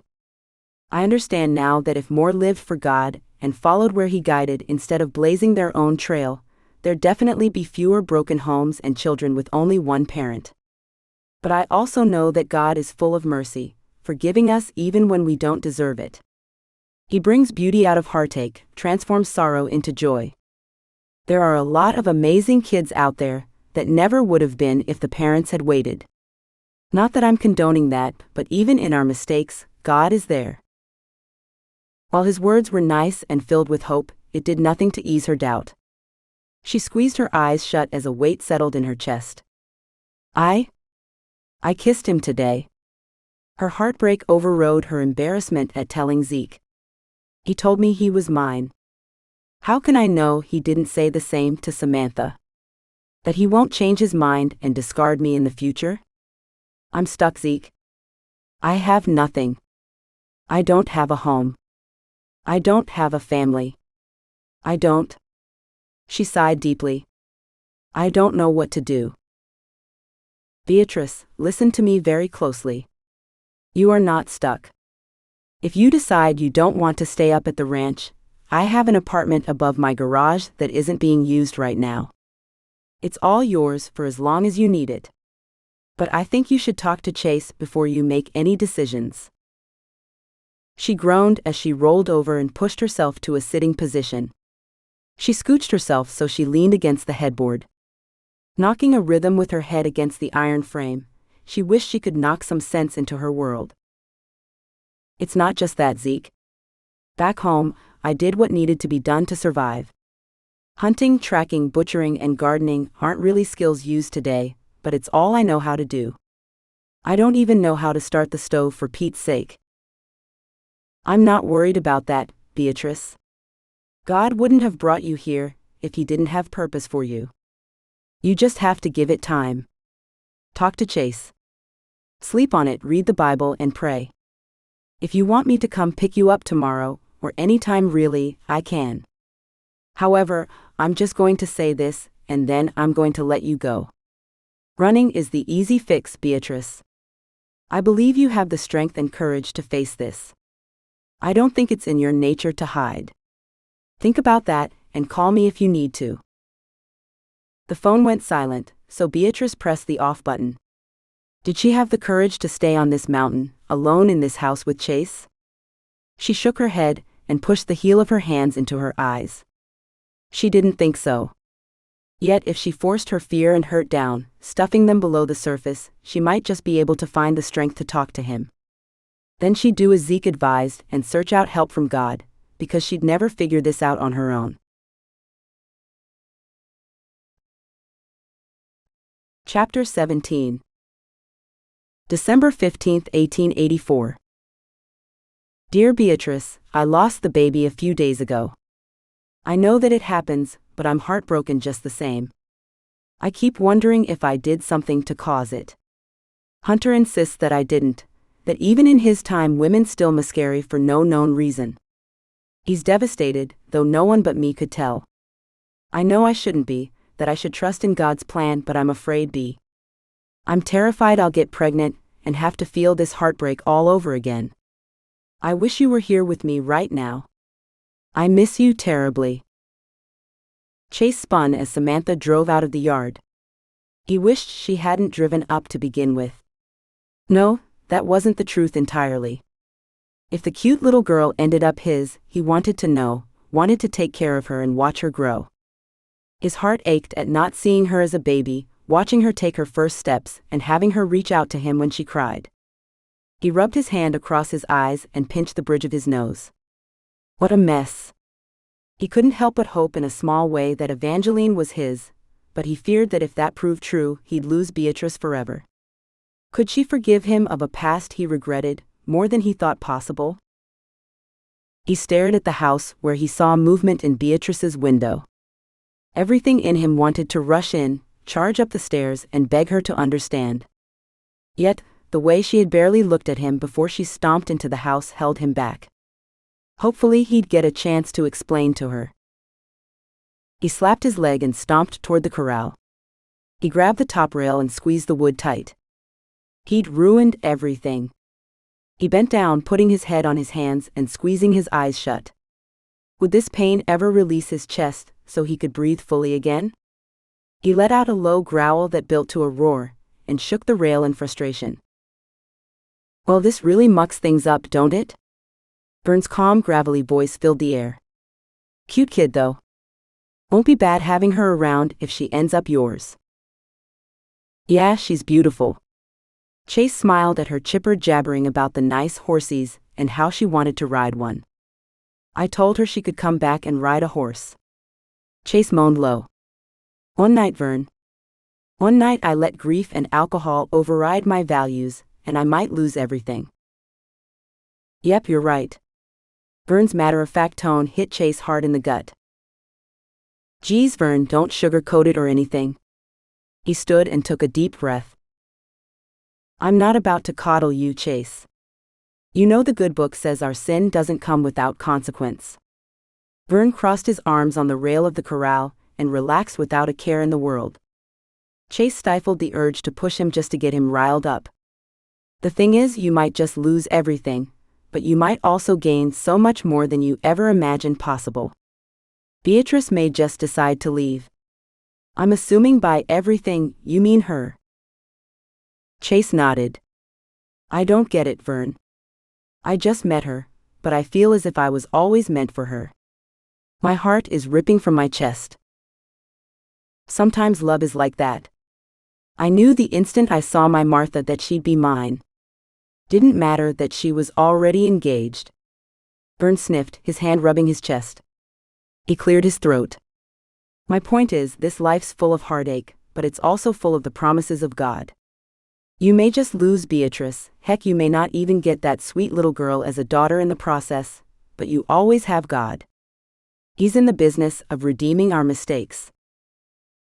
The screen door slammed, drawing both of their attention. The sun sank low on the horizon, like his stomach bottomed out in his body. Beatrice's face was shadowed, and Chase wished he could see her expressions and gauge how the next few minutes were going to play out. Hope tingled through his limbs the instant he noticed her rolling the sleeves of his sweatshirt up so her hands didn't disappear. I wouldn't count our girl out just yet. Vern stood, tapping his hand on his leg. Some advice from an old geezer. Be honest with her, Chase. Glazing over things will only make matters worse. Beatrice gave Vern a small wave as he walked away, whistling for Blue to follow. She approached hesitantly, twisting Chase's gut into knots. Then, as if she gathered her courage within her, her shoulders pushed back and she marched resolutely to him. She stepped up to the corral, standing a few feet from him. He wished he could slide over, erase the distance between them. He grabbed onto the rail so he wouldn't move. She turned to him, her arms crossed over her chest. So, Evangeline is cute. Her voice was rough and thick. He tried to take a deep breath, to sigh out his frustration, but his chest was so tight the air shuddered in and out. Yeah, well, I'm going in to the doctor on Monday to have a paternity test run. She frowned and tilted her head to the side. It's a test where a lab compares her DNA to mine to see if they are the same. A rueful laugh puffed out of her as she shook her head. Then what? He pushed his hand through his hair. He didn't know what happened next. If it was up to him, he'd reverse time and spirit Beatrice far from here so that the hurt he saw in her eyes now was replaced with what he'd seen earlier, which had looked a lot like love to him. I don't know, B. If Evangeline is mine, her mom and I will have to work out custody. She nodded and looked out over the meadow, her cheek clenching. Will you marry Samantha then? A harsh laugh jerked out of him in surprise. No, I won't be marrying Samantha. I'm not about to turn the one night I regret most in my life into a lifetime of woe. Her head snapped his direction. One night. He wished the sun would pause in its descent so he could see all her expressions. On the other hand, it was probably best the darkening sky would keep her reactions muted. He dragged the story out of himself, drowning in the sense of despair that overwhelmed him. One night, that's it. We were friends in college, hung out with the same crowd. He turned and stared at the sunset, not willing to see the disappointment he was sure would be written all over her face. She was actually a really good friend, just about the only person I could talk to about my parents' deaths who understood the grief I was going through. Her mother also died in a car crash when she was a senior in high school. She never knew her father. He died over in Iraq when she was younger. He tried to stop the shaking in his limbs, tried to focus his thoughts so he didn't confuse her. Yet he couldn't seem to. He plowed on, knowing he may be confusing her more, making it difficult for her to understand. I wasn't handling my parents' deaths very well. I was failing my classes, spending way too much time taking off for the outdoors, doing crazy stunts or partying with friends. Hunter was away saving the world. My parents were gone. I just hit bottom one day. He remembered the bitter taste of the beers he'd downed that night. The music had been pounding over the speakers at his friend's house, the beat emphasizing his loneliness with each thump. He had wanted to leave, escape from everything and everyone. He'd wanted to stop pretending everything was fine, stop pretending to be this charismatic person who was always the life of the party. Samantha showed up looking gorgeous as usual. I had been kind of surprised she'd come since she and Garrett had broken up again. She'd stalked over to where I was sitting. I remember her gaze kept darting to where Garrett was dancing with another girl. She had leaned close, asking if I wanted to go talk. Maybe I was stupid and didn't realize what she really meant. He closed his eyes and sighed. Or maybe I was lonely and drunk enough not to care at the moment. Chase thought about when they had finished. How Samantha had rolled over and started crying. Vomit rose up his throat just like it had the moment he had realized what he had done.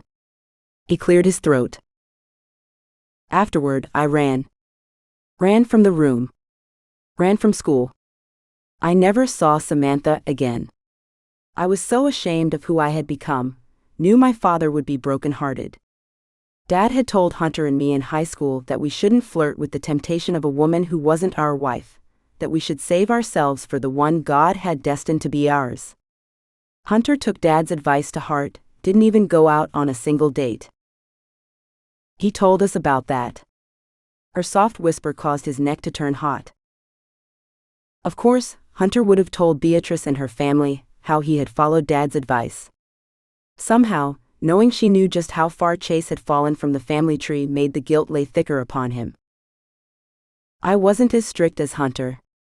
I dated, even kissed some, but up to that night I'd never ventured further than some kissing. I'd always promised myself that was the line I wouldn't cross. I guess I was too weak. I know how the agony of losing a parent can make you do things you regret later. He cleared his throat that was thick with unshed tears. Yeah, well, I changed my life after that. I decided I was done wasting time wallowing in college. I dropped out and focused all my energy in building my social media platform that was already bringing in a small income. I promised God, my dad, and myself that I would follow Hunter's example, not even dating until I knew without a doubt the woman before me was who God planned for my life. I had thought I was doing so good, living life in a way that was pleasing to God. He even blessed me by dropping the woman of my dreams right on the edge of my property. Then my past had to come rumbling in, blowing my life to pieces again. The silence that fell between them was thick and miserable, like a heavy fog.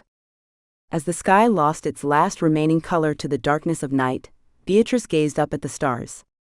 The crickets' song filled the air, one of their last mournful concerts before the chill of winter quieted them until spring. He knew he probably should say something more, but the words froze in his heart. "You haven't courted anyone else?" Her quiet question had his heart thundering so loud he feared she'd hear it in the night's calm.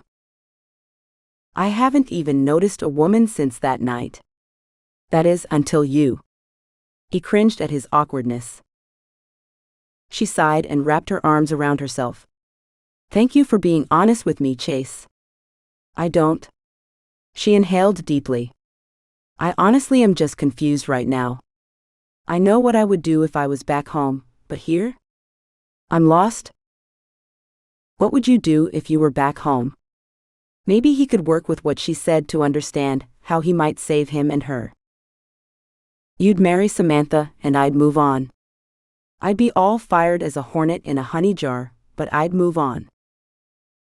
Chase didn't think he could work with the finality of that. His heart bottomed out. Had he already lost her? But now everything is so different. The hope her words caused lifted his heart from the bottom of his stomach. I think I should leave until you figure things out." The earth shifted beneath his feet, and he worried he would crash to the ground. "What do you mean? Where would you go?" "Zeke said he had an apartment that wasn't being used. I can live there if I wanted." He knew exactly what apartment she was talking about. If she moved to the apartment above Zeke's garage, Chase might as well kiss his dreams goodbye. No woman could be around Zeke without falling madly in love with him. Chase had watched it time and time again. If Beatrice was right next door spending time with Zeke, eventually she'd realize he was a much better catch than Chase. "No, please don't leave." "I can't." His throat closed up as emotion stung his eyes and nose. He breathed out hard. He closed his mouth, not knowing if he should risk it. If he didn't risk it now, would he have another opportunity? He took a step closer. "I need you, Beatrice. My world is spinning right now, but you ground me." She turned her face to him. Moonlight glistened off her bright eyes. They closed and her head shook nominally. "I can't stay in the house with you without a chaperone anymore, Chase. It wouldn't be right." Her eyes sparkled as she gazed at him. "Okay, I understand." His mind scrambled for a solution. "What if I moved into the bunkhouse? There are a couple empty bedrooms there now. If I moved in there, would you feel comfortable staying?" She glanced toward the house, staring at the dark structure. Her head pivoted to the one-story bunkhouse. Its windows were lit brightly where it was tucked next to the barn. His heart beat wildly in his chest as he held his breath. She nodded, then looked at him for a second before turning and rushing to the dark house. The hold on his heart loosened a bit, and hope flooded in as the light from the living room illuminated the darkness. Chapter 18. April 30th, 1890. Dear Beatrice, I'm wondering if I should have hidden your books on archery. Your namesake has taken it upon herself to be as proficient with the bow and arrow as her Auntie Bee is, even though she's only 7. She's progressing quite rapidly, I might say, and has deemed herself ready to go off on her own to hunt game in the woods. She becomes quite upset at us when we force her to go with one of the boys. She says they stomp around the woods like a bunch of greenhorns, which I know for a fact isn't true. So not only does she inherit your shooting skills, but she also has your dramatic tendencies. Beatrice slammed the pencil down onto the desk and growled. Either she was completely inept at searching the internet, or there was no information about Hope Isaac. Beatrice had scoured every organization, government agency, and mission group she could find. She had called so many people asking for information about the orphaned little girl that her ears rang. No one knew a thing, or they weren't willing to tell her. Then there was the fact that her mind didn't seem to want to concentrate on the information before her. Chase had left an hour earlier, headed to town to test Evangeline's parentage. 5 to 7 business days. That's how long her research said the results would take to get back. Would he change his mind if the results came back positive, decide maybe he did want them to be a family after all? There was no denying that Samantha was stunning. Samantha showed up, looking gorgeous as usual. Chase's words burned in her head. She wondered if he would meet up with them somewhere, maybe grab some fancy coffee everyone kept raving about. Maybe Beatrice shouldn't have agreed to Chase bunking with the cowhands. He had moved into the bunkhouse 3 nights earlier, taking some clothing and her heart with him. The house creaked and groaned solemnly without him there, echoing her own whimpers of emptiness. Geesh, Beatrice, being a tad dramatic? She huffed at herself. She was being dramatic, and it annoyed her. She never imagined she'd roll her eyes at herself as much as she had the last few days. Others? Of course. Most people deserved an eye roll or two. But she'd always thought herself too level-headed to merit the action. It wasn't like she hadn't seen Chase all weekend. He'd been at the house first thing each morning, asking if he could make her breakfast. They'd spent hours in this very room searching for Hope, had gone shooting and watched movies, but the emotional space between them seemed to be growing. What started out as an easy ditch to jump turned into a ravine she couldn't see a way around. Then there were the nightmares that began haunting her the night Chase left. She had woken in a sweat, screaming at the top of her lungs. William had been there, a gaping hole in his chest. He'd blinked rapidly, looking down at his hands slick with his own blood, then lifted broken eyes to her. Why? William's voice cracked in the dream, ripping a sob from her. Why didn't you help me? She had shaken her head, trying to push out an apology. Yet fear trapped the words in her throat. William's sad eyes then filled with rage. He lunged for her and she jerked awake soaked in sweat and tears. The same dream replayed in her mind every time she tried to sleep. Maybe Chase's presence in the house had kept the demons at bay, but her lack of sleep and the weight of guilt had put dark circles under her eyes and made her extra testy. She pushed back from the desk and turned in the chair as it rolled into the middle of the office. She knew it was childish, but she loved rolling and spinning in the fancy chair. She stopped and gazed at the mountains through the window. How many times had she stared at those mountains back in her time, wondering what animals she'd find to fill the larder? Wondering what life would be like beyond them. She stood abruptly, sending the chair flying to bump loudly into the desk. She needed something familiar. She needed the mountain air and a horse beneath her. 20 minutes later, Beatrice sat upon Storm and breathed in deeply. The crisp fall air rejuvenated her better than any coffee ever could. She waved at Vern and kicked Storm into a gallop. The rush of air and the pounding of hooves filled her with joy and settled her nerves. Would she find a release that compared to this, if she decided to move to town and live in Zeke's apartment? She didn't think she would, which was another worry that troubled her brain. She pushed the thought away and leaned further over Storm's neck. She gave him the reins and let him fly. She raced across meadows and through trees, running from the doubts and fears that filled her mind. She rode all out, until her presence was filled with the calm of the mountains.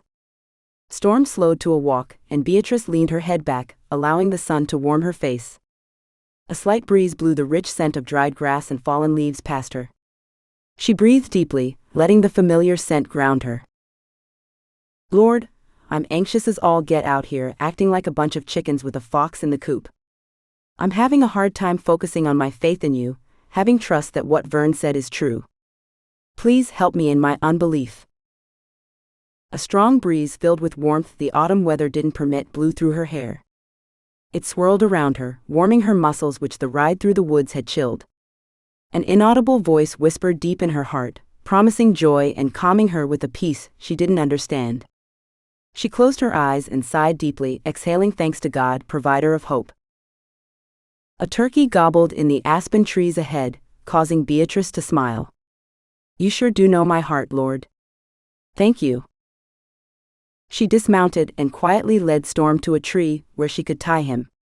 She pulled the bow over her head where she had it slung across her chest, and grabbed the arrows from her quiver attached to her belt. She smirked, remembering Chase's and the men at the weapon store's confusion at her request for a belt quiver. She had to adjust one they'd had to accommodate to what she wanted, since all they had were ones that strapped across the back.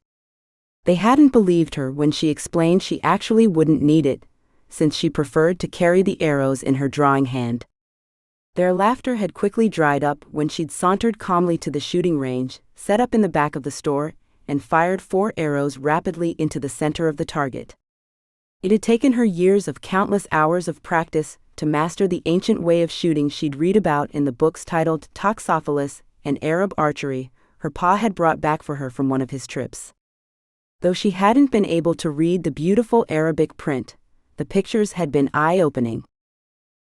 Beatrice ghosted through the woods, listening to the turkey raise a ruckus up ahead. She almost laughed at the frantic gurgling noise filling the forest, but didn't want to disrupt the atmosphere. She glided between the trees, making sure she didn't brush the limbs. This was what she needed, time to ground herself. Her boots crunched in the dry leaves and she cringed. She should have worn her moccasins instead of the new boots Chase had bought her. She peeked to the other side of a copse of aspens. In the clearing beyond, a tom strutted, his chest puffed and tail feathers fanned. She took a deep breath and pulled the bowstring slowly back. The soft creak of the tight string was the only sound she made. She inhaled slowly through her nose, making sure her aim was true.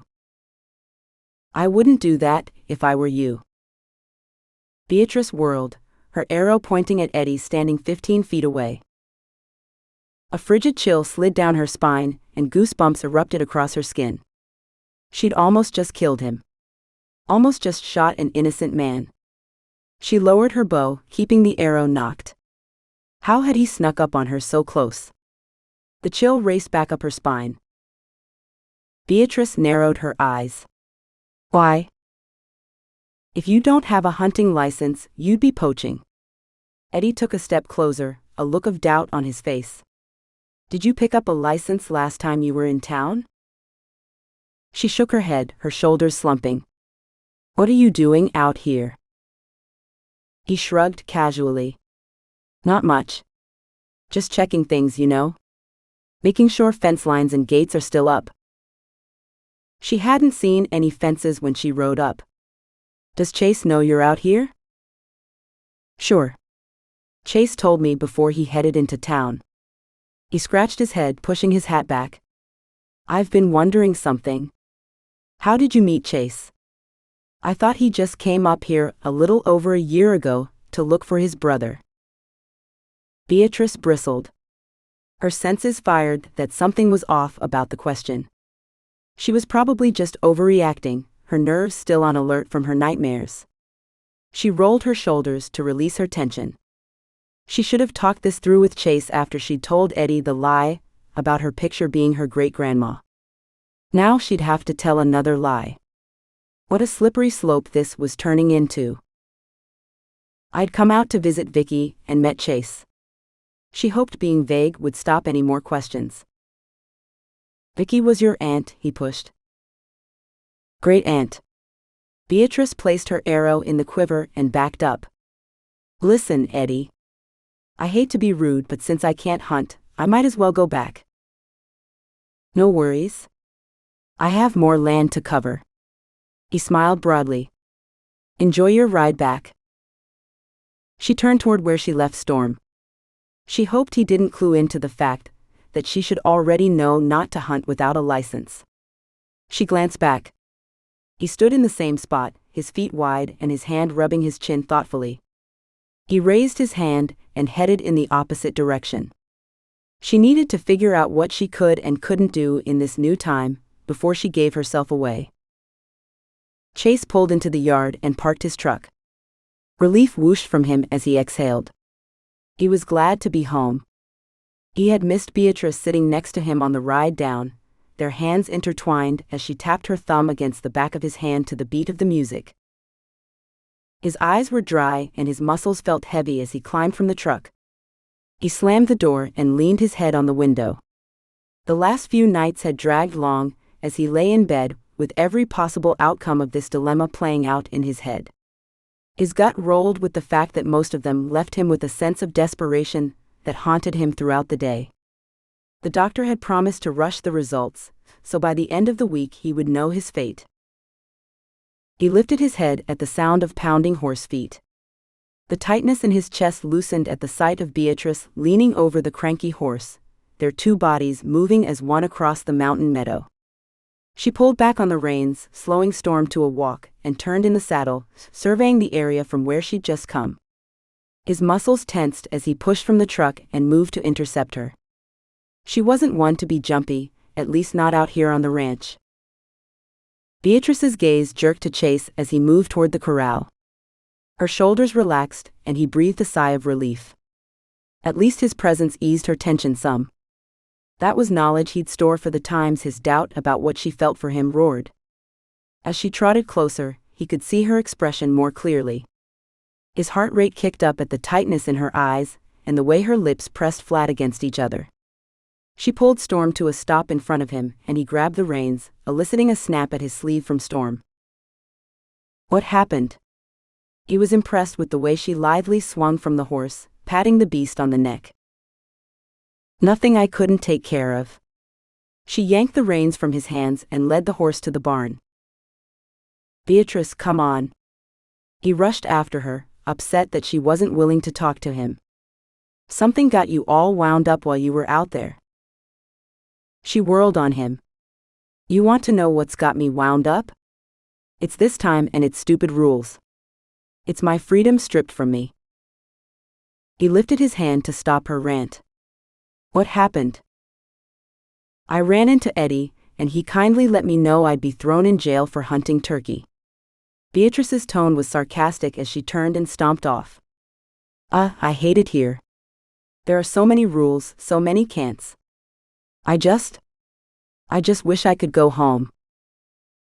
Her words faded at the end, but he heard them. They pounded alarm straight to his heart. Couldn't she catch a break? It seemed as soon as she got her feet under her, something yanked her back off balance.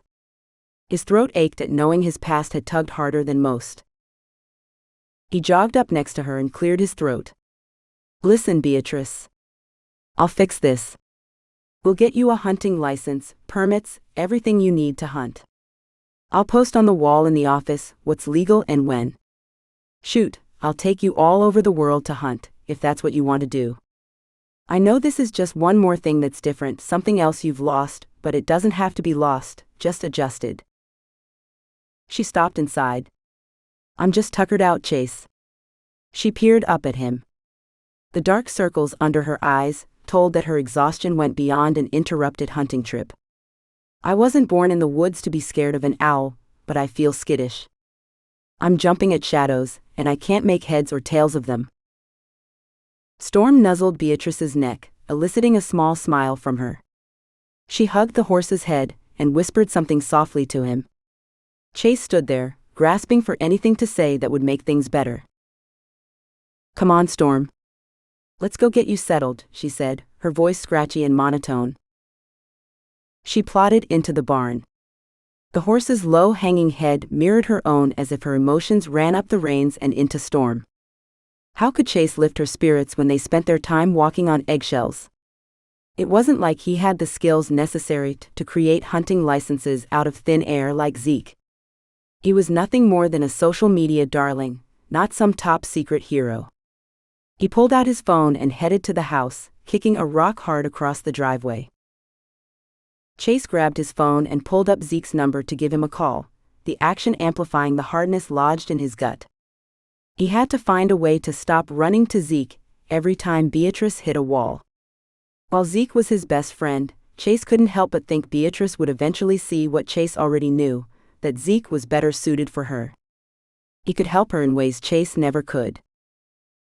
There shouldn't be any more reasons to need Zeke's help, at least not right away.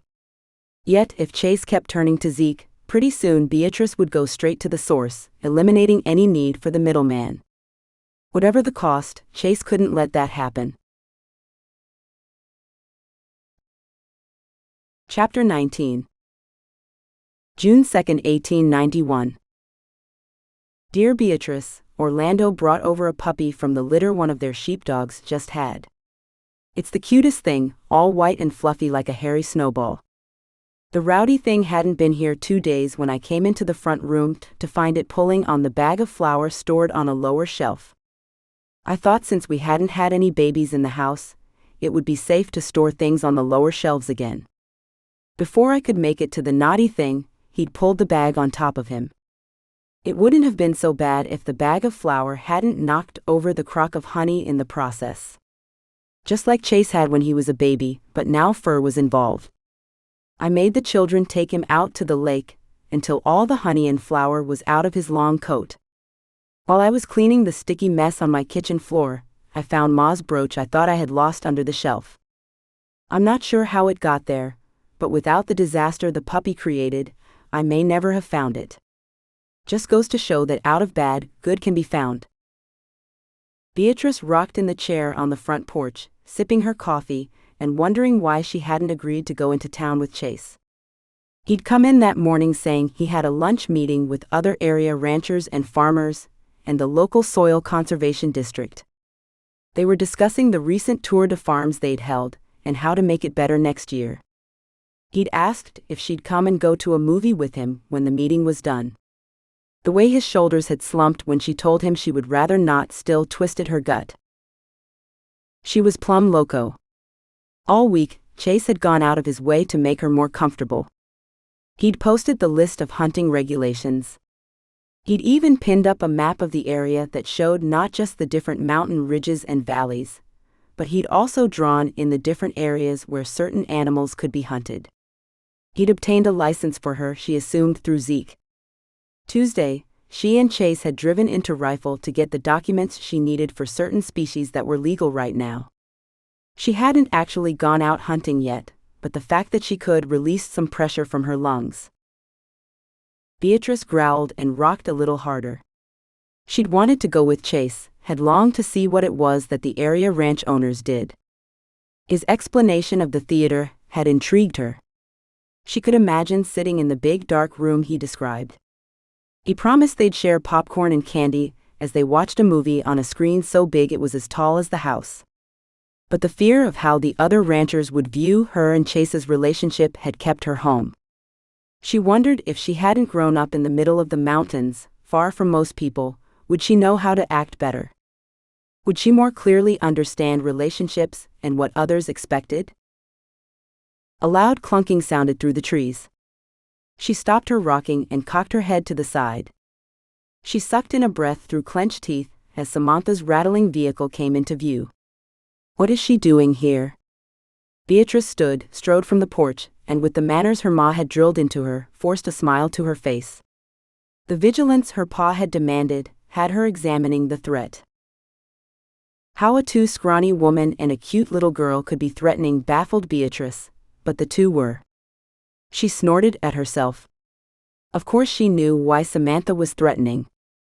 It was her flawless skin and confident air, though as Beatrice scrutinized her she appeared wrung out, her mouth tight and her shoulders slightly dipped. Maybe Beatrice wasn't the only one who got the little end of the horn. I'm sorry, but Chase isn't here. Beatrice approached the two. Samantha's smile wavered slightly as she glanced down at Evangeline. Oh, okay. I should have called, but well? Evangeline hasn't stopped talking about the horses since Friday. When my boss sent me home because he overscheduled servers, I kind of jumped on the chance to bring her up. Miss Beatrice, can I please see the horses, please? Evangeline pressed her chubby little hands together and held them up to her lips. Beatrice tapped her index finger to her chin, the eagerness in Evangeline's expression melting her hesitance. I think we might be able to do better than just see the horses. She paused, drawing the anticipation out. When Evangeline bounced on her toes in a little dance, Beatrice bent down to be at eye level with the darling. What if you ride a horse? Evangeline's scream of glee almost hid the sharp inhale of breath from Samantha. Evangeline grabbed Beatrice's hand and pulled her toward the barn. Beatrice pressed her lips flat to keep from laughing as Samantha sputtered behind her. Are you sure? I think petting a horse would be just fine, Samantha questioned as she caught up. She'll be fine. I was riding when I was knee-high to a grasshopper, Beatrice said. 10 minutes and a million questions later, Beatrice and Samantha leaned on the corral fence while Vern led Evangeline around on the slowest horse Beatrice had ever seen. Evangeline's smile beamed so bright one could probably see it all the way over at Pikes Peak. Tears burned Beatrice's eyes at the sweet picture, and she knew she couldn't resent Chase having a daughter as precious as Evangeline. Samantha cleared her throat. Thank you for this. Her voice cracked as she continued. I know you have reason to hate us. I could tell on Friday how much you mean to Chase, and how much of a shock this was. Samantha took a deep, pained breath and closed her eyes. The truth is, I was kind of desperate. I needed to leave where we were living, and Colorado seemed like a nice enough place. I wasn't planning on contacting Chase. Evangeline and I have been doing fine on our own. Why did you then? Beatrice asked, the vulnerability written on Samantha's face a reflection of how Beatrice felt. Samantha picked at a splintered piece of wood on the railing. After we got here, I couldn't seem to find a job. I had enough money for our first month's rent, some gas and food, but when I didn't get any calls back, I panicked. Samantha laughed, a quiet, humorless sound. Ironic how when I finally swallowed my pride and approached Chase, I had a message waiting for me with a job offer. If I would have waited just a half a day longer, the two of us could have kept operating like we have, without depending on anyone but ourselves. Beatrice's jealousy faded as she recognized a kindred soul. They may have been born over 150 years apart, but the same independent spirit seemed to fuel them. She suddenly wished there wasn't awkwardness between them, that she and Samantha could somehow become friends. Still, a question burned in her throat and demanded to be asked. She turned to fully face Samantha, so she could see if Samantha told the truth. If you never intended to contact Chase, why did you move so close? Samantha's head tilted and her eyes filled with tears. It's silly, really. I knew I shouldn't have acted the way I did that night of the party. I was so ashamed of taking advantage of Chase's grief the way I did. I avoided anywhere I might see him for a week. The next weekend I heard that he had left, dropped out of school to follow his dream or whatever. I realized then what I'd done. Chase had been the only true friend I had since my mom's death, and with him leaving school, I was suddenly alone again. A few weeks later, I ended up pregnant. My ex-boyfriend laughed in my face, told me if I was stupid enough to get pregnant, I could take care of the brat myself. So Evangeline really might not be Chase's? Beatrice was suddenly sad with the prospect. No, she might not. Samantha wiped her cheek. I moved here because I missed my best friend. He was like the brother I never had. An incredibly hot brother, but a brother just the same. Samantha breathed in sharply, a sob shuddering on her inhale. I was so stupid. I was heartbroken, and in my anger I ruined something special. Why'd you wait 4 years to tell Chase? The questions seemed to emerge from Beatrice's mouth on their own. If she is Chase's, he's going to be upset about all he's missed of her life already. I didn't want to ruin Chase's life like I'd ruined our friendship. He had something good going for him, an exciting life a baby would have squashed. I didn't dare be even more selfish than I already had been. Besides, it was my stupidity that got me in this position, so I was determined to be the one who took care of it. I guess I can understand that. Samantha turned to Beatrice and placed a hand on her arm. I have no intention of having a relationship with Chase beyond friendship, Beatrice. If Evangeline is Chase's, I hope we can come up with an arrangement that will be good for all of us. Beatrice covered Samantha's hand with her own. I'd like that. I'd also like it if we might be able to be friends. I really only have 3, and they're all men. It'd be nice to have a friend who wasn't. Samantha's chin quivered as she smiled. I'd like that a lot. Mommy, look. I'm a real cowgirl, Evangeline shouted as she whipped the reins. Vern's fuzzy mustache twitched upward as he shook his head, and Blue yipped happily at the girl's exuberance. Samantha clapped and laughed. Heat radiated from Beatrice's chest. She might not have appreciated the intrusion this little family had created between her and Chase, but maybe their arrival was more a blessing than the curse she believed it to be. Chase drove up the mountain to the ranch, the trip seeming to take forever, just like the rest of the morning. Normally he loved this drive with the scenery changing from sagebrush and twisted mesquite to towering pine and stately aspen. The different tones of gold, red and orange usually built his excitement for the winter sports that were just around the corner. Now they just reminded him of his dreams shriveling and twirling away. Geez, Bennett, dramatic much? He shook his shoulders, trying to force the tension off. His dreams would only shrivel and die if he didn't find some courage and push forward. If only the doctor would call with the results of the test, he could figure out how to move on. He felt stuck in a holding pattern that had his teeth gritting and mind whirling. If he kept up this woe-is-me attitude, Beatrice was bound to move on and move out. People of her time probably didn't have much need for sniveling whiners. His phone rang and he glanced at the screen and groaned. Hey Pete. What's up? Chase man, what's the deal?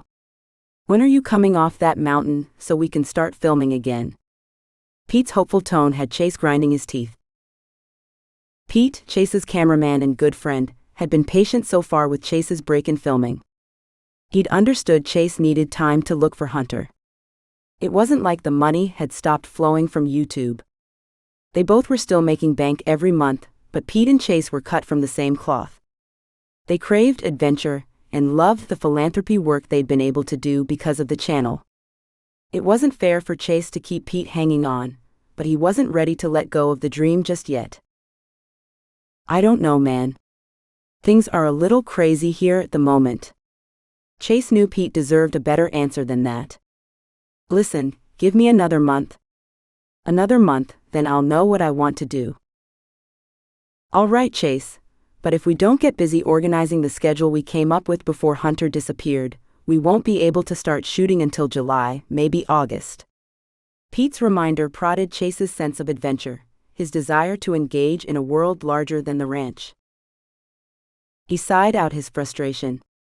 Yeah. I understand. I'll call you. Chase hung up as he pulled into the drive and parked the truck. Eddie worked in the holding pen, raking up the mess the sheep had left while waiting to be transferred. Just another situation to pull at his conscience. He felt a little guilty about making the last job Eddie did such a nasty one. He had decided as soon as Eddie finished cleaning the holding pen, Chase was letting him go for the winter.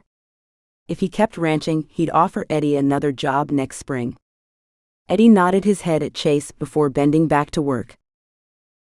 Chase headed to the house, intent on finding Beatrice and joining her in whatever she was doing. Silence welcomed him as he tossed his coat and cowboy hat on the antlers hung on the wall. He glanced in the mirror over the side table, feeling like an idiot as he straightened his hat-rimmed hair. Soft laughter sounded down the hall, drawing him like a bear to honey. He paused as he approached the office door, a one-sided conversation floating to his ears. Beatrice sighed heavily. Zeke, I don't know. I just keep coming up empty. I've searched again and again and can't find hide nor hair of hope. He leaned quietly against the hall wall. He'd been so hopeful this morning when he'd come to the house for breakfast. He thought for sure she'd be interested in meeting other ranchers, or at the very least going to the movies. Her face had momentarily lit up when he'd asked, only to shudder blank. The soft, "no thank you," had lingered in the pit of his stomach all morning, distracting him at the meeting and stealing his appetite. Her laughter rolled into the hall. "No, I don't think it's because I don't know what I'm doing." "Well, I guess it could be, but either way I need your help." There it was. She had finally realized she didn't need Chase. In fact, her teasing voice and quick wit had dried up around him in the last week. "Thanks, Zeke. You're so kind." Was that flirting he heard in her voice? "Do you think you can dig deeper, or do you know anyone who can?" He wished he could peek around the corner. What he really should do was leave, but his feet didn't seem to want to cooperate. His head just wasn't in the mood to force them to walk. "Yeah? That would be wonderful. I really appreciate it." Chase's heart sank at her words. Sure, Zeke could help her. He was ex-super soldier, for goodness sake. "Of course, I'd enjoy meeting you for coffee. I can finally see why everyone loves these fancy things you all are intent on drinking." Chase's heart ground to a stop, then raced off in a pounding speed he was sure she could hear on the other side of the wall. This was what eavesdropping got you, a first-hand witness to the love of your life agreeing to go on a date with another guy. A guy you considered a good friend at that. He quietly retraced his steps back down the hall. If he heard any more, he might vomit on the floor. He'd blown it, well and truly exploded his chances with Beatrice to smithereens. He didn't really blame her. Zeke was an awesome guy. Chase knew he couldn't compete, but he also knew he'd regret not fighting for Beatrice even more than his night of shame. He stalked out the back door and slumped into the porch swing. He had to do something to convince her he deserved a chance. He'd changed since college, tried to follow God as best he could. Sure, he wasn't perfect, but he wasn't chopped liver either. He'd capitalized on the YouTube scene, making a ridiculous amount of money with his channel. He helped people in need, making sure a large chunk of his profit went to support different organizations that spread God's word by bringing aid to those in dire circumstances. The wall his past had built between him and Beatrice might take a wrecking ball to knock down, but as long as she was here, he was going to take advantage of every opportunity he could get to tumble it down. He couldn't let his fear of not measuring up to Hunter's perfection hold him back anymore. He had to gather up his courage and step out in faith. God hadn't brought Beatrice here to him, only to rip her away. If he wanted her to stay, he had to prove why she should not sit idly by. Chase had seen interest in her eyes that morning. Fine, if she didn't want to venture to town with him, he'd have to bring the experience to her. As a plan formed in his mind, he exhaled, looking up to the sky and thanking the Lord for the divine inspiration. Chapter 20. August 30th, 1897. Dear Beatrice, I finally got Hunter to go down to Yampa Springs. My bones were needing a good soak before winter, and Samara keeps talking about how much it's changed. I tell you what, you wouldn't even recognize it now. We stayed in this fancy lodging called the Hotel Colorado. They have built a swimming pool that is fed by the hot springs. It has a slide that is so long, I had to close my eyes when the children went down it. They would be upset at me, especially the boys, if they knew I still considered them children. They are such fine young men, big and strong like their pa, but they will always be children to me. We had such a splendid time and ate the most amazing food. I don't think it will be so hard to get Hunter to come down again next autumn. Zeke's deep chuckle rumbled through the phone and into Beatrice's ear. You know, the coffees really aren't that fancy. It's basically coffee with warm milk and chocolate or something thrown in. Beatrice's face scrunched up. Warm milk? That doesn't sound so good. Oh, it's not bad, but I still like my coffee black. Now a good chai tea with frothed coconut milk and a bit of honey, that is fancy. The Canary Cafe on Grand makes a great chai. Plus they have killer red beans and rice that would rival my grandma's back in Louisiana. I wonder if that's where Samantha works. Samantha, as in the woman who is trying to ruin Chase's life, Samantha? Zeke's tone turned a bit angry. Yes. That would be her. Though, I don't think she's trying to ruin his life. Something happened to force her to come out here. I honestly don't think she would have contacted Chase if it wasn't a necessity. Beatrice couldn't help defending her new friend.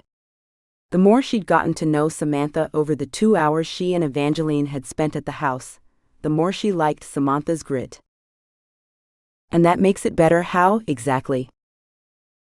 She's done fine raising Evangeline so far.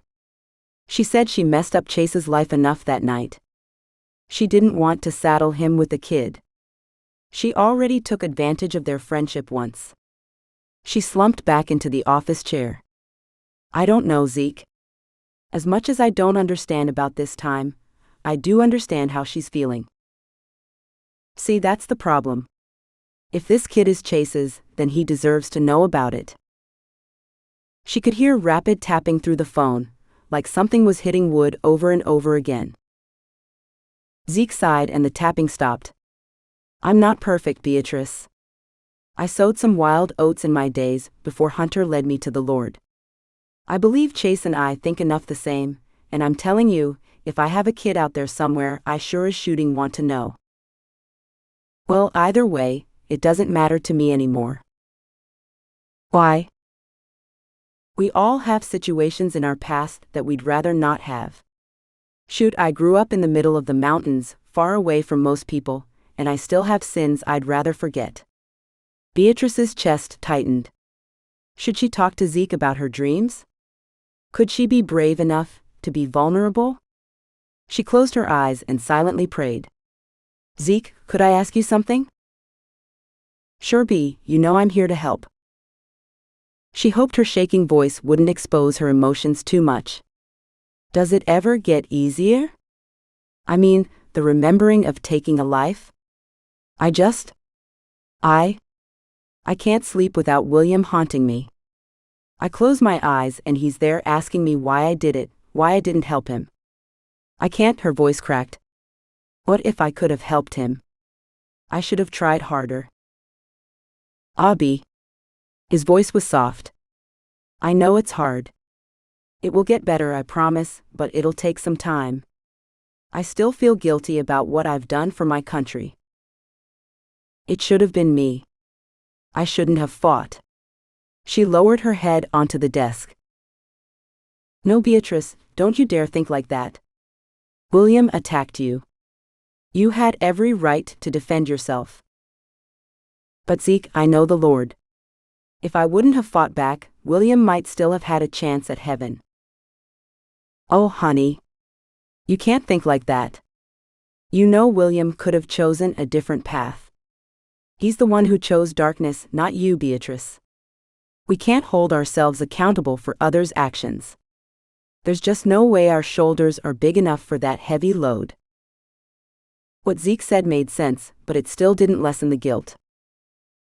I just feel so bad, she whispered. Listen, I have a friend who helps soldiers work through this kind of stuff. She helped me a ton, so I think she can help you. I'm going to call her and see if she can talk with you over the phone. His voice held the calm she'd come accustomed to, the calm that infused into her own soul. In the meantime, I'll see what I can find out about Hope. Okay. Thanks, Zeke. Call me if you need me. Anytime, B. I will. Good. Talk to you soon. Beatrice tapped the end button and cradled the phone in her hands. She was thankful that out of all the people in the world, Zeke was one she could call a friend. In a lot of ways, he reminded her of her pa, bigger than life, yet easy to talk to. If she hadn't already set her cap for Chase, she could easily consider a courtship with Zeke. Yet, if she didn't get over her insecurities, that cap for Chase might just get knocked off permanently, blowing away in the autumn wind. The Alfredo was almost done, and the salad chilled in the fridge. Chase was just putting the French bread into the oven to toast when Beatrice sauntered in, sniffing dramatically. She stepped up beside him and stirred the pasta. This looks incredible, Chase. She turned her smile on him, stopping his heart in his chest. His heart jump-started and jackhammered like those cartoons he grew up with. Would she make another excuse? Come on, Bennett. You've got this. He lifted one side of his mouth. Well, since you couldn't come to town with me today, I brought town to you. She leaned back on the counter and furrowed her forehead. What do you mean? Well, dinner might not be as good as Sammy's Steakhouse, and the movie won't be as big. He shrugged. Movie? I thought after dinner we could watch a movie outside. I'll build a fire in the pit and project a movie onto the side of the house. He prayed she wouldn't retreat to her room or worse, laugh at him. She rubbed her neck and her hand shook slightly. She swallowed. You did all this for me? Even after I didn't go with you today? Her voice held such vulnerability, he wanted to cross the few feet that separated them and pull her close.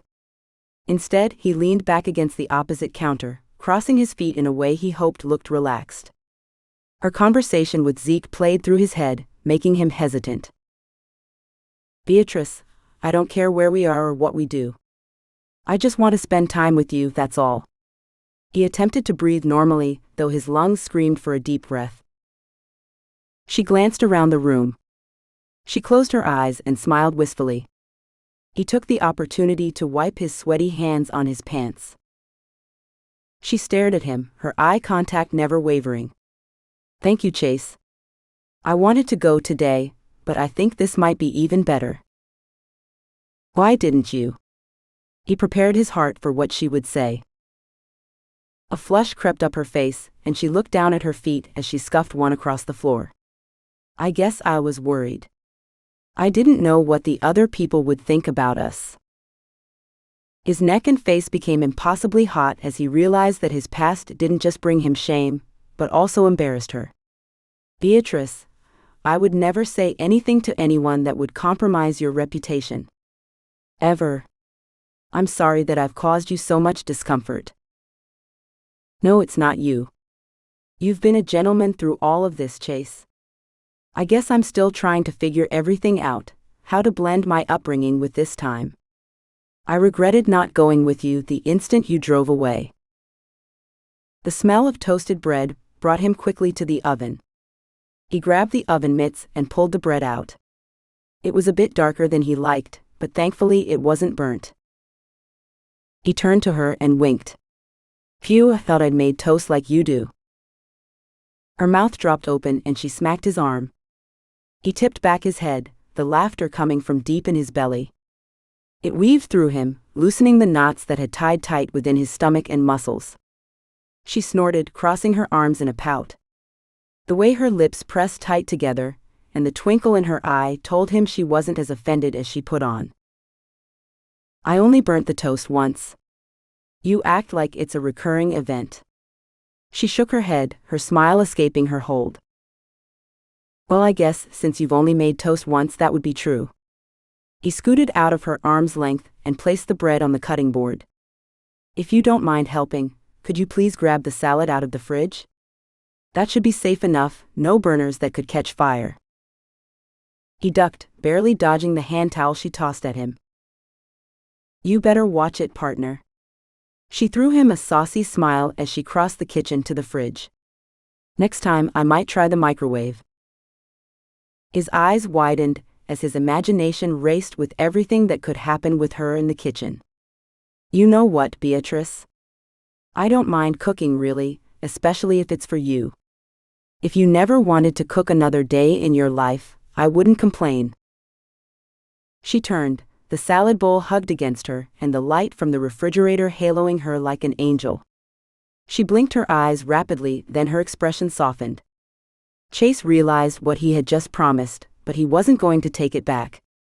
He'd leave the comment out there for her to mull on. He had a night to remember to orchestrate. If everything went as planned, he'd have a chance another day to declare his intentions formally. The silence of the house didn't bother Beatrice that night like it had the other nights since Chase had started staying in the bunkhouse. Of course, that might be due to the fact that she was snuggled deep into Chase's bed, his scent quieting the images that haunted her at night. She had come down here 2 nights earlier, escaping the dreams that frightened her awake.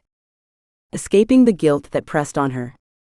She hadn't planned on staying in his room, but it was like her heart had led her feet in here. The instant she had stepped in the doorway, her galloping pulse had slowed. She'd climbed into the bed and wrapped herself in the sheets that smelled of him. She had woken up the next morning not remembering falling asleep, a deep sleep without the terror of memories. She'd quickly remade the bed and rushed upstairs before he came in from the bunkhouse for breakfast. Since that night, when she knew he wouldn't be returning, she ventured downstairs instead of sleeping in her own room. Tonight, it wasn't nightmares keeping her up into the early morning hours. The night Chase had planned played out through her mind, banishing sleep off into the mountains in the distance. They had talked about his meeting over the delicious and creamy dinner. She remembered having similar food when her family would travel to visit her ma's father, but it had been a long time since she'd had something so rich and decadent. As Chase had told her about the event the meeting was for, the more she had regretted not going. It intrigued her that local farmers and ranchers wanted to help others understand the importance of sustainable ranching and agriculture. A sense of satisfaction had settled over her knowing that Orlando's dream of families thriving through sheep ranching had become a reality. She shouldn't be surprised. Orlando always thought every situation and variance through to the minutest detail, well, that is, except for Samara. That little filly had caused Orlando's world to spin. Beatrice snorted and pulled the sheets more tightly around her, rolling over to try a different position. She chuckled at the memory of the movie Chase had. She searched for the word he had used. Not protected, projected. Yes, projected onto the house. She smiled smugly at herself. Her brain was almost full to bursting with all these new words and ideas, but somehow, by the grace of God, the information didn't seem to be pouring right out through her ears. He had built a low fire in the backyard and brought blankets out from the house to wrap in while they lounged in the lawn chairs. The movie wasn't as big as it would have been in town, but the hilarious situations still had her sides hurting with laughter. When she had wondered why the movie looked so different from what they had watched at other times, Chase had explained that the long trailer was an old show made in the 50s. Maybe it was the fact that she was born 100 years before the movie was made, but the slow pace and the simple details had been easier for her to follow than the movies Chase said were newer. She might have to start with the older movies, or classics as he called them, and work her way up. However, she might miss the way the newer ones made her heart race with anticipation. She rolled over to her other side, wondering if she'd ever get to sleep, but the memories kept her wide awake. Her favorite part of the night had been the gooey dessert, called s'mores, that he had made. She'd eaten 3 and almost made herself sick. Warmth pooled into her stomach as she thought about how he had stared at her lips with heat in his eyes. When he had leaned closer, she'd almost thrown herself into his arms. She was glad she hadn't, when all he had done was wipe some marshmallow from her lip. Heat exploded from her gut and raced up her neck and face. She flopped onto her back with a huff. Oh, how she'd wanted him to kiss her. A creak in the house jolted her upright. She slowed her heart and honed in on the sounds of the night. A breeze blew the trees growing next to the house, occasionally scraping the walls. The house must be settling is all. It often creaked and moaned at night like it couldn't get comfortable either. She shook her head at herself and lay back down. Another muffled sound sat her right back up. That didn't sound like the shifting of walls and flooring, but more like the footstep of a person. She untangled herself from the sheets and silently stood from the bed, grabbing her holster from the side table. With a whisper of steel on leather, she slid the gun Chase had bought her out of the holster and moved to the bedroom door. Turning the knob as slow as she could, she cringed and froze when the hinges squealed. She squeezed through the small space she'd opened and slipped down the hall. She remained in the shadows of the hallway and scanned the living room, waiting for what seemed like hours. One had to be patient when hunting, whether it was animals or unexpected creaks in the night. She straightened, and her lips twitched as another noise sounded upstairs. She'd found her prey. Her fingers turned to ice at the almost silent sound of movement above her. Gliding through the living room and to the base of the stairs on noiseless feet, she contemplated what or who could be in the house. She stood still and took a deep breath. If she didn't get herself under control, she wouldn't be able to hear with her heart drumming in her chest. Once she had calmed herself, she carefully climbed the stairs, making sure to skip the ones that creaked. She paused at the top, listening for signs of the intruder. A faint shuffle and click came from the direction of her room. Maybe she should have texted Chase to come help her search. What a ridiculous thought. She'd always taken care of problems herself. She didn't need Chase or anyone for that matter to search for random noises. Though she had to admit, it'd be mighty nice having someone to watch her back. Heart in her throat, she eased to the open doorway, the small gun in her hand pointed to the floor. Nothing moved or appeared out of place from the angle she could see. Taking a silent, deep breath, she eased into her room and swung her attention into the rest of the space. Still nothing moved. She ghosted forward to check on the opposite side of the bed. Empty. Could the click have been the balcony door? Beatrice stalked to the door, pushing the curtains aside just enough to peer out. She inwardly growled at the moonless night. While it had been helpful when they watched the movie, the deep darkness covered the yard with insidious shadows. Was that movement dashing from the house to the trees? A rustling in the closet wheeled her from the window. Her heart beating so rapidly she knew it couldn't be healthy, she inched her way to the closet door that stood slightly open. Hadn't she closed that all the way? A loud meow startled her as the tabby barn cat Whiskers skulked from her closet. Her knees buckled so fast she would have landed on her rump if she hadn't stumbled backwards to the bed. She laid her gun next to her and with trembling hands, reached for the ornery cat. How in the world did you get in here? She rubbed her fingers behind the cat's ears, eliciting a loud purr from the beast. She chuckled weakly, forcing the tension from her muscles.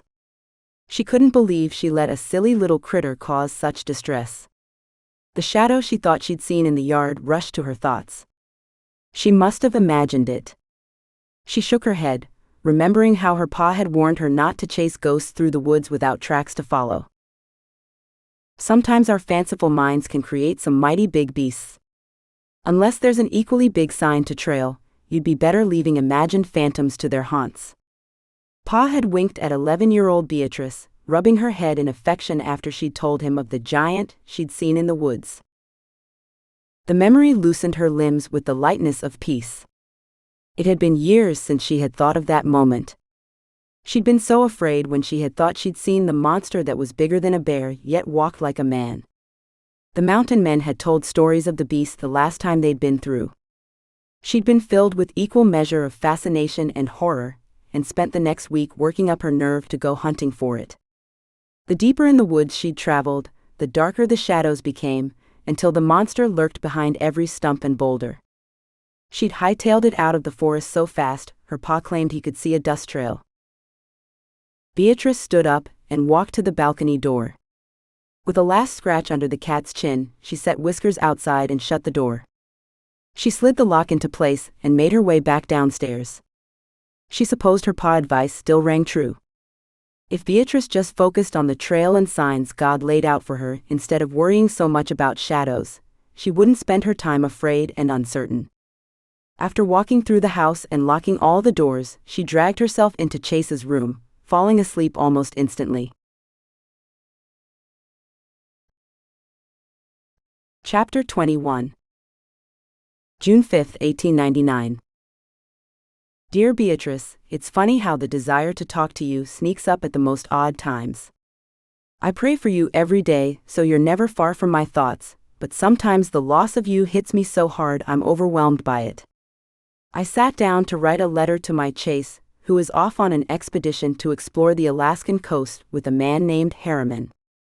When I wrote the date, I realized that come September you will have been gone 20 years. How could 20 years go by so quickly, yet seem like an eternity? I've decided that the good Lord is right in saying that our life is but a vapor. It passes much too quickly for us to dwell on the things we can't change. If I might be so bold as to give you some sisterly advice, don't squander time wherever you found yourself. Embrace all God has for you with open arms. Life passes much too quickly not to. A knock banged on the front door, and Beatrice bolted out of bed. She peered at the clock and sucked in a shocked breath. How had she slept to 7? She hastily made the bed and rushed down the hall as another knock tapped on the door. When she passed the mirror hanging on the wall in the entrance, she squeaked and attempted to smooth out her hair as she went the rest of the way to the door. She clicked the bolt and threw the door open. Chase turned where he descended the stairs, his forehead furrowed. "Are you okay?" He quickly climbed the porch steps, stopping right before her. His hand lifted slightly, then clenched at his side. Heat rose to her cheeks as she looked down and scuffed her toe on the wood. "Yes, I'm fine. I just overslept is all." His mouth turned up slightly on one side. He lifted the hand he had clenched and tucked her wild hair behind her ear. Why was the door locked? Whiskers somehow got into the house last night. She crossed her arms and pulled at the collar of her nightgown. "I guess I just was a little, what do you say, freaked out." "It was nothing, really." "How did that cat get into the house?" "I swear he's part Houdini." "What's a Houdini?" She backed into the house to let him in. Houdini was an illusionist. He was known for escaping impossible situations like being wrapped in chains and dropped in a tank full of water. Chase pulled his jacket off, drawing Beatrice's attention to his shoulders as they stretched his shirt tight. He caught her staring, his head tilting to the side. She backed up fast as her ears turned hot. "I'm just going to go get dressed." She wheeled around and raced up the stairs. His chuckle followed her up. "I'll get us some breakfast." She escaped to her room and leaned against the closed door. She slapped her hands on her face and dragged them down her neck, clutching the collar of her nightgown and fanning her body with the fabric. First, she spent all night fantasizing about Chase when she should have been sleeping. Now she couldn't stop staring when the man simply took off his jacket. She was plumb loco and being a ninny. She couldn't spend all her time daydreaming and gawking like those silly women in her dime novels. She pushed off of the door and got ready as quickly as she could. Stomping into the kitchen, determined not to make a fool of herself, she stopped short at the sight of Chase whistling while he stood in front of some new contraption. How many inventions did one need to cook a meal? She shook her head at the excessiveness of this time. The shiny silver box steamed out the sides as he reached over to move the food that sizzled in the pan. Sage and savory meat wafted to her. Her stomach growled so loud it felt like a bunch of rocks ground together. His whistle faded, and he peeked over his shoulder, his dimples out in full force. "Hungry?" His voice held laughter in it as he motioned toward the icebox, no fridge. "Can you grab the juice, and I'll get this on the table." She stuck her tongue out at him and crossed the kitchen. "What's on the menu this morning?" "Waffles and sausage." He grabbed the pot holder and moved the sizzling pan to the table. Her stomach roared again. She looked at him, her eyebrows rising to her hairline. They both burst out laughing. "We better get you some food before that bear you have hiding in your pocket decides to attack." He pulled out the chair for her and took the juice from her hands. "My lady, your table awaits." She snorted as she sat down. The table was set with a steaming cup of coffee in front of her. A fruit salad beckoned her from a bowl, so she snuck a strawberry when he turned his back to the beeping invention. "So what exactly is a waffle?" "They've been mentioned in different books I've read, but I've never actually seen one." Chase brought a plate over, setting it in front of her with a flourish. "That is a waffle. Basically a pancake, but instead of cooking it on the griddle, you cook them between two heat plates. It makes them crunchy on the outside, not to mention the little squares that hold syrup perfectly." Speaking of which, he whirled to the microwave and pulled out a small glass pitcher. "Warm maple syrup." She took in the feast before her. The bright reds, purples and yellows of the fruit, and the variety of scents overwhelmed her. Their breakfasts back home had always been filling but simple. Hot cakes, eggs, and sometimes gravy with biscuits normally broke their fast. The mostly monotone meals hadn't filled her with anticipation like the one before her. "Do you want to pray, or do you want me to?" He had sat with his own plate while she'd been busy salivating over the meal. "I'll pray." She bowed her head. "Thank you, Lord, for Chase and his willingness to feed me. Thank you for the many colors dancing before my eyes." And she cleared the emotion that clogged her throat. "Thank you for bringing me here. Amen." He leaned toward her, his elbows on the table. His mouth opened when his phone rang. He slumped back and pulled his phone from his pocket. Inwardly praising God for the well-timed interruption that kept her from his questions, she ducked her head and dug into her food. "Hello. This is Chase." He sat up and peered intently at her. "Are you sure?" He slumped back in his chair and rotated his plate back and forth. "Okay. Thanks for calling.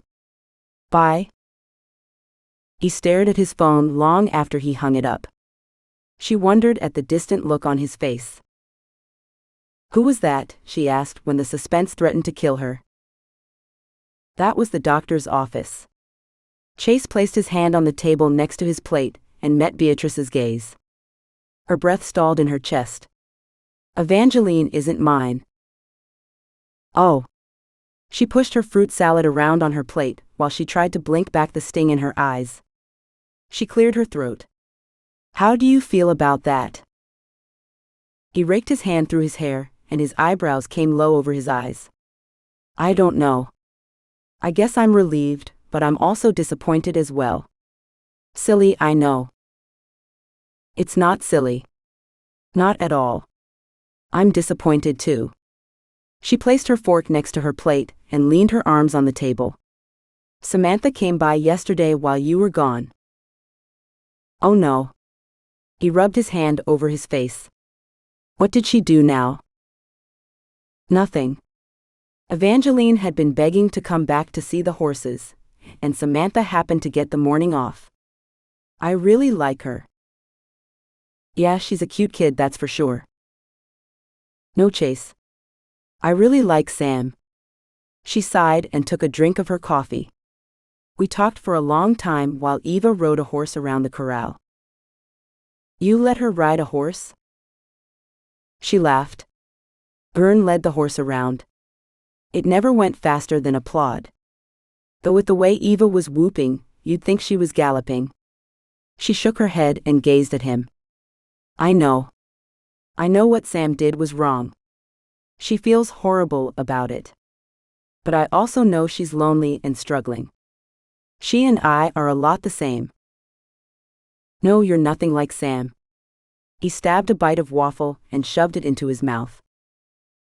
"Probably, in most ways at least." She shrugged. "But we are both stubborn and determined to do things our way, even if it's to our detriment." She softened her voice to almost a whisper. "We've both been lonely, though we aren't alone." She shook off her melancholy and took a deep breath. "I'd like to have a friendship with Sam, but I also understand you might not. We'll figure out a way that won't be too awkward for you."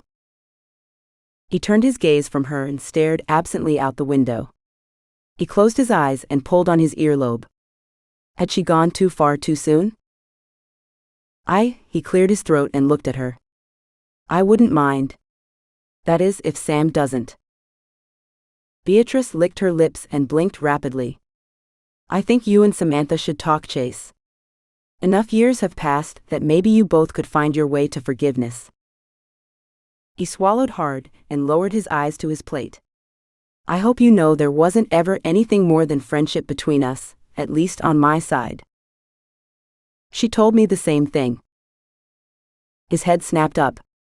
"She said that?" She nodded. "She also told me she really made an almighty big mess, and that she lost the only family she had when she used you like she did." He rubbed his hand over his heart. His eyes shone bright and his jaw clenched. She prayed he'd find truth in her words. He cleared his throat. "I think you're probably right. I should give her a call, see if she wants to talk. His eyes met hers across the table. What happens now? The directness of his question and the intent in his gaze brought warmth rising up her neck. She held in a smile and cut a piece of her waffle. She took a bite and held his gaze as she chewed. What happens now? She repeated his question, getting a nod in return. As soon as I finish this delicious breakfast, I plan on rustling us up a turkey. She speared another piece of waffle. Care to join me? Beatrice slid the sugary bite into her mouth, licking the syrup off her lips. Chase's gaze followed the motion. Absolutely. His husky voice kicked up butterflies in her belly. She forced herself to take another bite, though she wanted to declare herself full and get going. Hunting had always brought her pleasure. The idea of hunting with Chase left her breathless, yet brimming with excess energy. Something had changed in him, even before the phone call had come in, like he'd got some wild hankering and wasn't gonna let loose. That was all fine and dandy.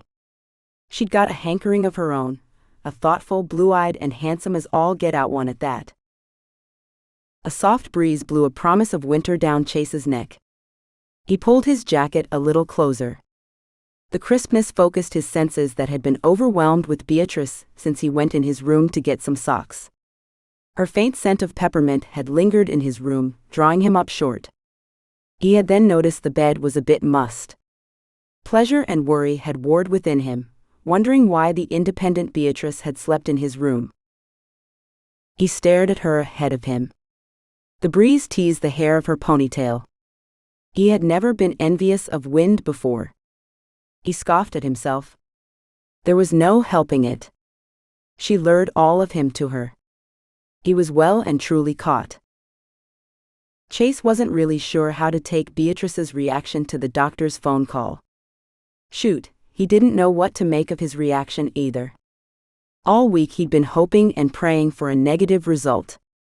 He and Beatrice could move on, and he could try and forget Samantha ever existed.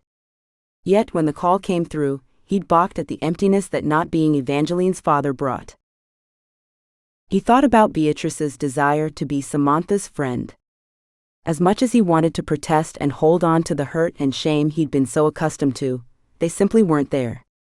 He lifted his eyes to the bright blue sky, and thanked God again for the forgiveness coursing through him where hurt and hate once lived. Forgiveness for Samantha. Forgiveness for himself. Beatrice pulled Storm to a stop at the edge of an aspen grove, and motioned Chase up next to her. He moved up, leading his horse as close to hers as he could. She glanced at their legs that practically touched, then lifted her beautiful green eyes to him. They held a sparkle of amusement, which pulled his mouth up at the corner. He stifled the smile, and attempted to appear serious. So mighty huntress, what now? She snorted and rolled her eyes. Now we take a hike. The turkeys won't stick around with the horses stomping close. After dismounting and tying their horses to the trees, he followed her through the woods, attempting to mimic everything she did. He'd been following her a lot today. Normally that would bother him. He'd always been the one wanting to blaze the trail, push the limits. Yet he realized when it came to Beatrice, he'd let her lead wherever she wanted to take him, be it hunting or into forever. An odd barking noise startled him from his thoughts. Beatrice froze, so he slinked up next to her. Wanting an excuse to get close, he leaned in and whispered in her ear. What is that? She shivered but kept her focus on the woods.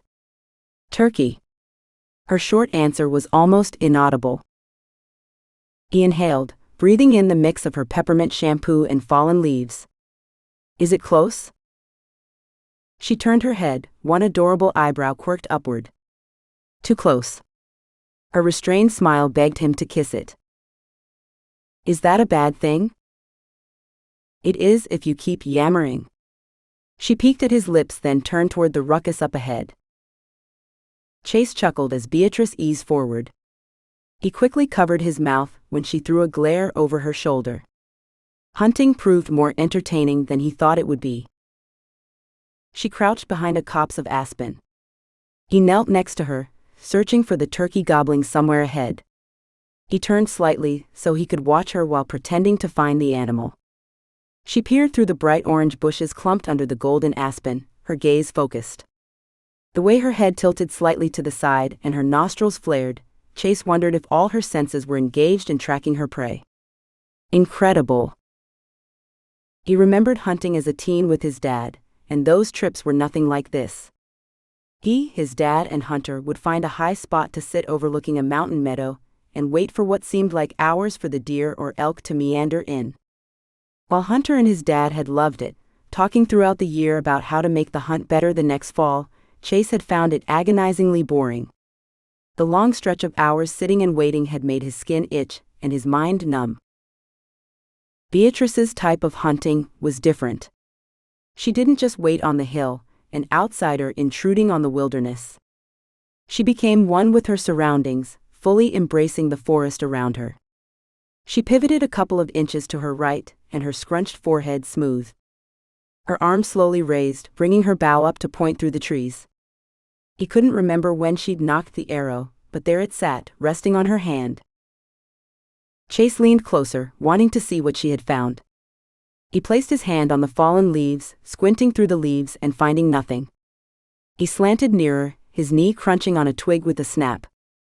The sudden appearance of a turkey head on the other side of the bush, and the whoosh and twang of an arrow flying startled him. His hand slipped on the damp leaves, and he tumbled into Beatrice. He twisted as best he could, and they landed with a thump. Beatrice's head lay on his arm, her eyes wide.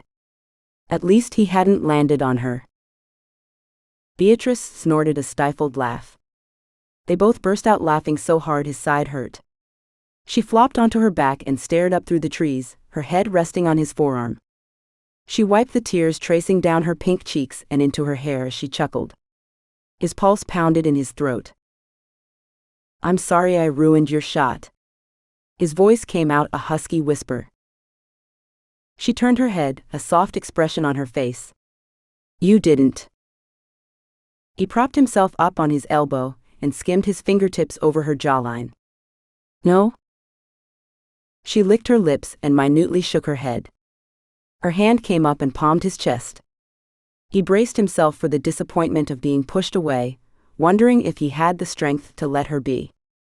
His fingers stroked her jaw one more time, his gaze connecting with hers. "Chase?" The hesitance in her voice had him moving back. He wouldn't rush her, despite his desire to draw her close. Her needs meant more to him than his wants. Her sucked-in breath came a second before her fingers fisted his shirt and pulled him close. She met his lips with an intensity that matched his own. How could his heart not explode when everything he ever desired lay cradled beneath him in the golden bed of leaves? She tasted so sweet he swore her lips still held a hint of syrup. He trailed kisses up her jaw and kissed behind her ear. Her breathing increased with his own. "Beatrice," he whispered in her ear. She kissed his throat where his pulse pounded violently. He moaned and pushed up onto his elbow. He needed to stop, be the man God wanted him to be. She stared at his mouth, her bottom lip pulled between her teeth. He closed his eyes against the tempting sight and inhaled deeply. "Beatrice, everything I've ever wanted, everything I never knew I needed is wrapped up in you." Her eyes met his as she gasped. "I was stuck, lost in the vast wilderness of my solitude, not knowing which way to go. Then God plopped you right down in front of me. The world is now bursting with color, and I'm not lost anymore." Beatrice's eyes filled with unshed tears. She was so beautiful with her crown of aspen leaves and enchanting green eyes that called to him. A tear escaped, and Chase leaned down to capture it with a kiss. "I don't want to half-live my life anymore. I want to embrace all it has to offer, experience every adventure and heartache with you." He kissed her softly on her trembling lips. "Beatrice Thomas, would you do me the honor of becoming my wife?" "Yes." Her voice cracked. "Yes." She threw arms around him and kissed him deeply. Chase pulled her up from the ground and kissed her softly one last time. She smiled shyly up to him as he picked leaves from her hair. Man, how could this amazing woman have just agreed to marry him? He shook his head in awe, bending down to pick up her bow and arrows that he'd caused her to drop. She took the weapon from him and rubbed her hand along the wood. Chase? Yeah? She peered up at him and exhaled a shaky breath. This is going to sound terribly forward of me, but well, do you think we can marry soon? We can marry as soon as you want. I don't think we can get to town in time today, but first thing Monday morning we can go to the county office and get what we need. There might be a waiting period. I've never really researched it before. He was thankful he wouldn't have to wait long. Good, then maybe I can get a good night's sleep. She beamed a smile up at him. I don't sleep well with you not in the house. Chase threw his head back and laughed. That explained her scent in his room. He threaded her fingers through his and pulled her toward where the turkey had been. A sense of excitement filled him, pushing him into action. He couldn't wait to get back to the ranch and figure out what it was going to take to make the most intriguing woman alive his wife. Chapter 22. Hey man. It's January 1st, 1900. Hard to believe that I've been here almost 23 years and that I'll be born in 90 years. Not sure how many people can say something like that. I wonder sometimes how many other people God has moved through time like He has me, Samara and Beatrice. We can't be the only ones, can we? Maybe the others were as hesitant to proclaim the miracle as much as I was. Anyway, I'm excited and a bit anxious about all this country is going to go through, all our children and grandchildren will experience in the next 100 years.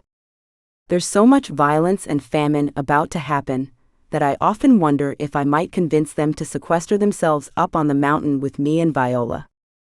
But I also know that through all of that, God provides hope and balance. So many amazing things are about to happen that I can't be worried too much about the negative. Happy New Year, bud, from 1900. Chase's huge grin hadn't left his face on the long ride home or while they butchered the turkey. It stayed plastered there as he and Beatrice researched what they'd have to do to get married, which ended up being surprisingly easy. Thank you, Colorado. His smile might have leaned a bit on the smug side when they had called Zeke to invite him to their wedding on Monday.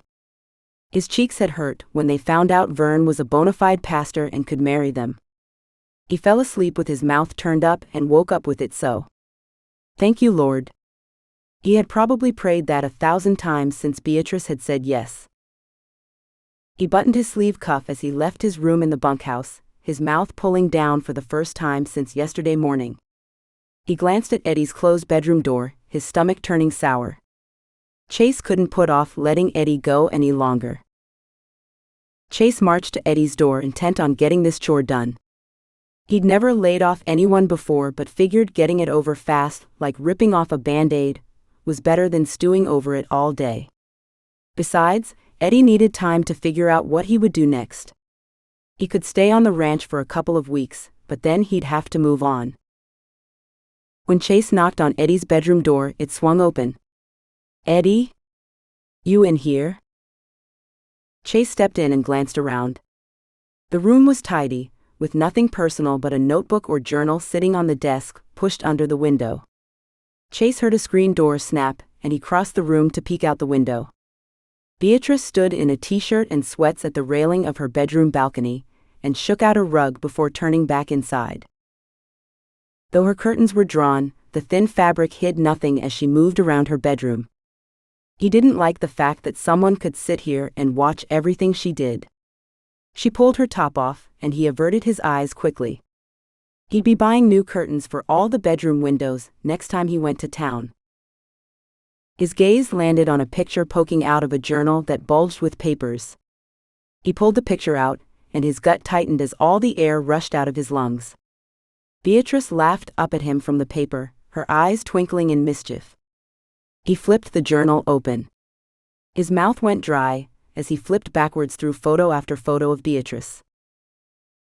Chase went lightheaded when the woman changed from Beatrice to Samara McKenna. He'd helped search for her when she came up missing a few months back. He swallowed vomit that pushed up his throat when he flipped to a page that held a lock of auburn hair tucked in the fold of the journal. He pulled out his phone from his pocket. He had to call the authorities. Maybe he could ask Eddie to come down and get supplies with him, but somehow get Eddie to the cops. Whatever Chase figured out, he had to do it now. He wasn't going to allow Eddie to be near Beatrice 1 second longer. You know, it's not polite to snoop through people's belongings. The calm tone of Eddie's voice just feet away turned Chase from the desk. Sharp pain exploded into his head, and everything went black. Chase hadn't shown up yet to make breakfast, so Beatrice decided to read another letter from her chest. She had rushed through them at first, devouring every tidbit of information her family had left her. When she had realized she was almost to the bottom of the pile, she'd rationed the remaining letters out, only allowing herself a letter a day. She knew she'd probably spend her lifetime rereading every one, but wanted to stretch the initial experience out a bit longer. Beatrice grabbed the next one from the top of the pile she'd stacked on her nightstand and smiled at the handwriting. She hadn't read many from Samara, but the ones Beatrice had read had filled her with laughter as Samara related different experiences she had while adjusting to traveling back in time. Beatrice wished she could share with Samara her own struggles, giggling through the night like they had the one and only week Beatrice had spent with her sister-in-law. She sat on the edge of her bed and opened the envelope. Though the envelope was thick, the letter wasn't long. She sighed in disappointment. Samara wrote about the man Harry who had attacked her, and how he had killed other women before. Samara wasn't sure if Beatrice would land in the right time frame to help, but she had wanted to leave Beatrice with enough information that maybe would help in capturing Harry. She laid the letter on the bed and stared in awe at the drawing Samara had folded in with the letter. She knew Samara loved to draw. Her art supplies were something Samara had missed most. Beatrice didn't know Samara had such talent. The detail in the drawing of a man was incredible, like she could reach out and touch skin and hair rather than paper. She wrinkled her forehead in confusion and flipped to a second drawing that showed the man from a different angle. When she turned to a third drawing, the papers slipped from her fingers as recognition settled over her. She stood on shaky legs, spots swimming in her vision. She had to get to Chase now. He was not going to be happy that he'd been harboring a murderer. She crossed her room to her bow and arrows. After belting the quiver on and slinging the bow over her back, she checked the load on her handgun and slid it back into her holster. She smiled as the action of gearing up reminded her of home. Finally, there was something she could excel in, apprehending no-good polecats. After rushing down the stairs, she paused at the front door, her hands shaking like the leaves barely hanging on the trees. Just stay calm. This isn't like last time. You probably won't even need your weapons. Eddie or Harry, whoever he is, doesn't suspect you know. She took a deep breath, determined not to act any differently and have Eddie running for the hills. She could track him, of course, but it'd be an awful inconvenience. She rolled her shoulders and neck and marched outside. She headed across the yard toward the bunkhouse but stopped short when she heard a low moan. She pulled her gun out of its holster and tipped her head to listen. The chickens squawked and pecked around the yard. A gust of wind blew leaves that clattered and tumbled on the hard-packed dirt. A whine and soft yip floated on the air with the leaves. Beatrice rushed toward the muffled sound. She flattened her back to the barn wall and inhaled to slow her racing heart. Leaning sideways, she peeked around the corner. With a gasp, she sped to Vern, who lay crumpled on the ground.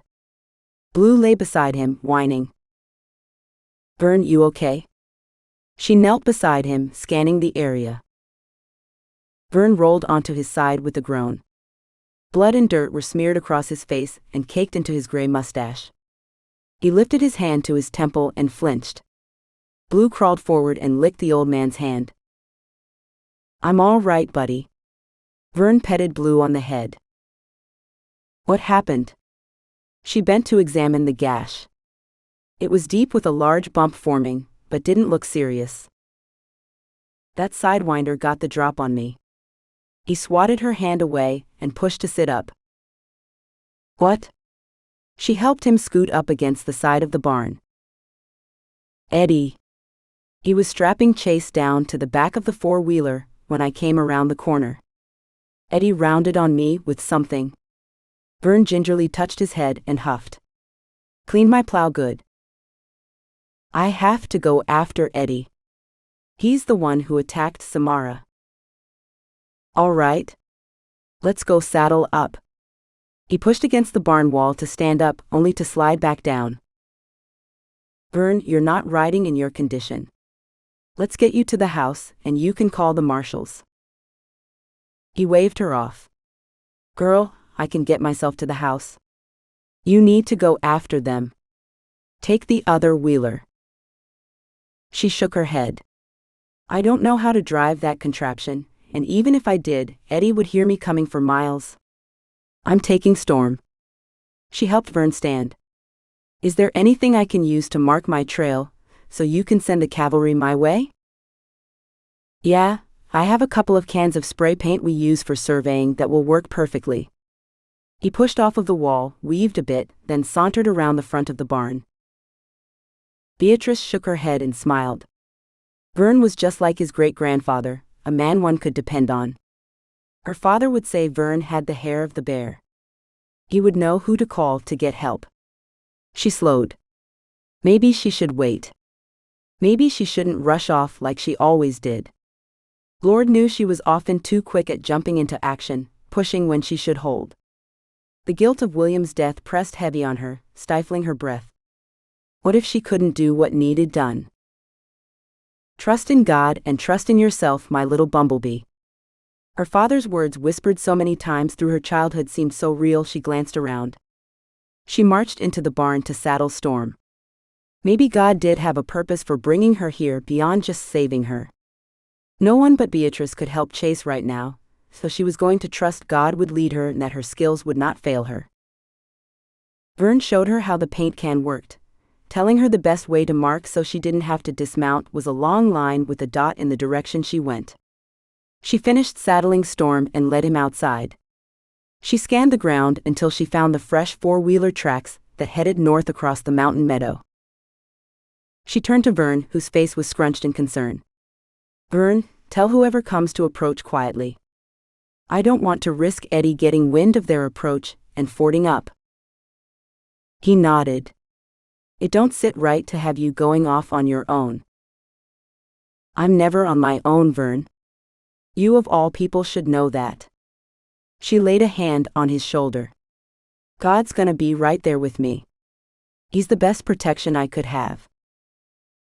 He sniffed and handed her a rectangle box. It's a sat phone. She interrupted, catching his shocked expression. Hunter had one. He tried to. Loud music from some movie called back to the future Chase had put on her phone interrupted her, causing her to jump. With a huff, she prayed when she got into the comfort of the forest, she'd be less twitchy. She yanked the phone out, hoping it was somehow Chase. She glanced at the screen, then touched the green circle. Zeke? Hey, Beatrice.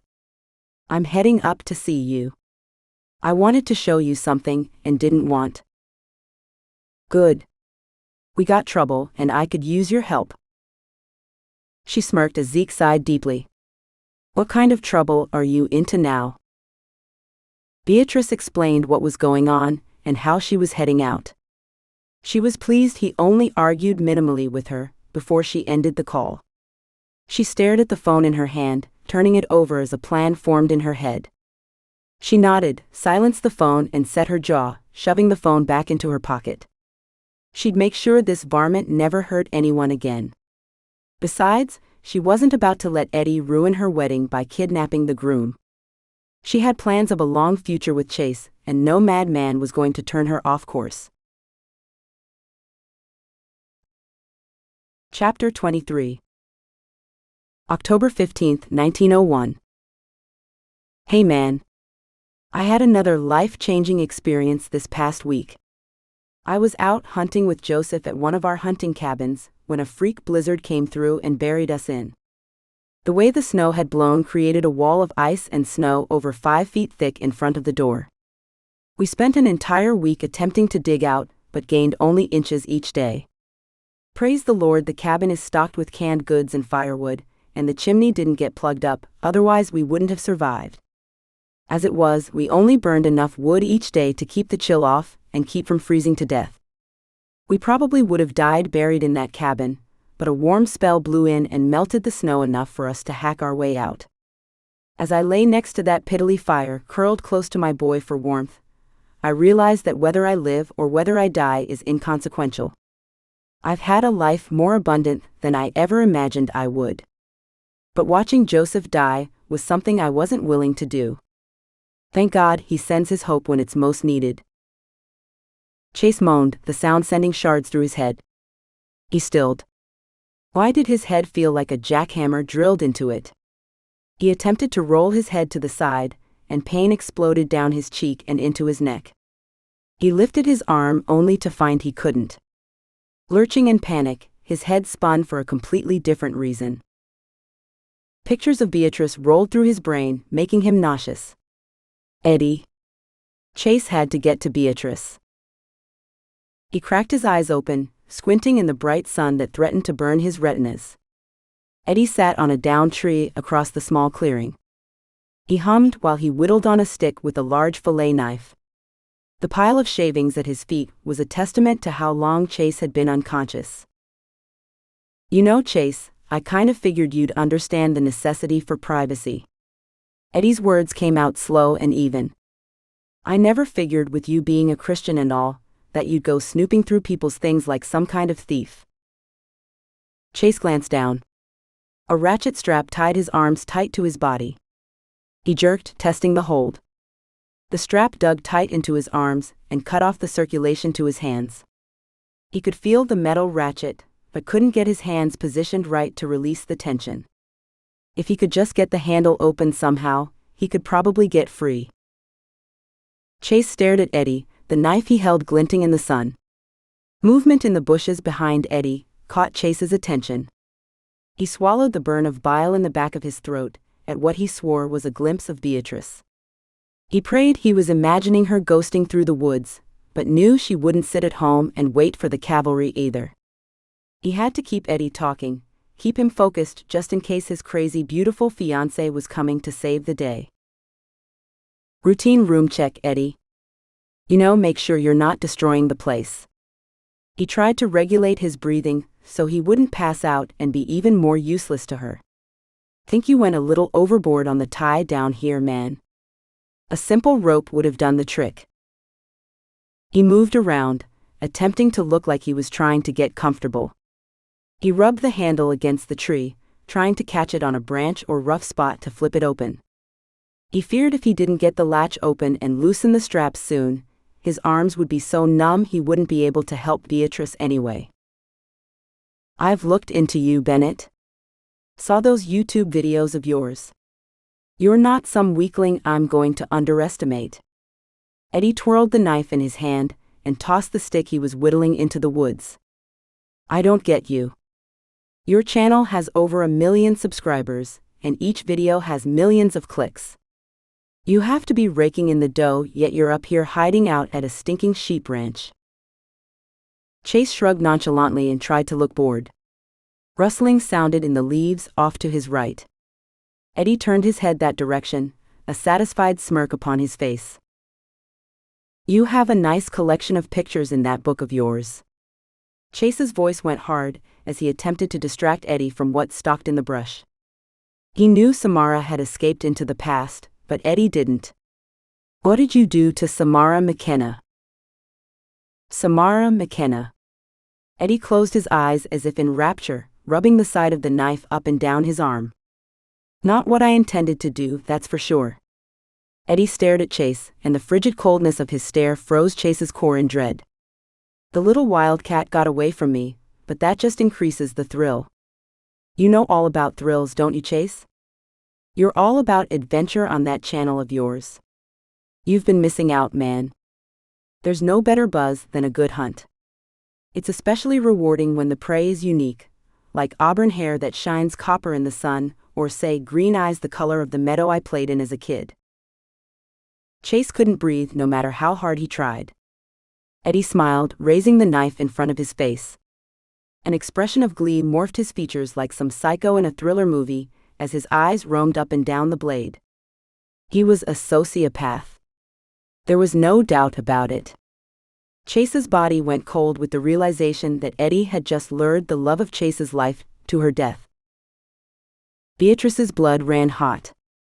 Preying on women was just a low-down, dirty thing to do, and it appeared this vulture made a habit of it. She hadn't missed Eddie's comment to Chase about her. So Eddie thought he'd lured her out here?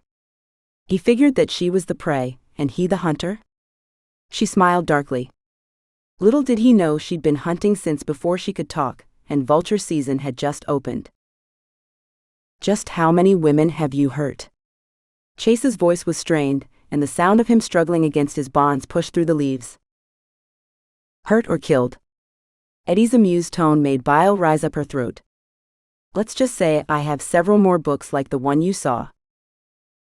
There had to be 4 women in there. Chase's voice was so low she almost missed it. At least. Eddie shrugged while he picked at his fingernail. I can usually fit 5 or 6 in a book. You're sick. Chase's voice dripped with disgust. Now, doesn't the good book say not to judge? Eddie's tone was so cold she shivered. Maybe if the good Christian folks of Riverton had taken notice of the scrawny kid whose mom OD'd on drugs, I wouldn't have turned out like this. If anyone had helped me, these voices wouldn't be shouting for release, screaming at me to hurt someone. Beatrice slinked through the brush as Eddie's voice rose in anger. She prayed with every step that God would guide her hand and still her racing heart. She'd do anything to keep Chase safe, but would her conscience let her live with the guilt if this encounter went south? Eddie stomped up to Chase, the knife's blade glinting in the sun. Beatrice rushed to the opening she was heading toward and raised her bow, knocking an arrow in one fluid motion. She gripped 3 more arrows in her shooting hand. Take another step and you won't be using that leg for some time. She hoped Eddie didn't hear the way her words shook. He stopped and turned to her, an unkind smile spreading across his face. So, our little doe has come to play? She chanced a glance at Chase, who struggled against a thick material binding him. His look of anguish and the dried blood caked to his cheek and ear stuttered her pulse. Her hands went slick with sweat. Would she even be able to shoot straight? She took a deep breath and turned her attention fully on Eddie. I think you'll find me more a mountain lion than a doe. Drop the knife and step away from Chase. She glared. His sneer was followed by a harsh bark of laughter. That's rich. You don't even know how to hold that bow properly. Oh, this is going to be fun. Don't underestimate me, Eddie, or is it Harry? His eyes squinted. It's both and neither. How did you know I went by Harry? She shrugged. Samara told me. I knew there was something fishy about you. He gave a quick nod, and a pleased look crossed his face as he jiggled his knife her way. I've been trying to figure you out. How can an old picture that looks exactly like you, and another one of Samara, show up on some dead lady's wall? You know where she is? Yep, I do. She's far from here, safe where you will never find her.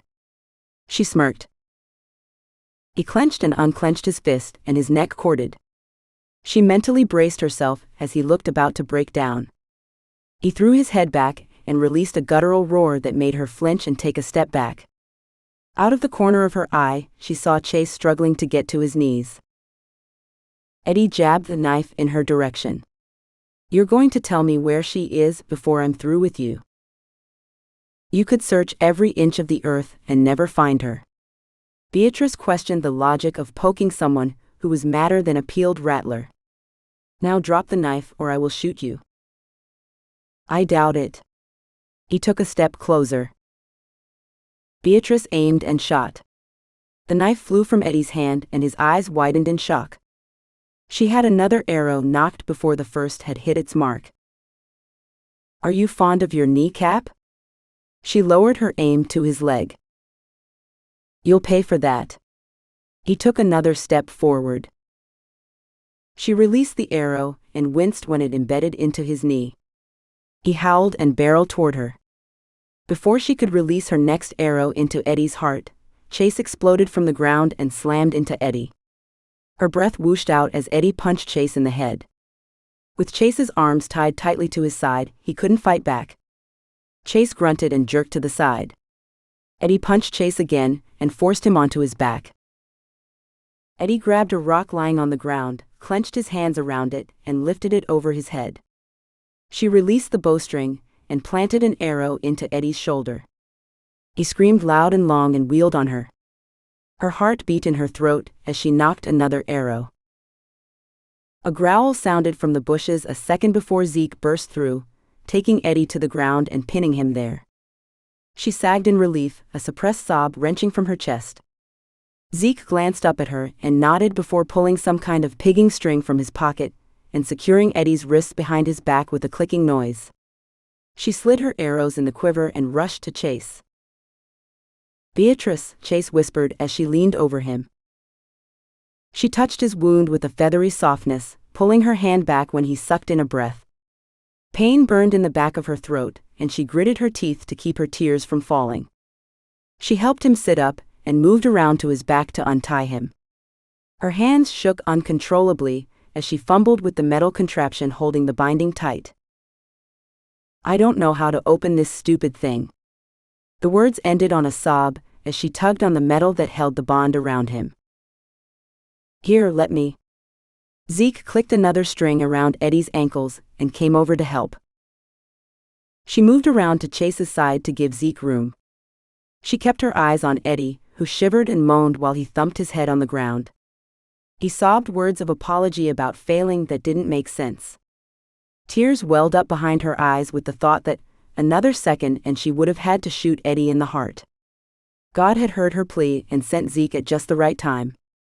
She wouldn't have to don another cloak of guilt. Beatrice's head whipped from Eddie as Chase groaned. His gaze stared, not once leaving her face as Zeke unwrapped the cord from him. His relief and love for her shone out of eyes brimming with unshed tears. The binding loosened, and Chase shook his arms free, digging his hands deep into her hair and pulling her close. "Beatrice." His whisper teased her lips before he kissed her with an urgency and desperation that matched her own. The tears she tried so hard to hold in broke free, and she clutched his shirt and sobbed into his kisses. He pulled back, his cheeks tracked with his own tears. He scanned her face, his gaze drinking her in, and took a deep breath. His hands cradled her chin while his thumbs caressed her cheeks. "I was so worried that I'd never see you again. Then I saw you moving through the woods, and I thought I'd vomit. In my head I knew you could handle Eddie, but my heart ached not to be able to help." She snuggled her face into his neck and relished the feel of his arms tightening around her. "You did help. I would have shot him dead if you hadn't knocked him down like you did." "A lot of good that did." He huffed. "It was brave, and incredibly loco with your arms bound like they were. What were you thinking?" She shook her head and closed her eyes to the image of Eddie standing over Chase with that rock. He pulled her closer. "I was thinking I didn't want you to have another person's death weighing you down." She pushed back, her eyes wide and throat dry. She swallowed hard. He had to have known he wouldn't be able to do much to keep Eddie away, not when Chase couldn't use his arms. "Why would you risk your life for that? I would have survived if I had killed him, but you almost died." "Beatrice, I would risk everything I have and all that I am if it meant keeping you from something I know would tear your heart in two." He kissed her gently on the lips. "I saw the pain and the guilt William's death caused you. I didn't want you to have to go through that again. Plus Eddie's a lunatic. I just couldn't sit there and do nothing, sit there and watch him hurt you." She leaned forward and kissed him deeply. He had seen through to her heart like no one had before. She'd been stripped of her mask of strength and action she'd forced herself to wear, her fear that always lay just below the surface exposed for him to see. Yet he still loved her, cherished her more than his own life. The freedom she found in that love was lighter than any she experienced before. Beatrice hugged Chase close and thanked God for bringing her here to this man who led her to find herself and captured her heart in the process. "Come on, you two lovebirds. Let's move out to the wheeler so the authorities don't have to trek into the forest." Zeke's teasing voice pulled Chase back to reality. The horror of the last hour rushed from him in such relief he wasn't sure if he could stand. With his head pounding like a million drums and his heart still stuck somewhere in his throat, he wondered if he'd lose points on the manliness scale if he just lay back and slept for a while. It might be worth it, especially if he could hug Beatrice close and hold her while he napped. She pulled away and stood, reaching her hand down to help him up. He groaned. Looked like there'd be no napping for him. "I'm still wondering how you got here, Zeke." He grabbed her outstretched hand, chagrined by just how much he needed her help up. "That woman of yours led me straight to you." Zeke pulled a knife out of his pocket and cut the zip tie from Eddie's ankles. "That trail of yours was perfect, Beatrice. I didn't have to slow down once to figure out where to go." She snorted. Of course it was. What kind of idiot would leave a bad trail? "You'd be surprised." Zeke's voice held a bit of annoyance. "How did you get here so fast? You weren't that far behind, B." Chase leaned against her as she tucked her arm around him for support. He didn't think he needed it, but wasn't going to protest. "I was coming up to show you guys something when Beatrice told me what happened." Zeke shrugged. The police shouldn't be that far behind either. A distant thump-thump of an approaching helicopter sounded over the trees. Her eyes widened as she slid her hand to her holster. Chase squeezed her shoulder and kissed her temple. "Don't worry. It's the cavalry." He pulled her to follow Zeke, who was leading a limping Eddie out of the forest. "Wait. My phone." She ducked under his arm and rushed to the brush he'd first glimpsed her in. "Your phone?" He laughed as she came back studying her screen. Spoken like a true 21st century woman. Her forehead crinkled, and she handed the phone to him. "I don't want to mess it up. I'm not even sure I set it up right. I tried to get a movie of Eddie for the sheriff." His mouth fell open and his head snapped up. "You recorded him?" "I did, I hope." She shrugged. Chase pulled her close and kissed her quickly on the lips. The woman was amazing, and she had agreed to be his wife. His lips stretched into a smile as he examined the phone. The screen showed the golden leaves on the ground and a running clock on top. He pressed the red square, then the new box that appeared in the bottom corner. A video of Eddie whittling started playing. "Routine room check, Eddie." Chase's strained voice played over the speaker. Chase closed the app and tucked the phone into his pocket. He squeezed her again and kissed her temple. She peered up at him with her beautiful green eyes, her eyebrows raised in question. "It worked?" She bit her bottom lip, drawing his attention to it. He nodded, and she sighed into him. "Come on, B. I want you to see something pretty incredible." Chase led her out of the woods the way Zeke had left. They reached a mountain meadow as the helicopter crested a hill and came into view. Beatrice gasped and stood still. She leaned into him, her arm squeezing him around his waist and her hand clenching his shirt. He wondered what it would be like to experience something so spectacular for the first time. Even though she shook next to him, her cheeks flushed and her face beamed. "Beatrice, this is a helicopter," he yelled over the beating of the blades as the helicopter hovered over them and then lowered into the field before them. Beatrice bounced on her toes and clapped her hands over her cheeks. Her hair whipped around her face in all directions and her eyes shone. Chase basked in her excitement, smiling from ear to ear. The beauty of her took his breath away, and he determined he'd find new experiences they could share together for the rest of their lives. Chapter 24. June 7, 1902. Dear Beatrice, yesterday my Beatrice married a nice young man named George Hensman from Meeker. It was such a beautiful wedding, down on his family's ranch. We met them a few years back when we helped Orlando and Samara drive some sheep to the train and rifle. They had brought their sheep down from their ranch, and our families just got along splendidly. Mine and Hunter's lives are about to change completely. The cabin is going to be so quiet now that all the children are off living their own lives. I believe this might just be the perfect time for me and Hunter to find some adventure for ourselves. I often wonder what your wedding looked like. Who do you end up marrying in the future you found yourself in? I pray you find a man who fills your life with love like I have, little sister. Chase paced in front of the creek that ran next to the backyard. Beatrice had told him that her brother's medicinal garden had once grown there. She told him that since it had symbolized hope and love, and she still saw evidence of that legacy in the wild herbs that grew along the creek, it was the perfect place to join their lives together. He agreed that the beautiful setting was perfect. With how anxious she had been to get married, he hadn't expected her to take so long getting out here. Zeke had arrived over an hour ago with Samantha and Evangeline. Since they were the only wedding guests coming and Vern was already here, Chase figured the wedding would get underway immediately. He paced toward Zeke, who lounged against an old fence post that stood like a solitary sentinel along the creek. Thanks for bringing Sam and Eva. At first, Chase had balked when Beatrice asked if she could invite them, but he realized he didn't want to live in the shadow of guilt anymore. He had bucked up his courage and invited Sam to join him and Beatrice for lunch after church. It had been an awkward first few minutes, but the exuberance of a 4-year-old girl soon burned off any hesitancy. He was glad too, because the time had made him realize just how much he'd isolated himself, even before Hunter's disappearance. When Sam had cringed and confessed she didn't think her car would make it up the mountain again, he had volunteered Zeke to drive them.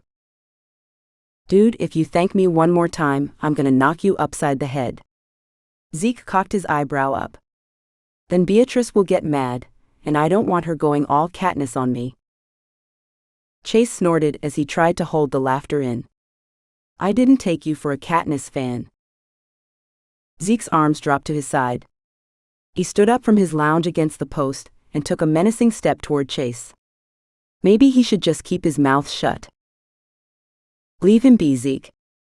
Vern waved Zeke off from where he stood under a trellis he'd built out of mesquite over the weekend.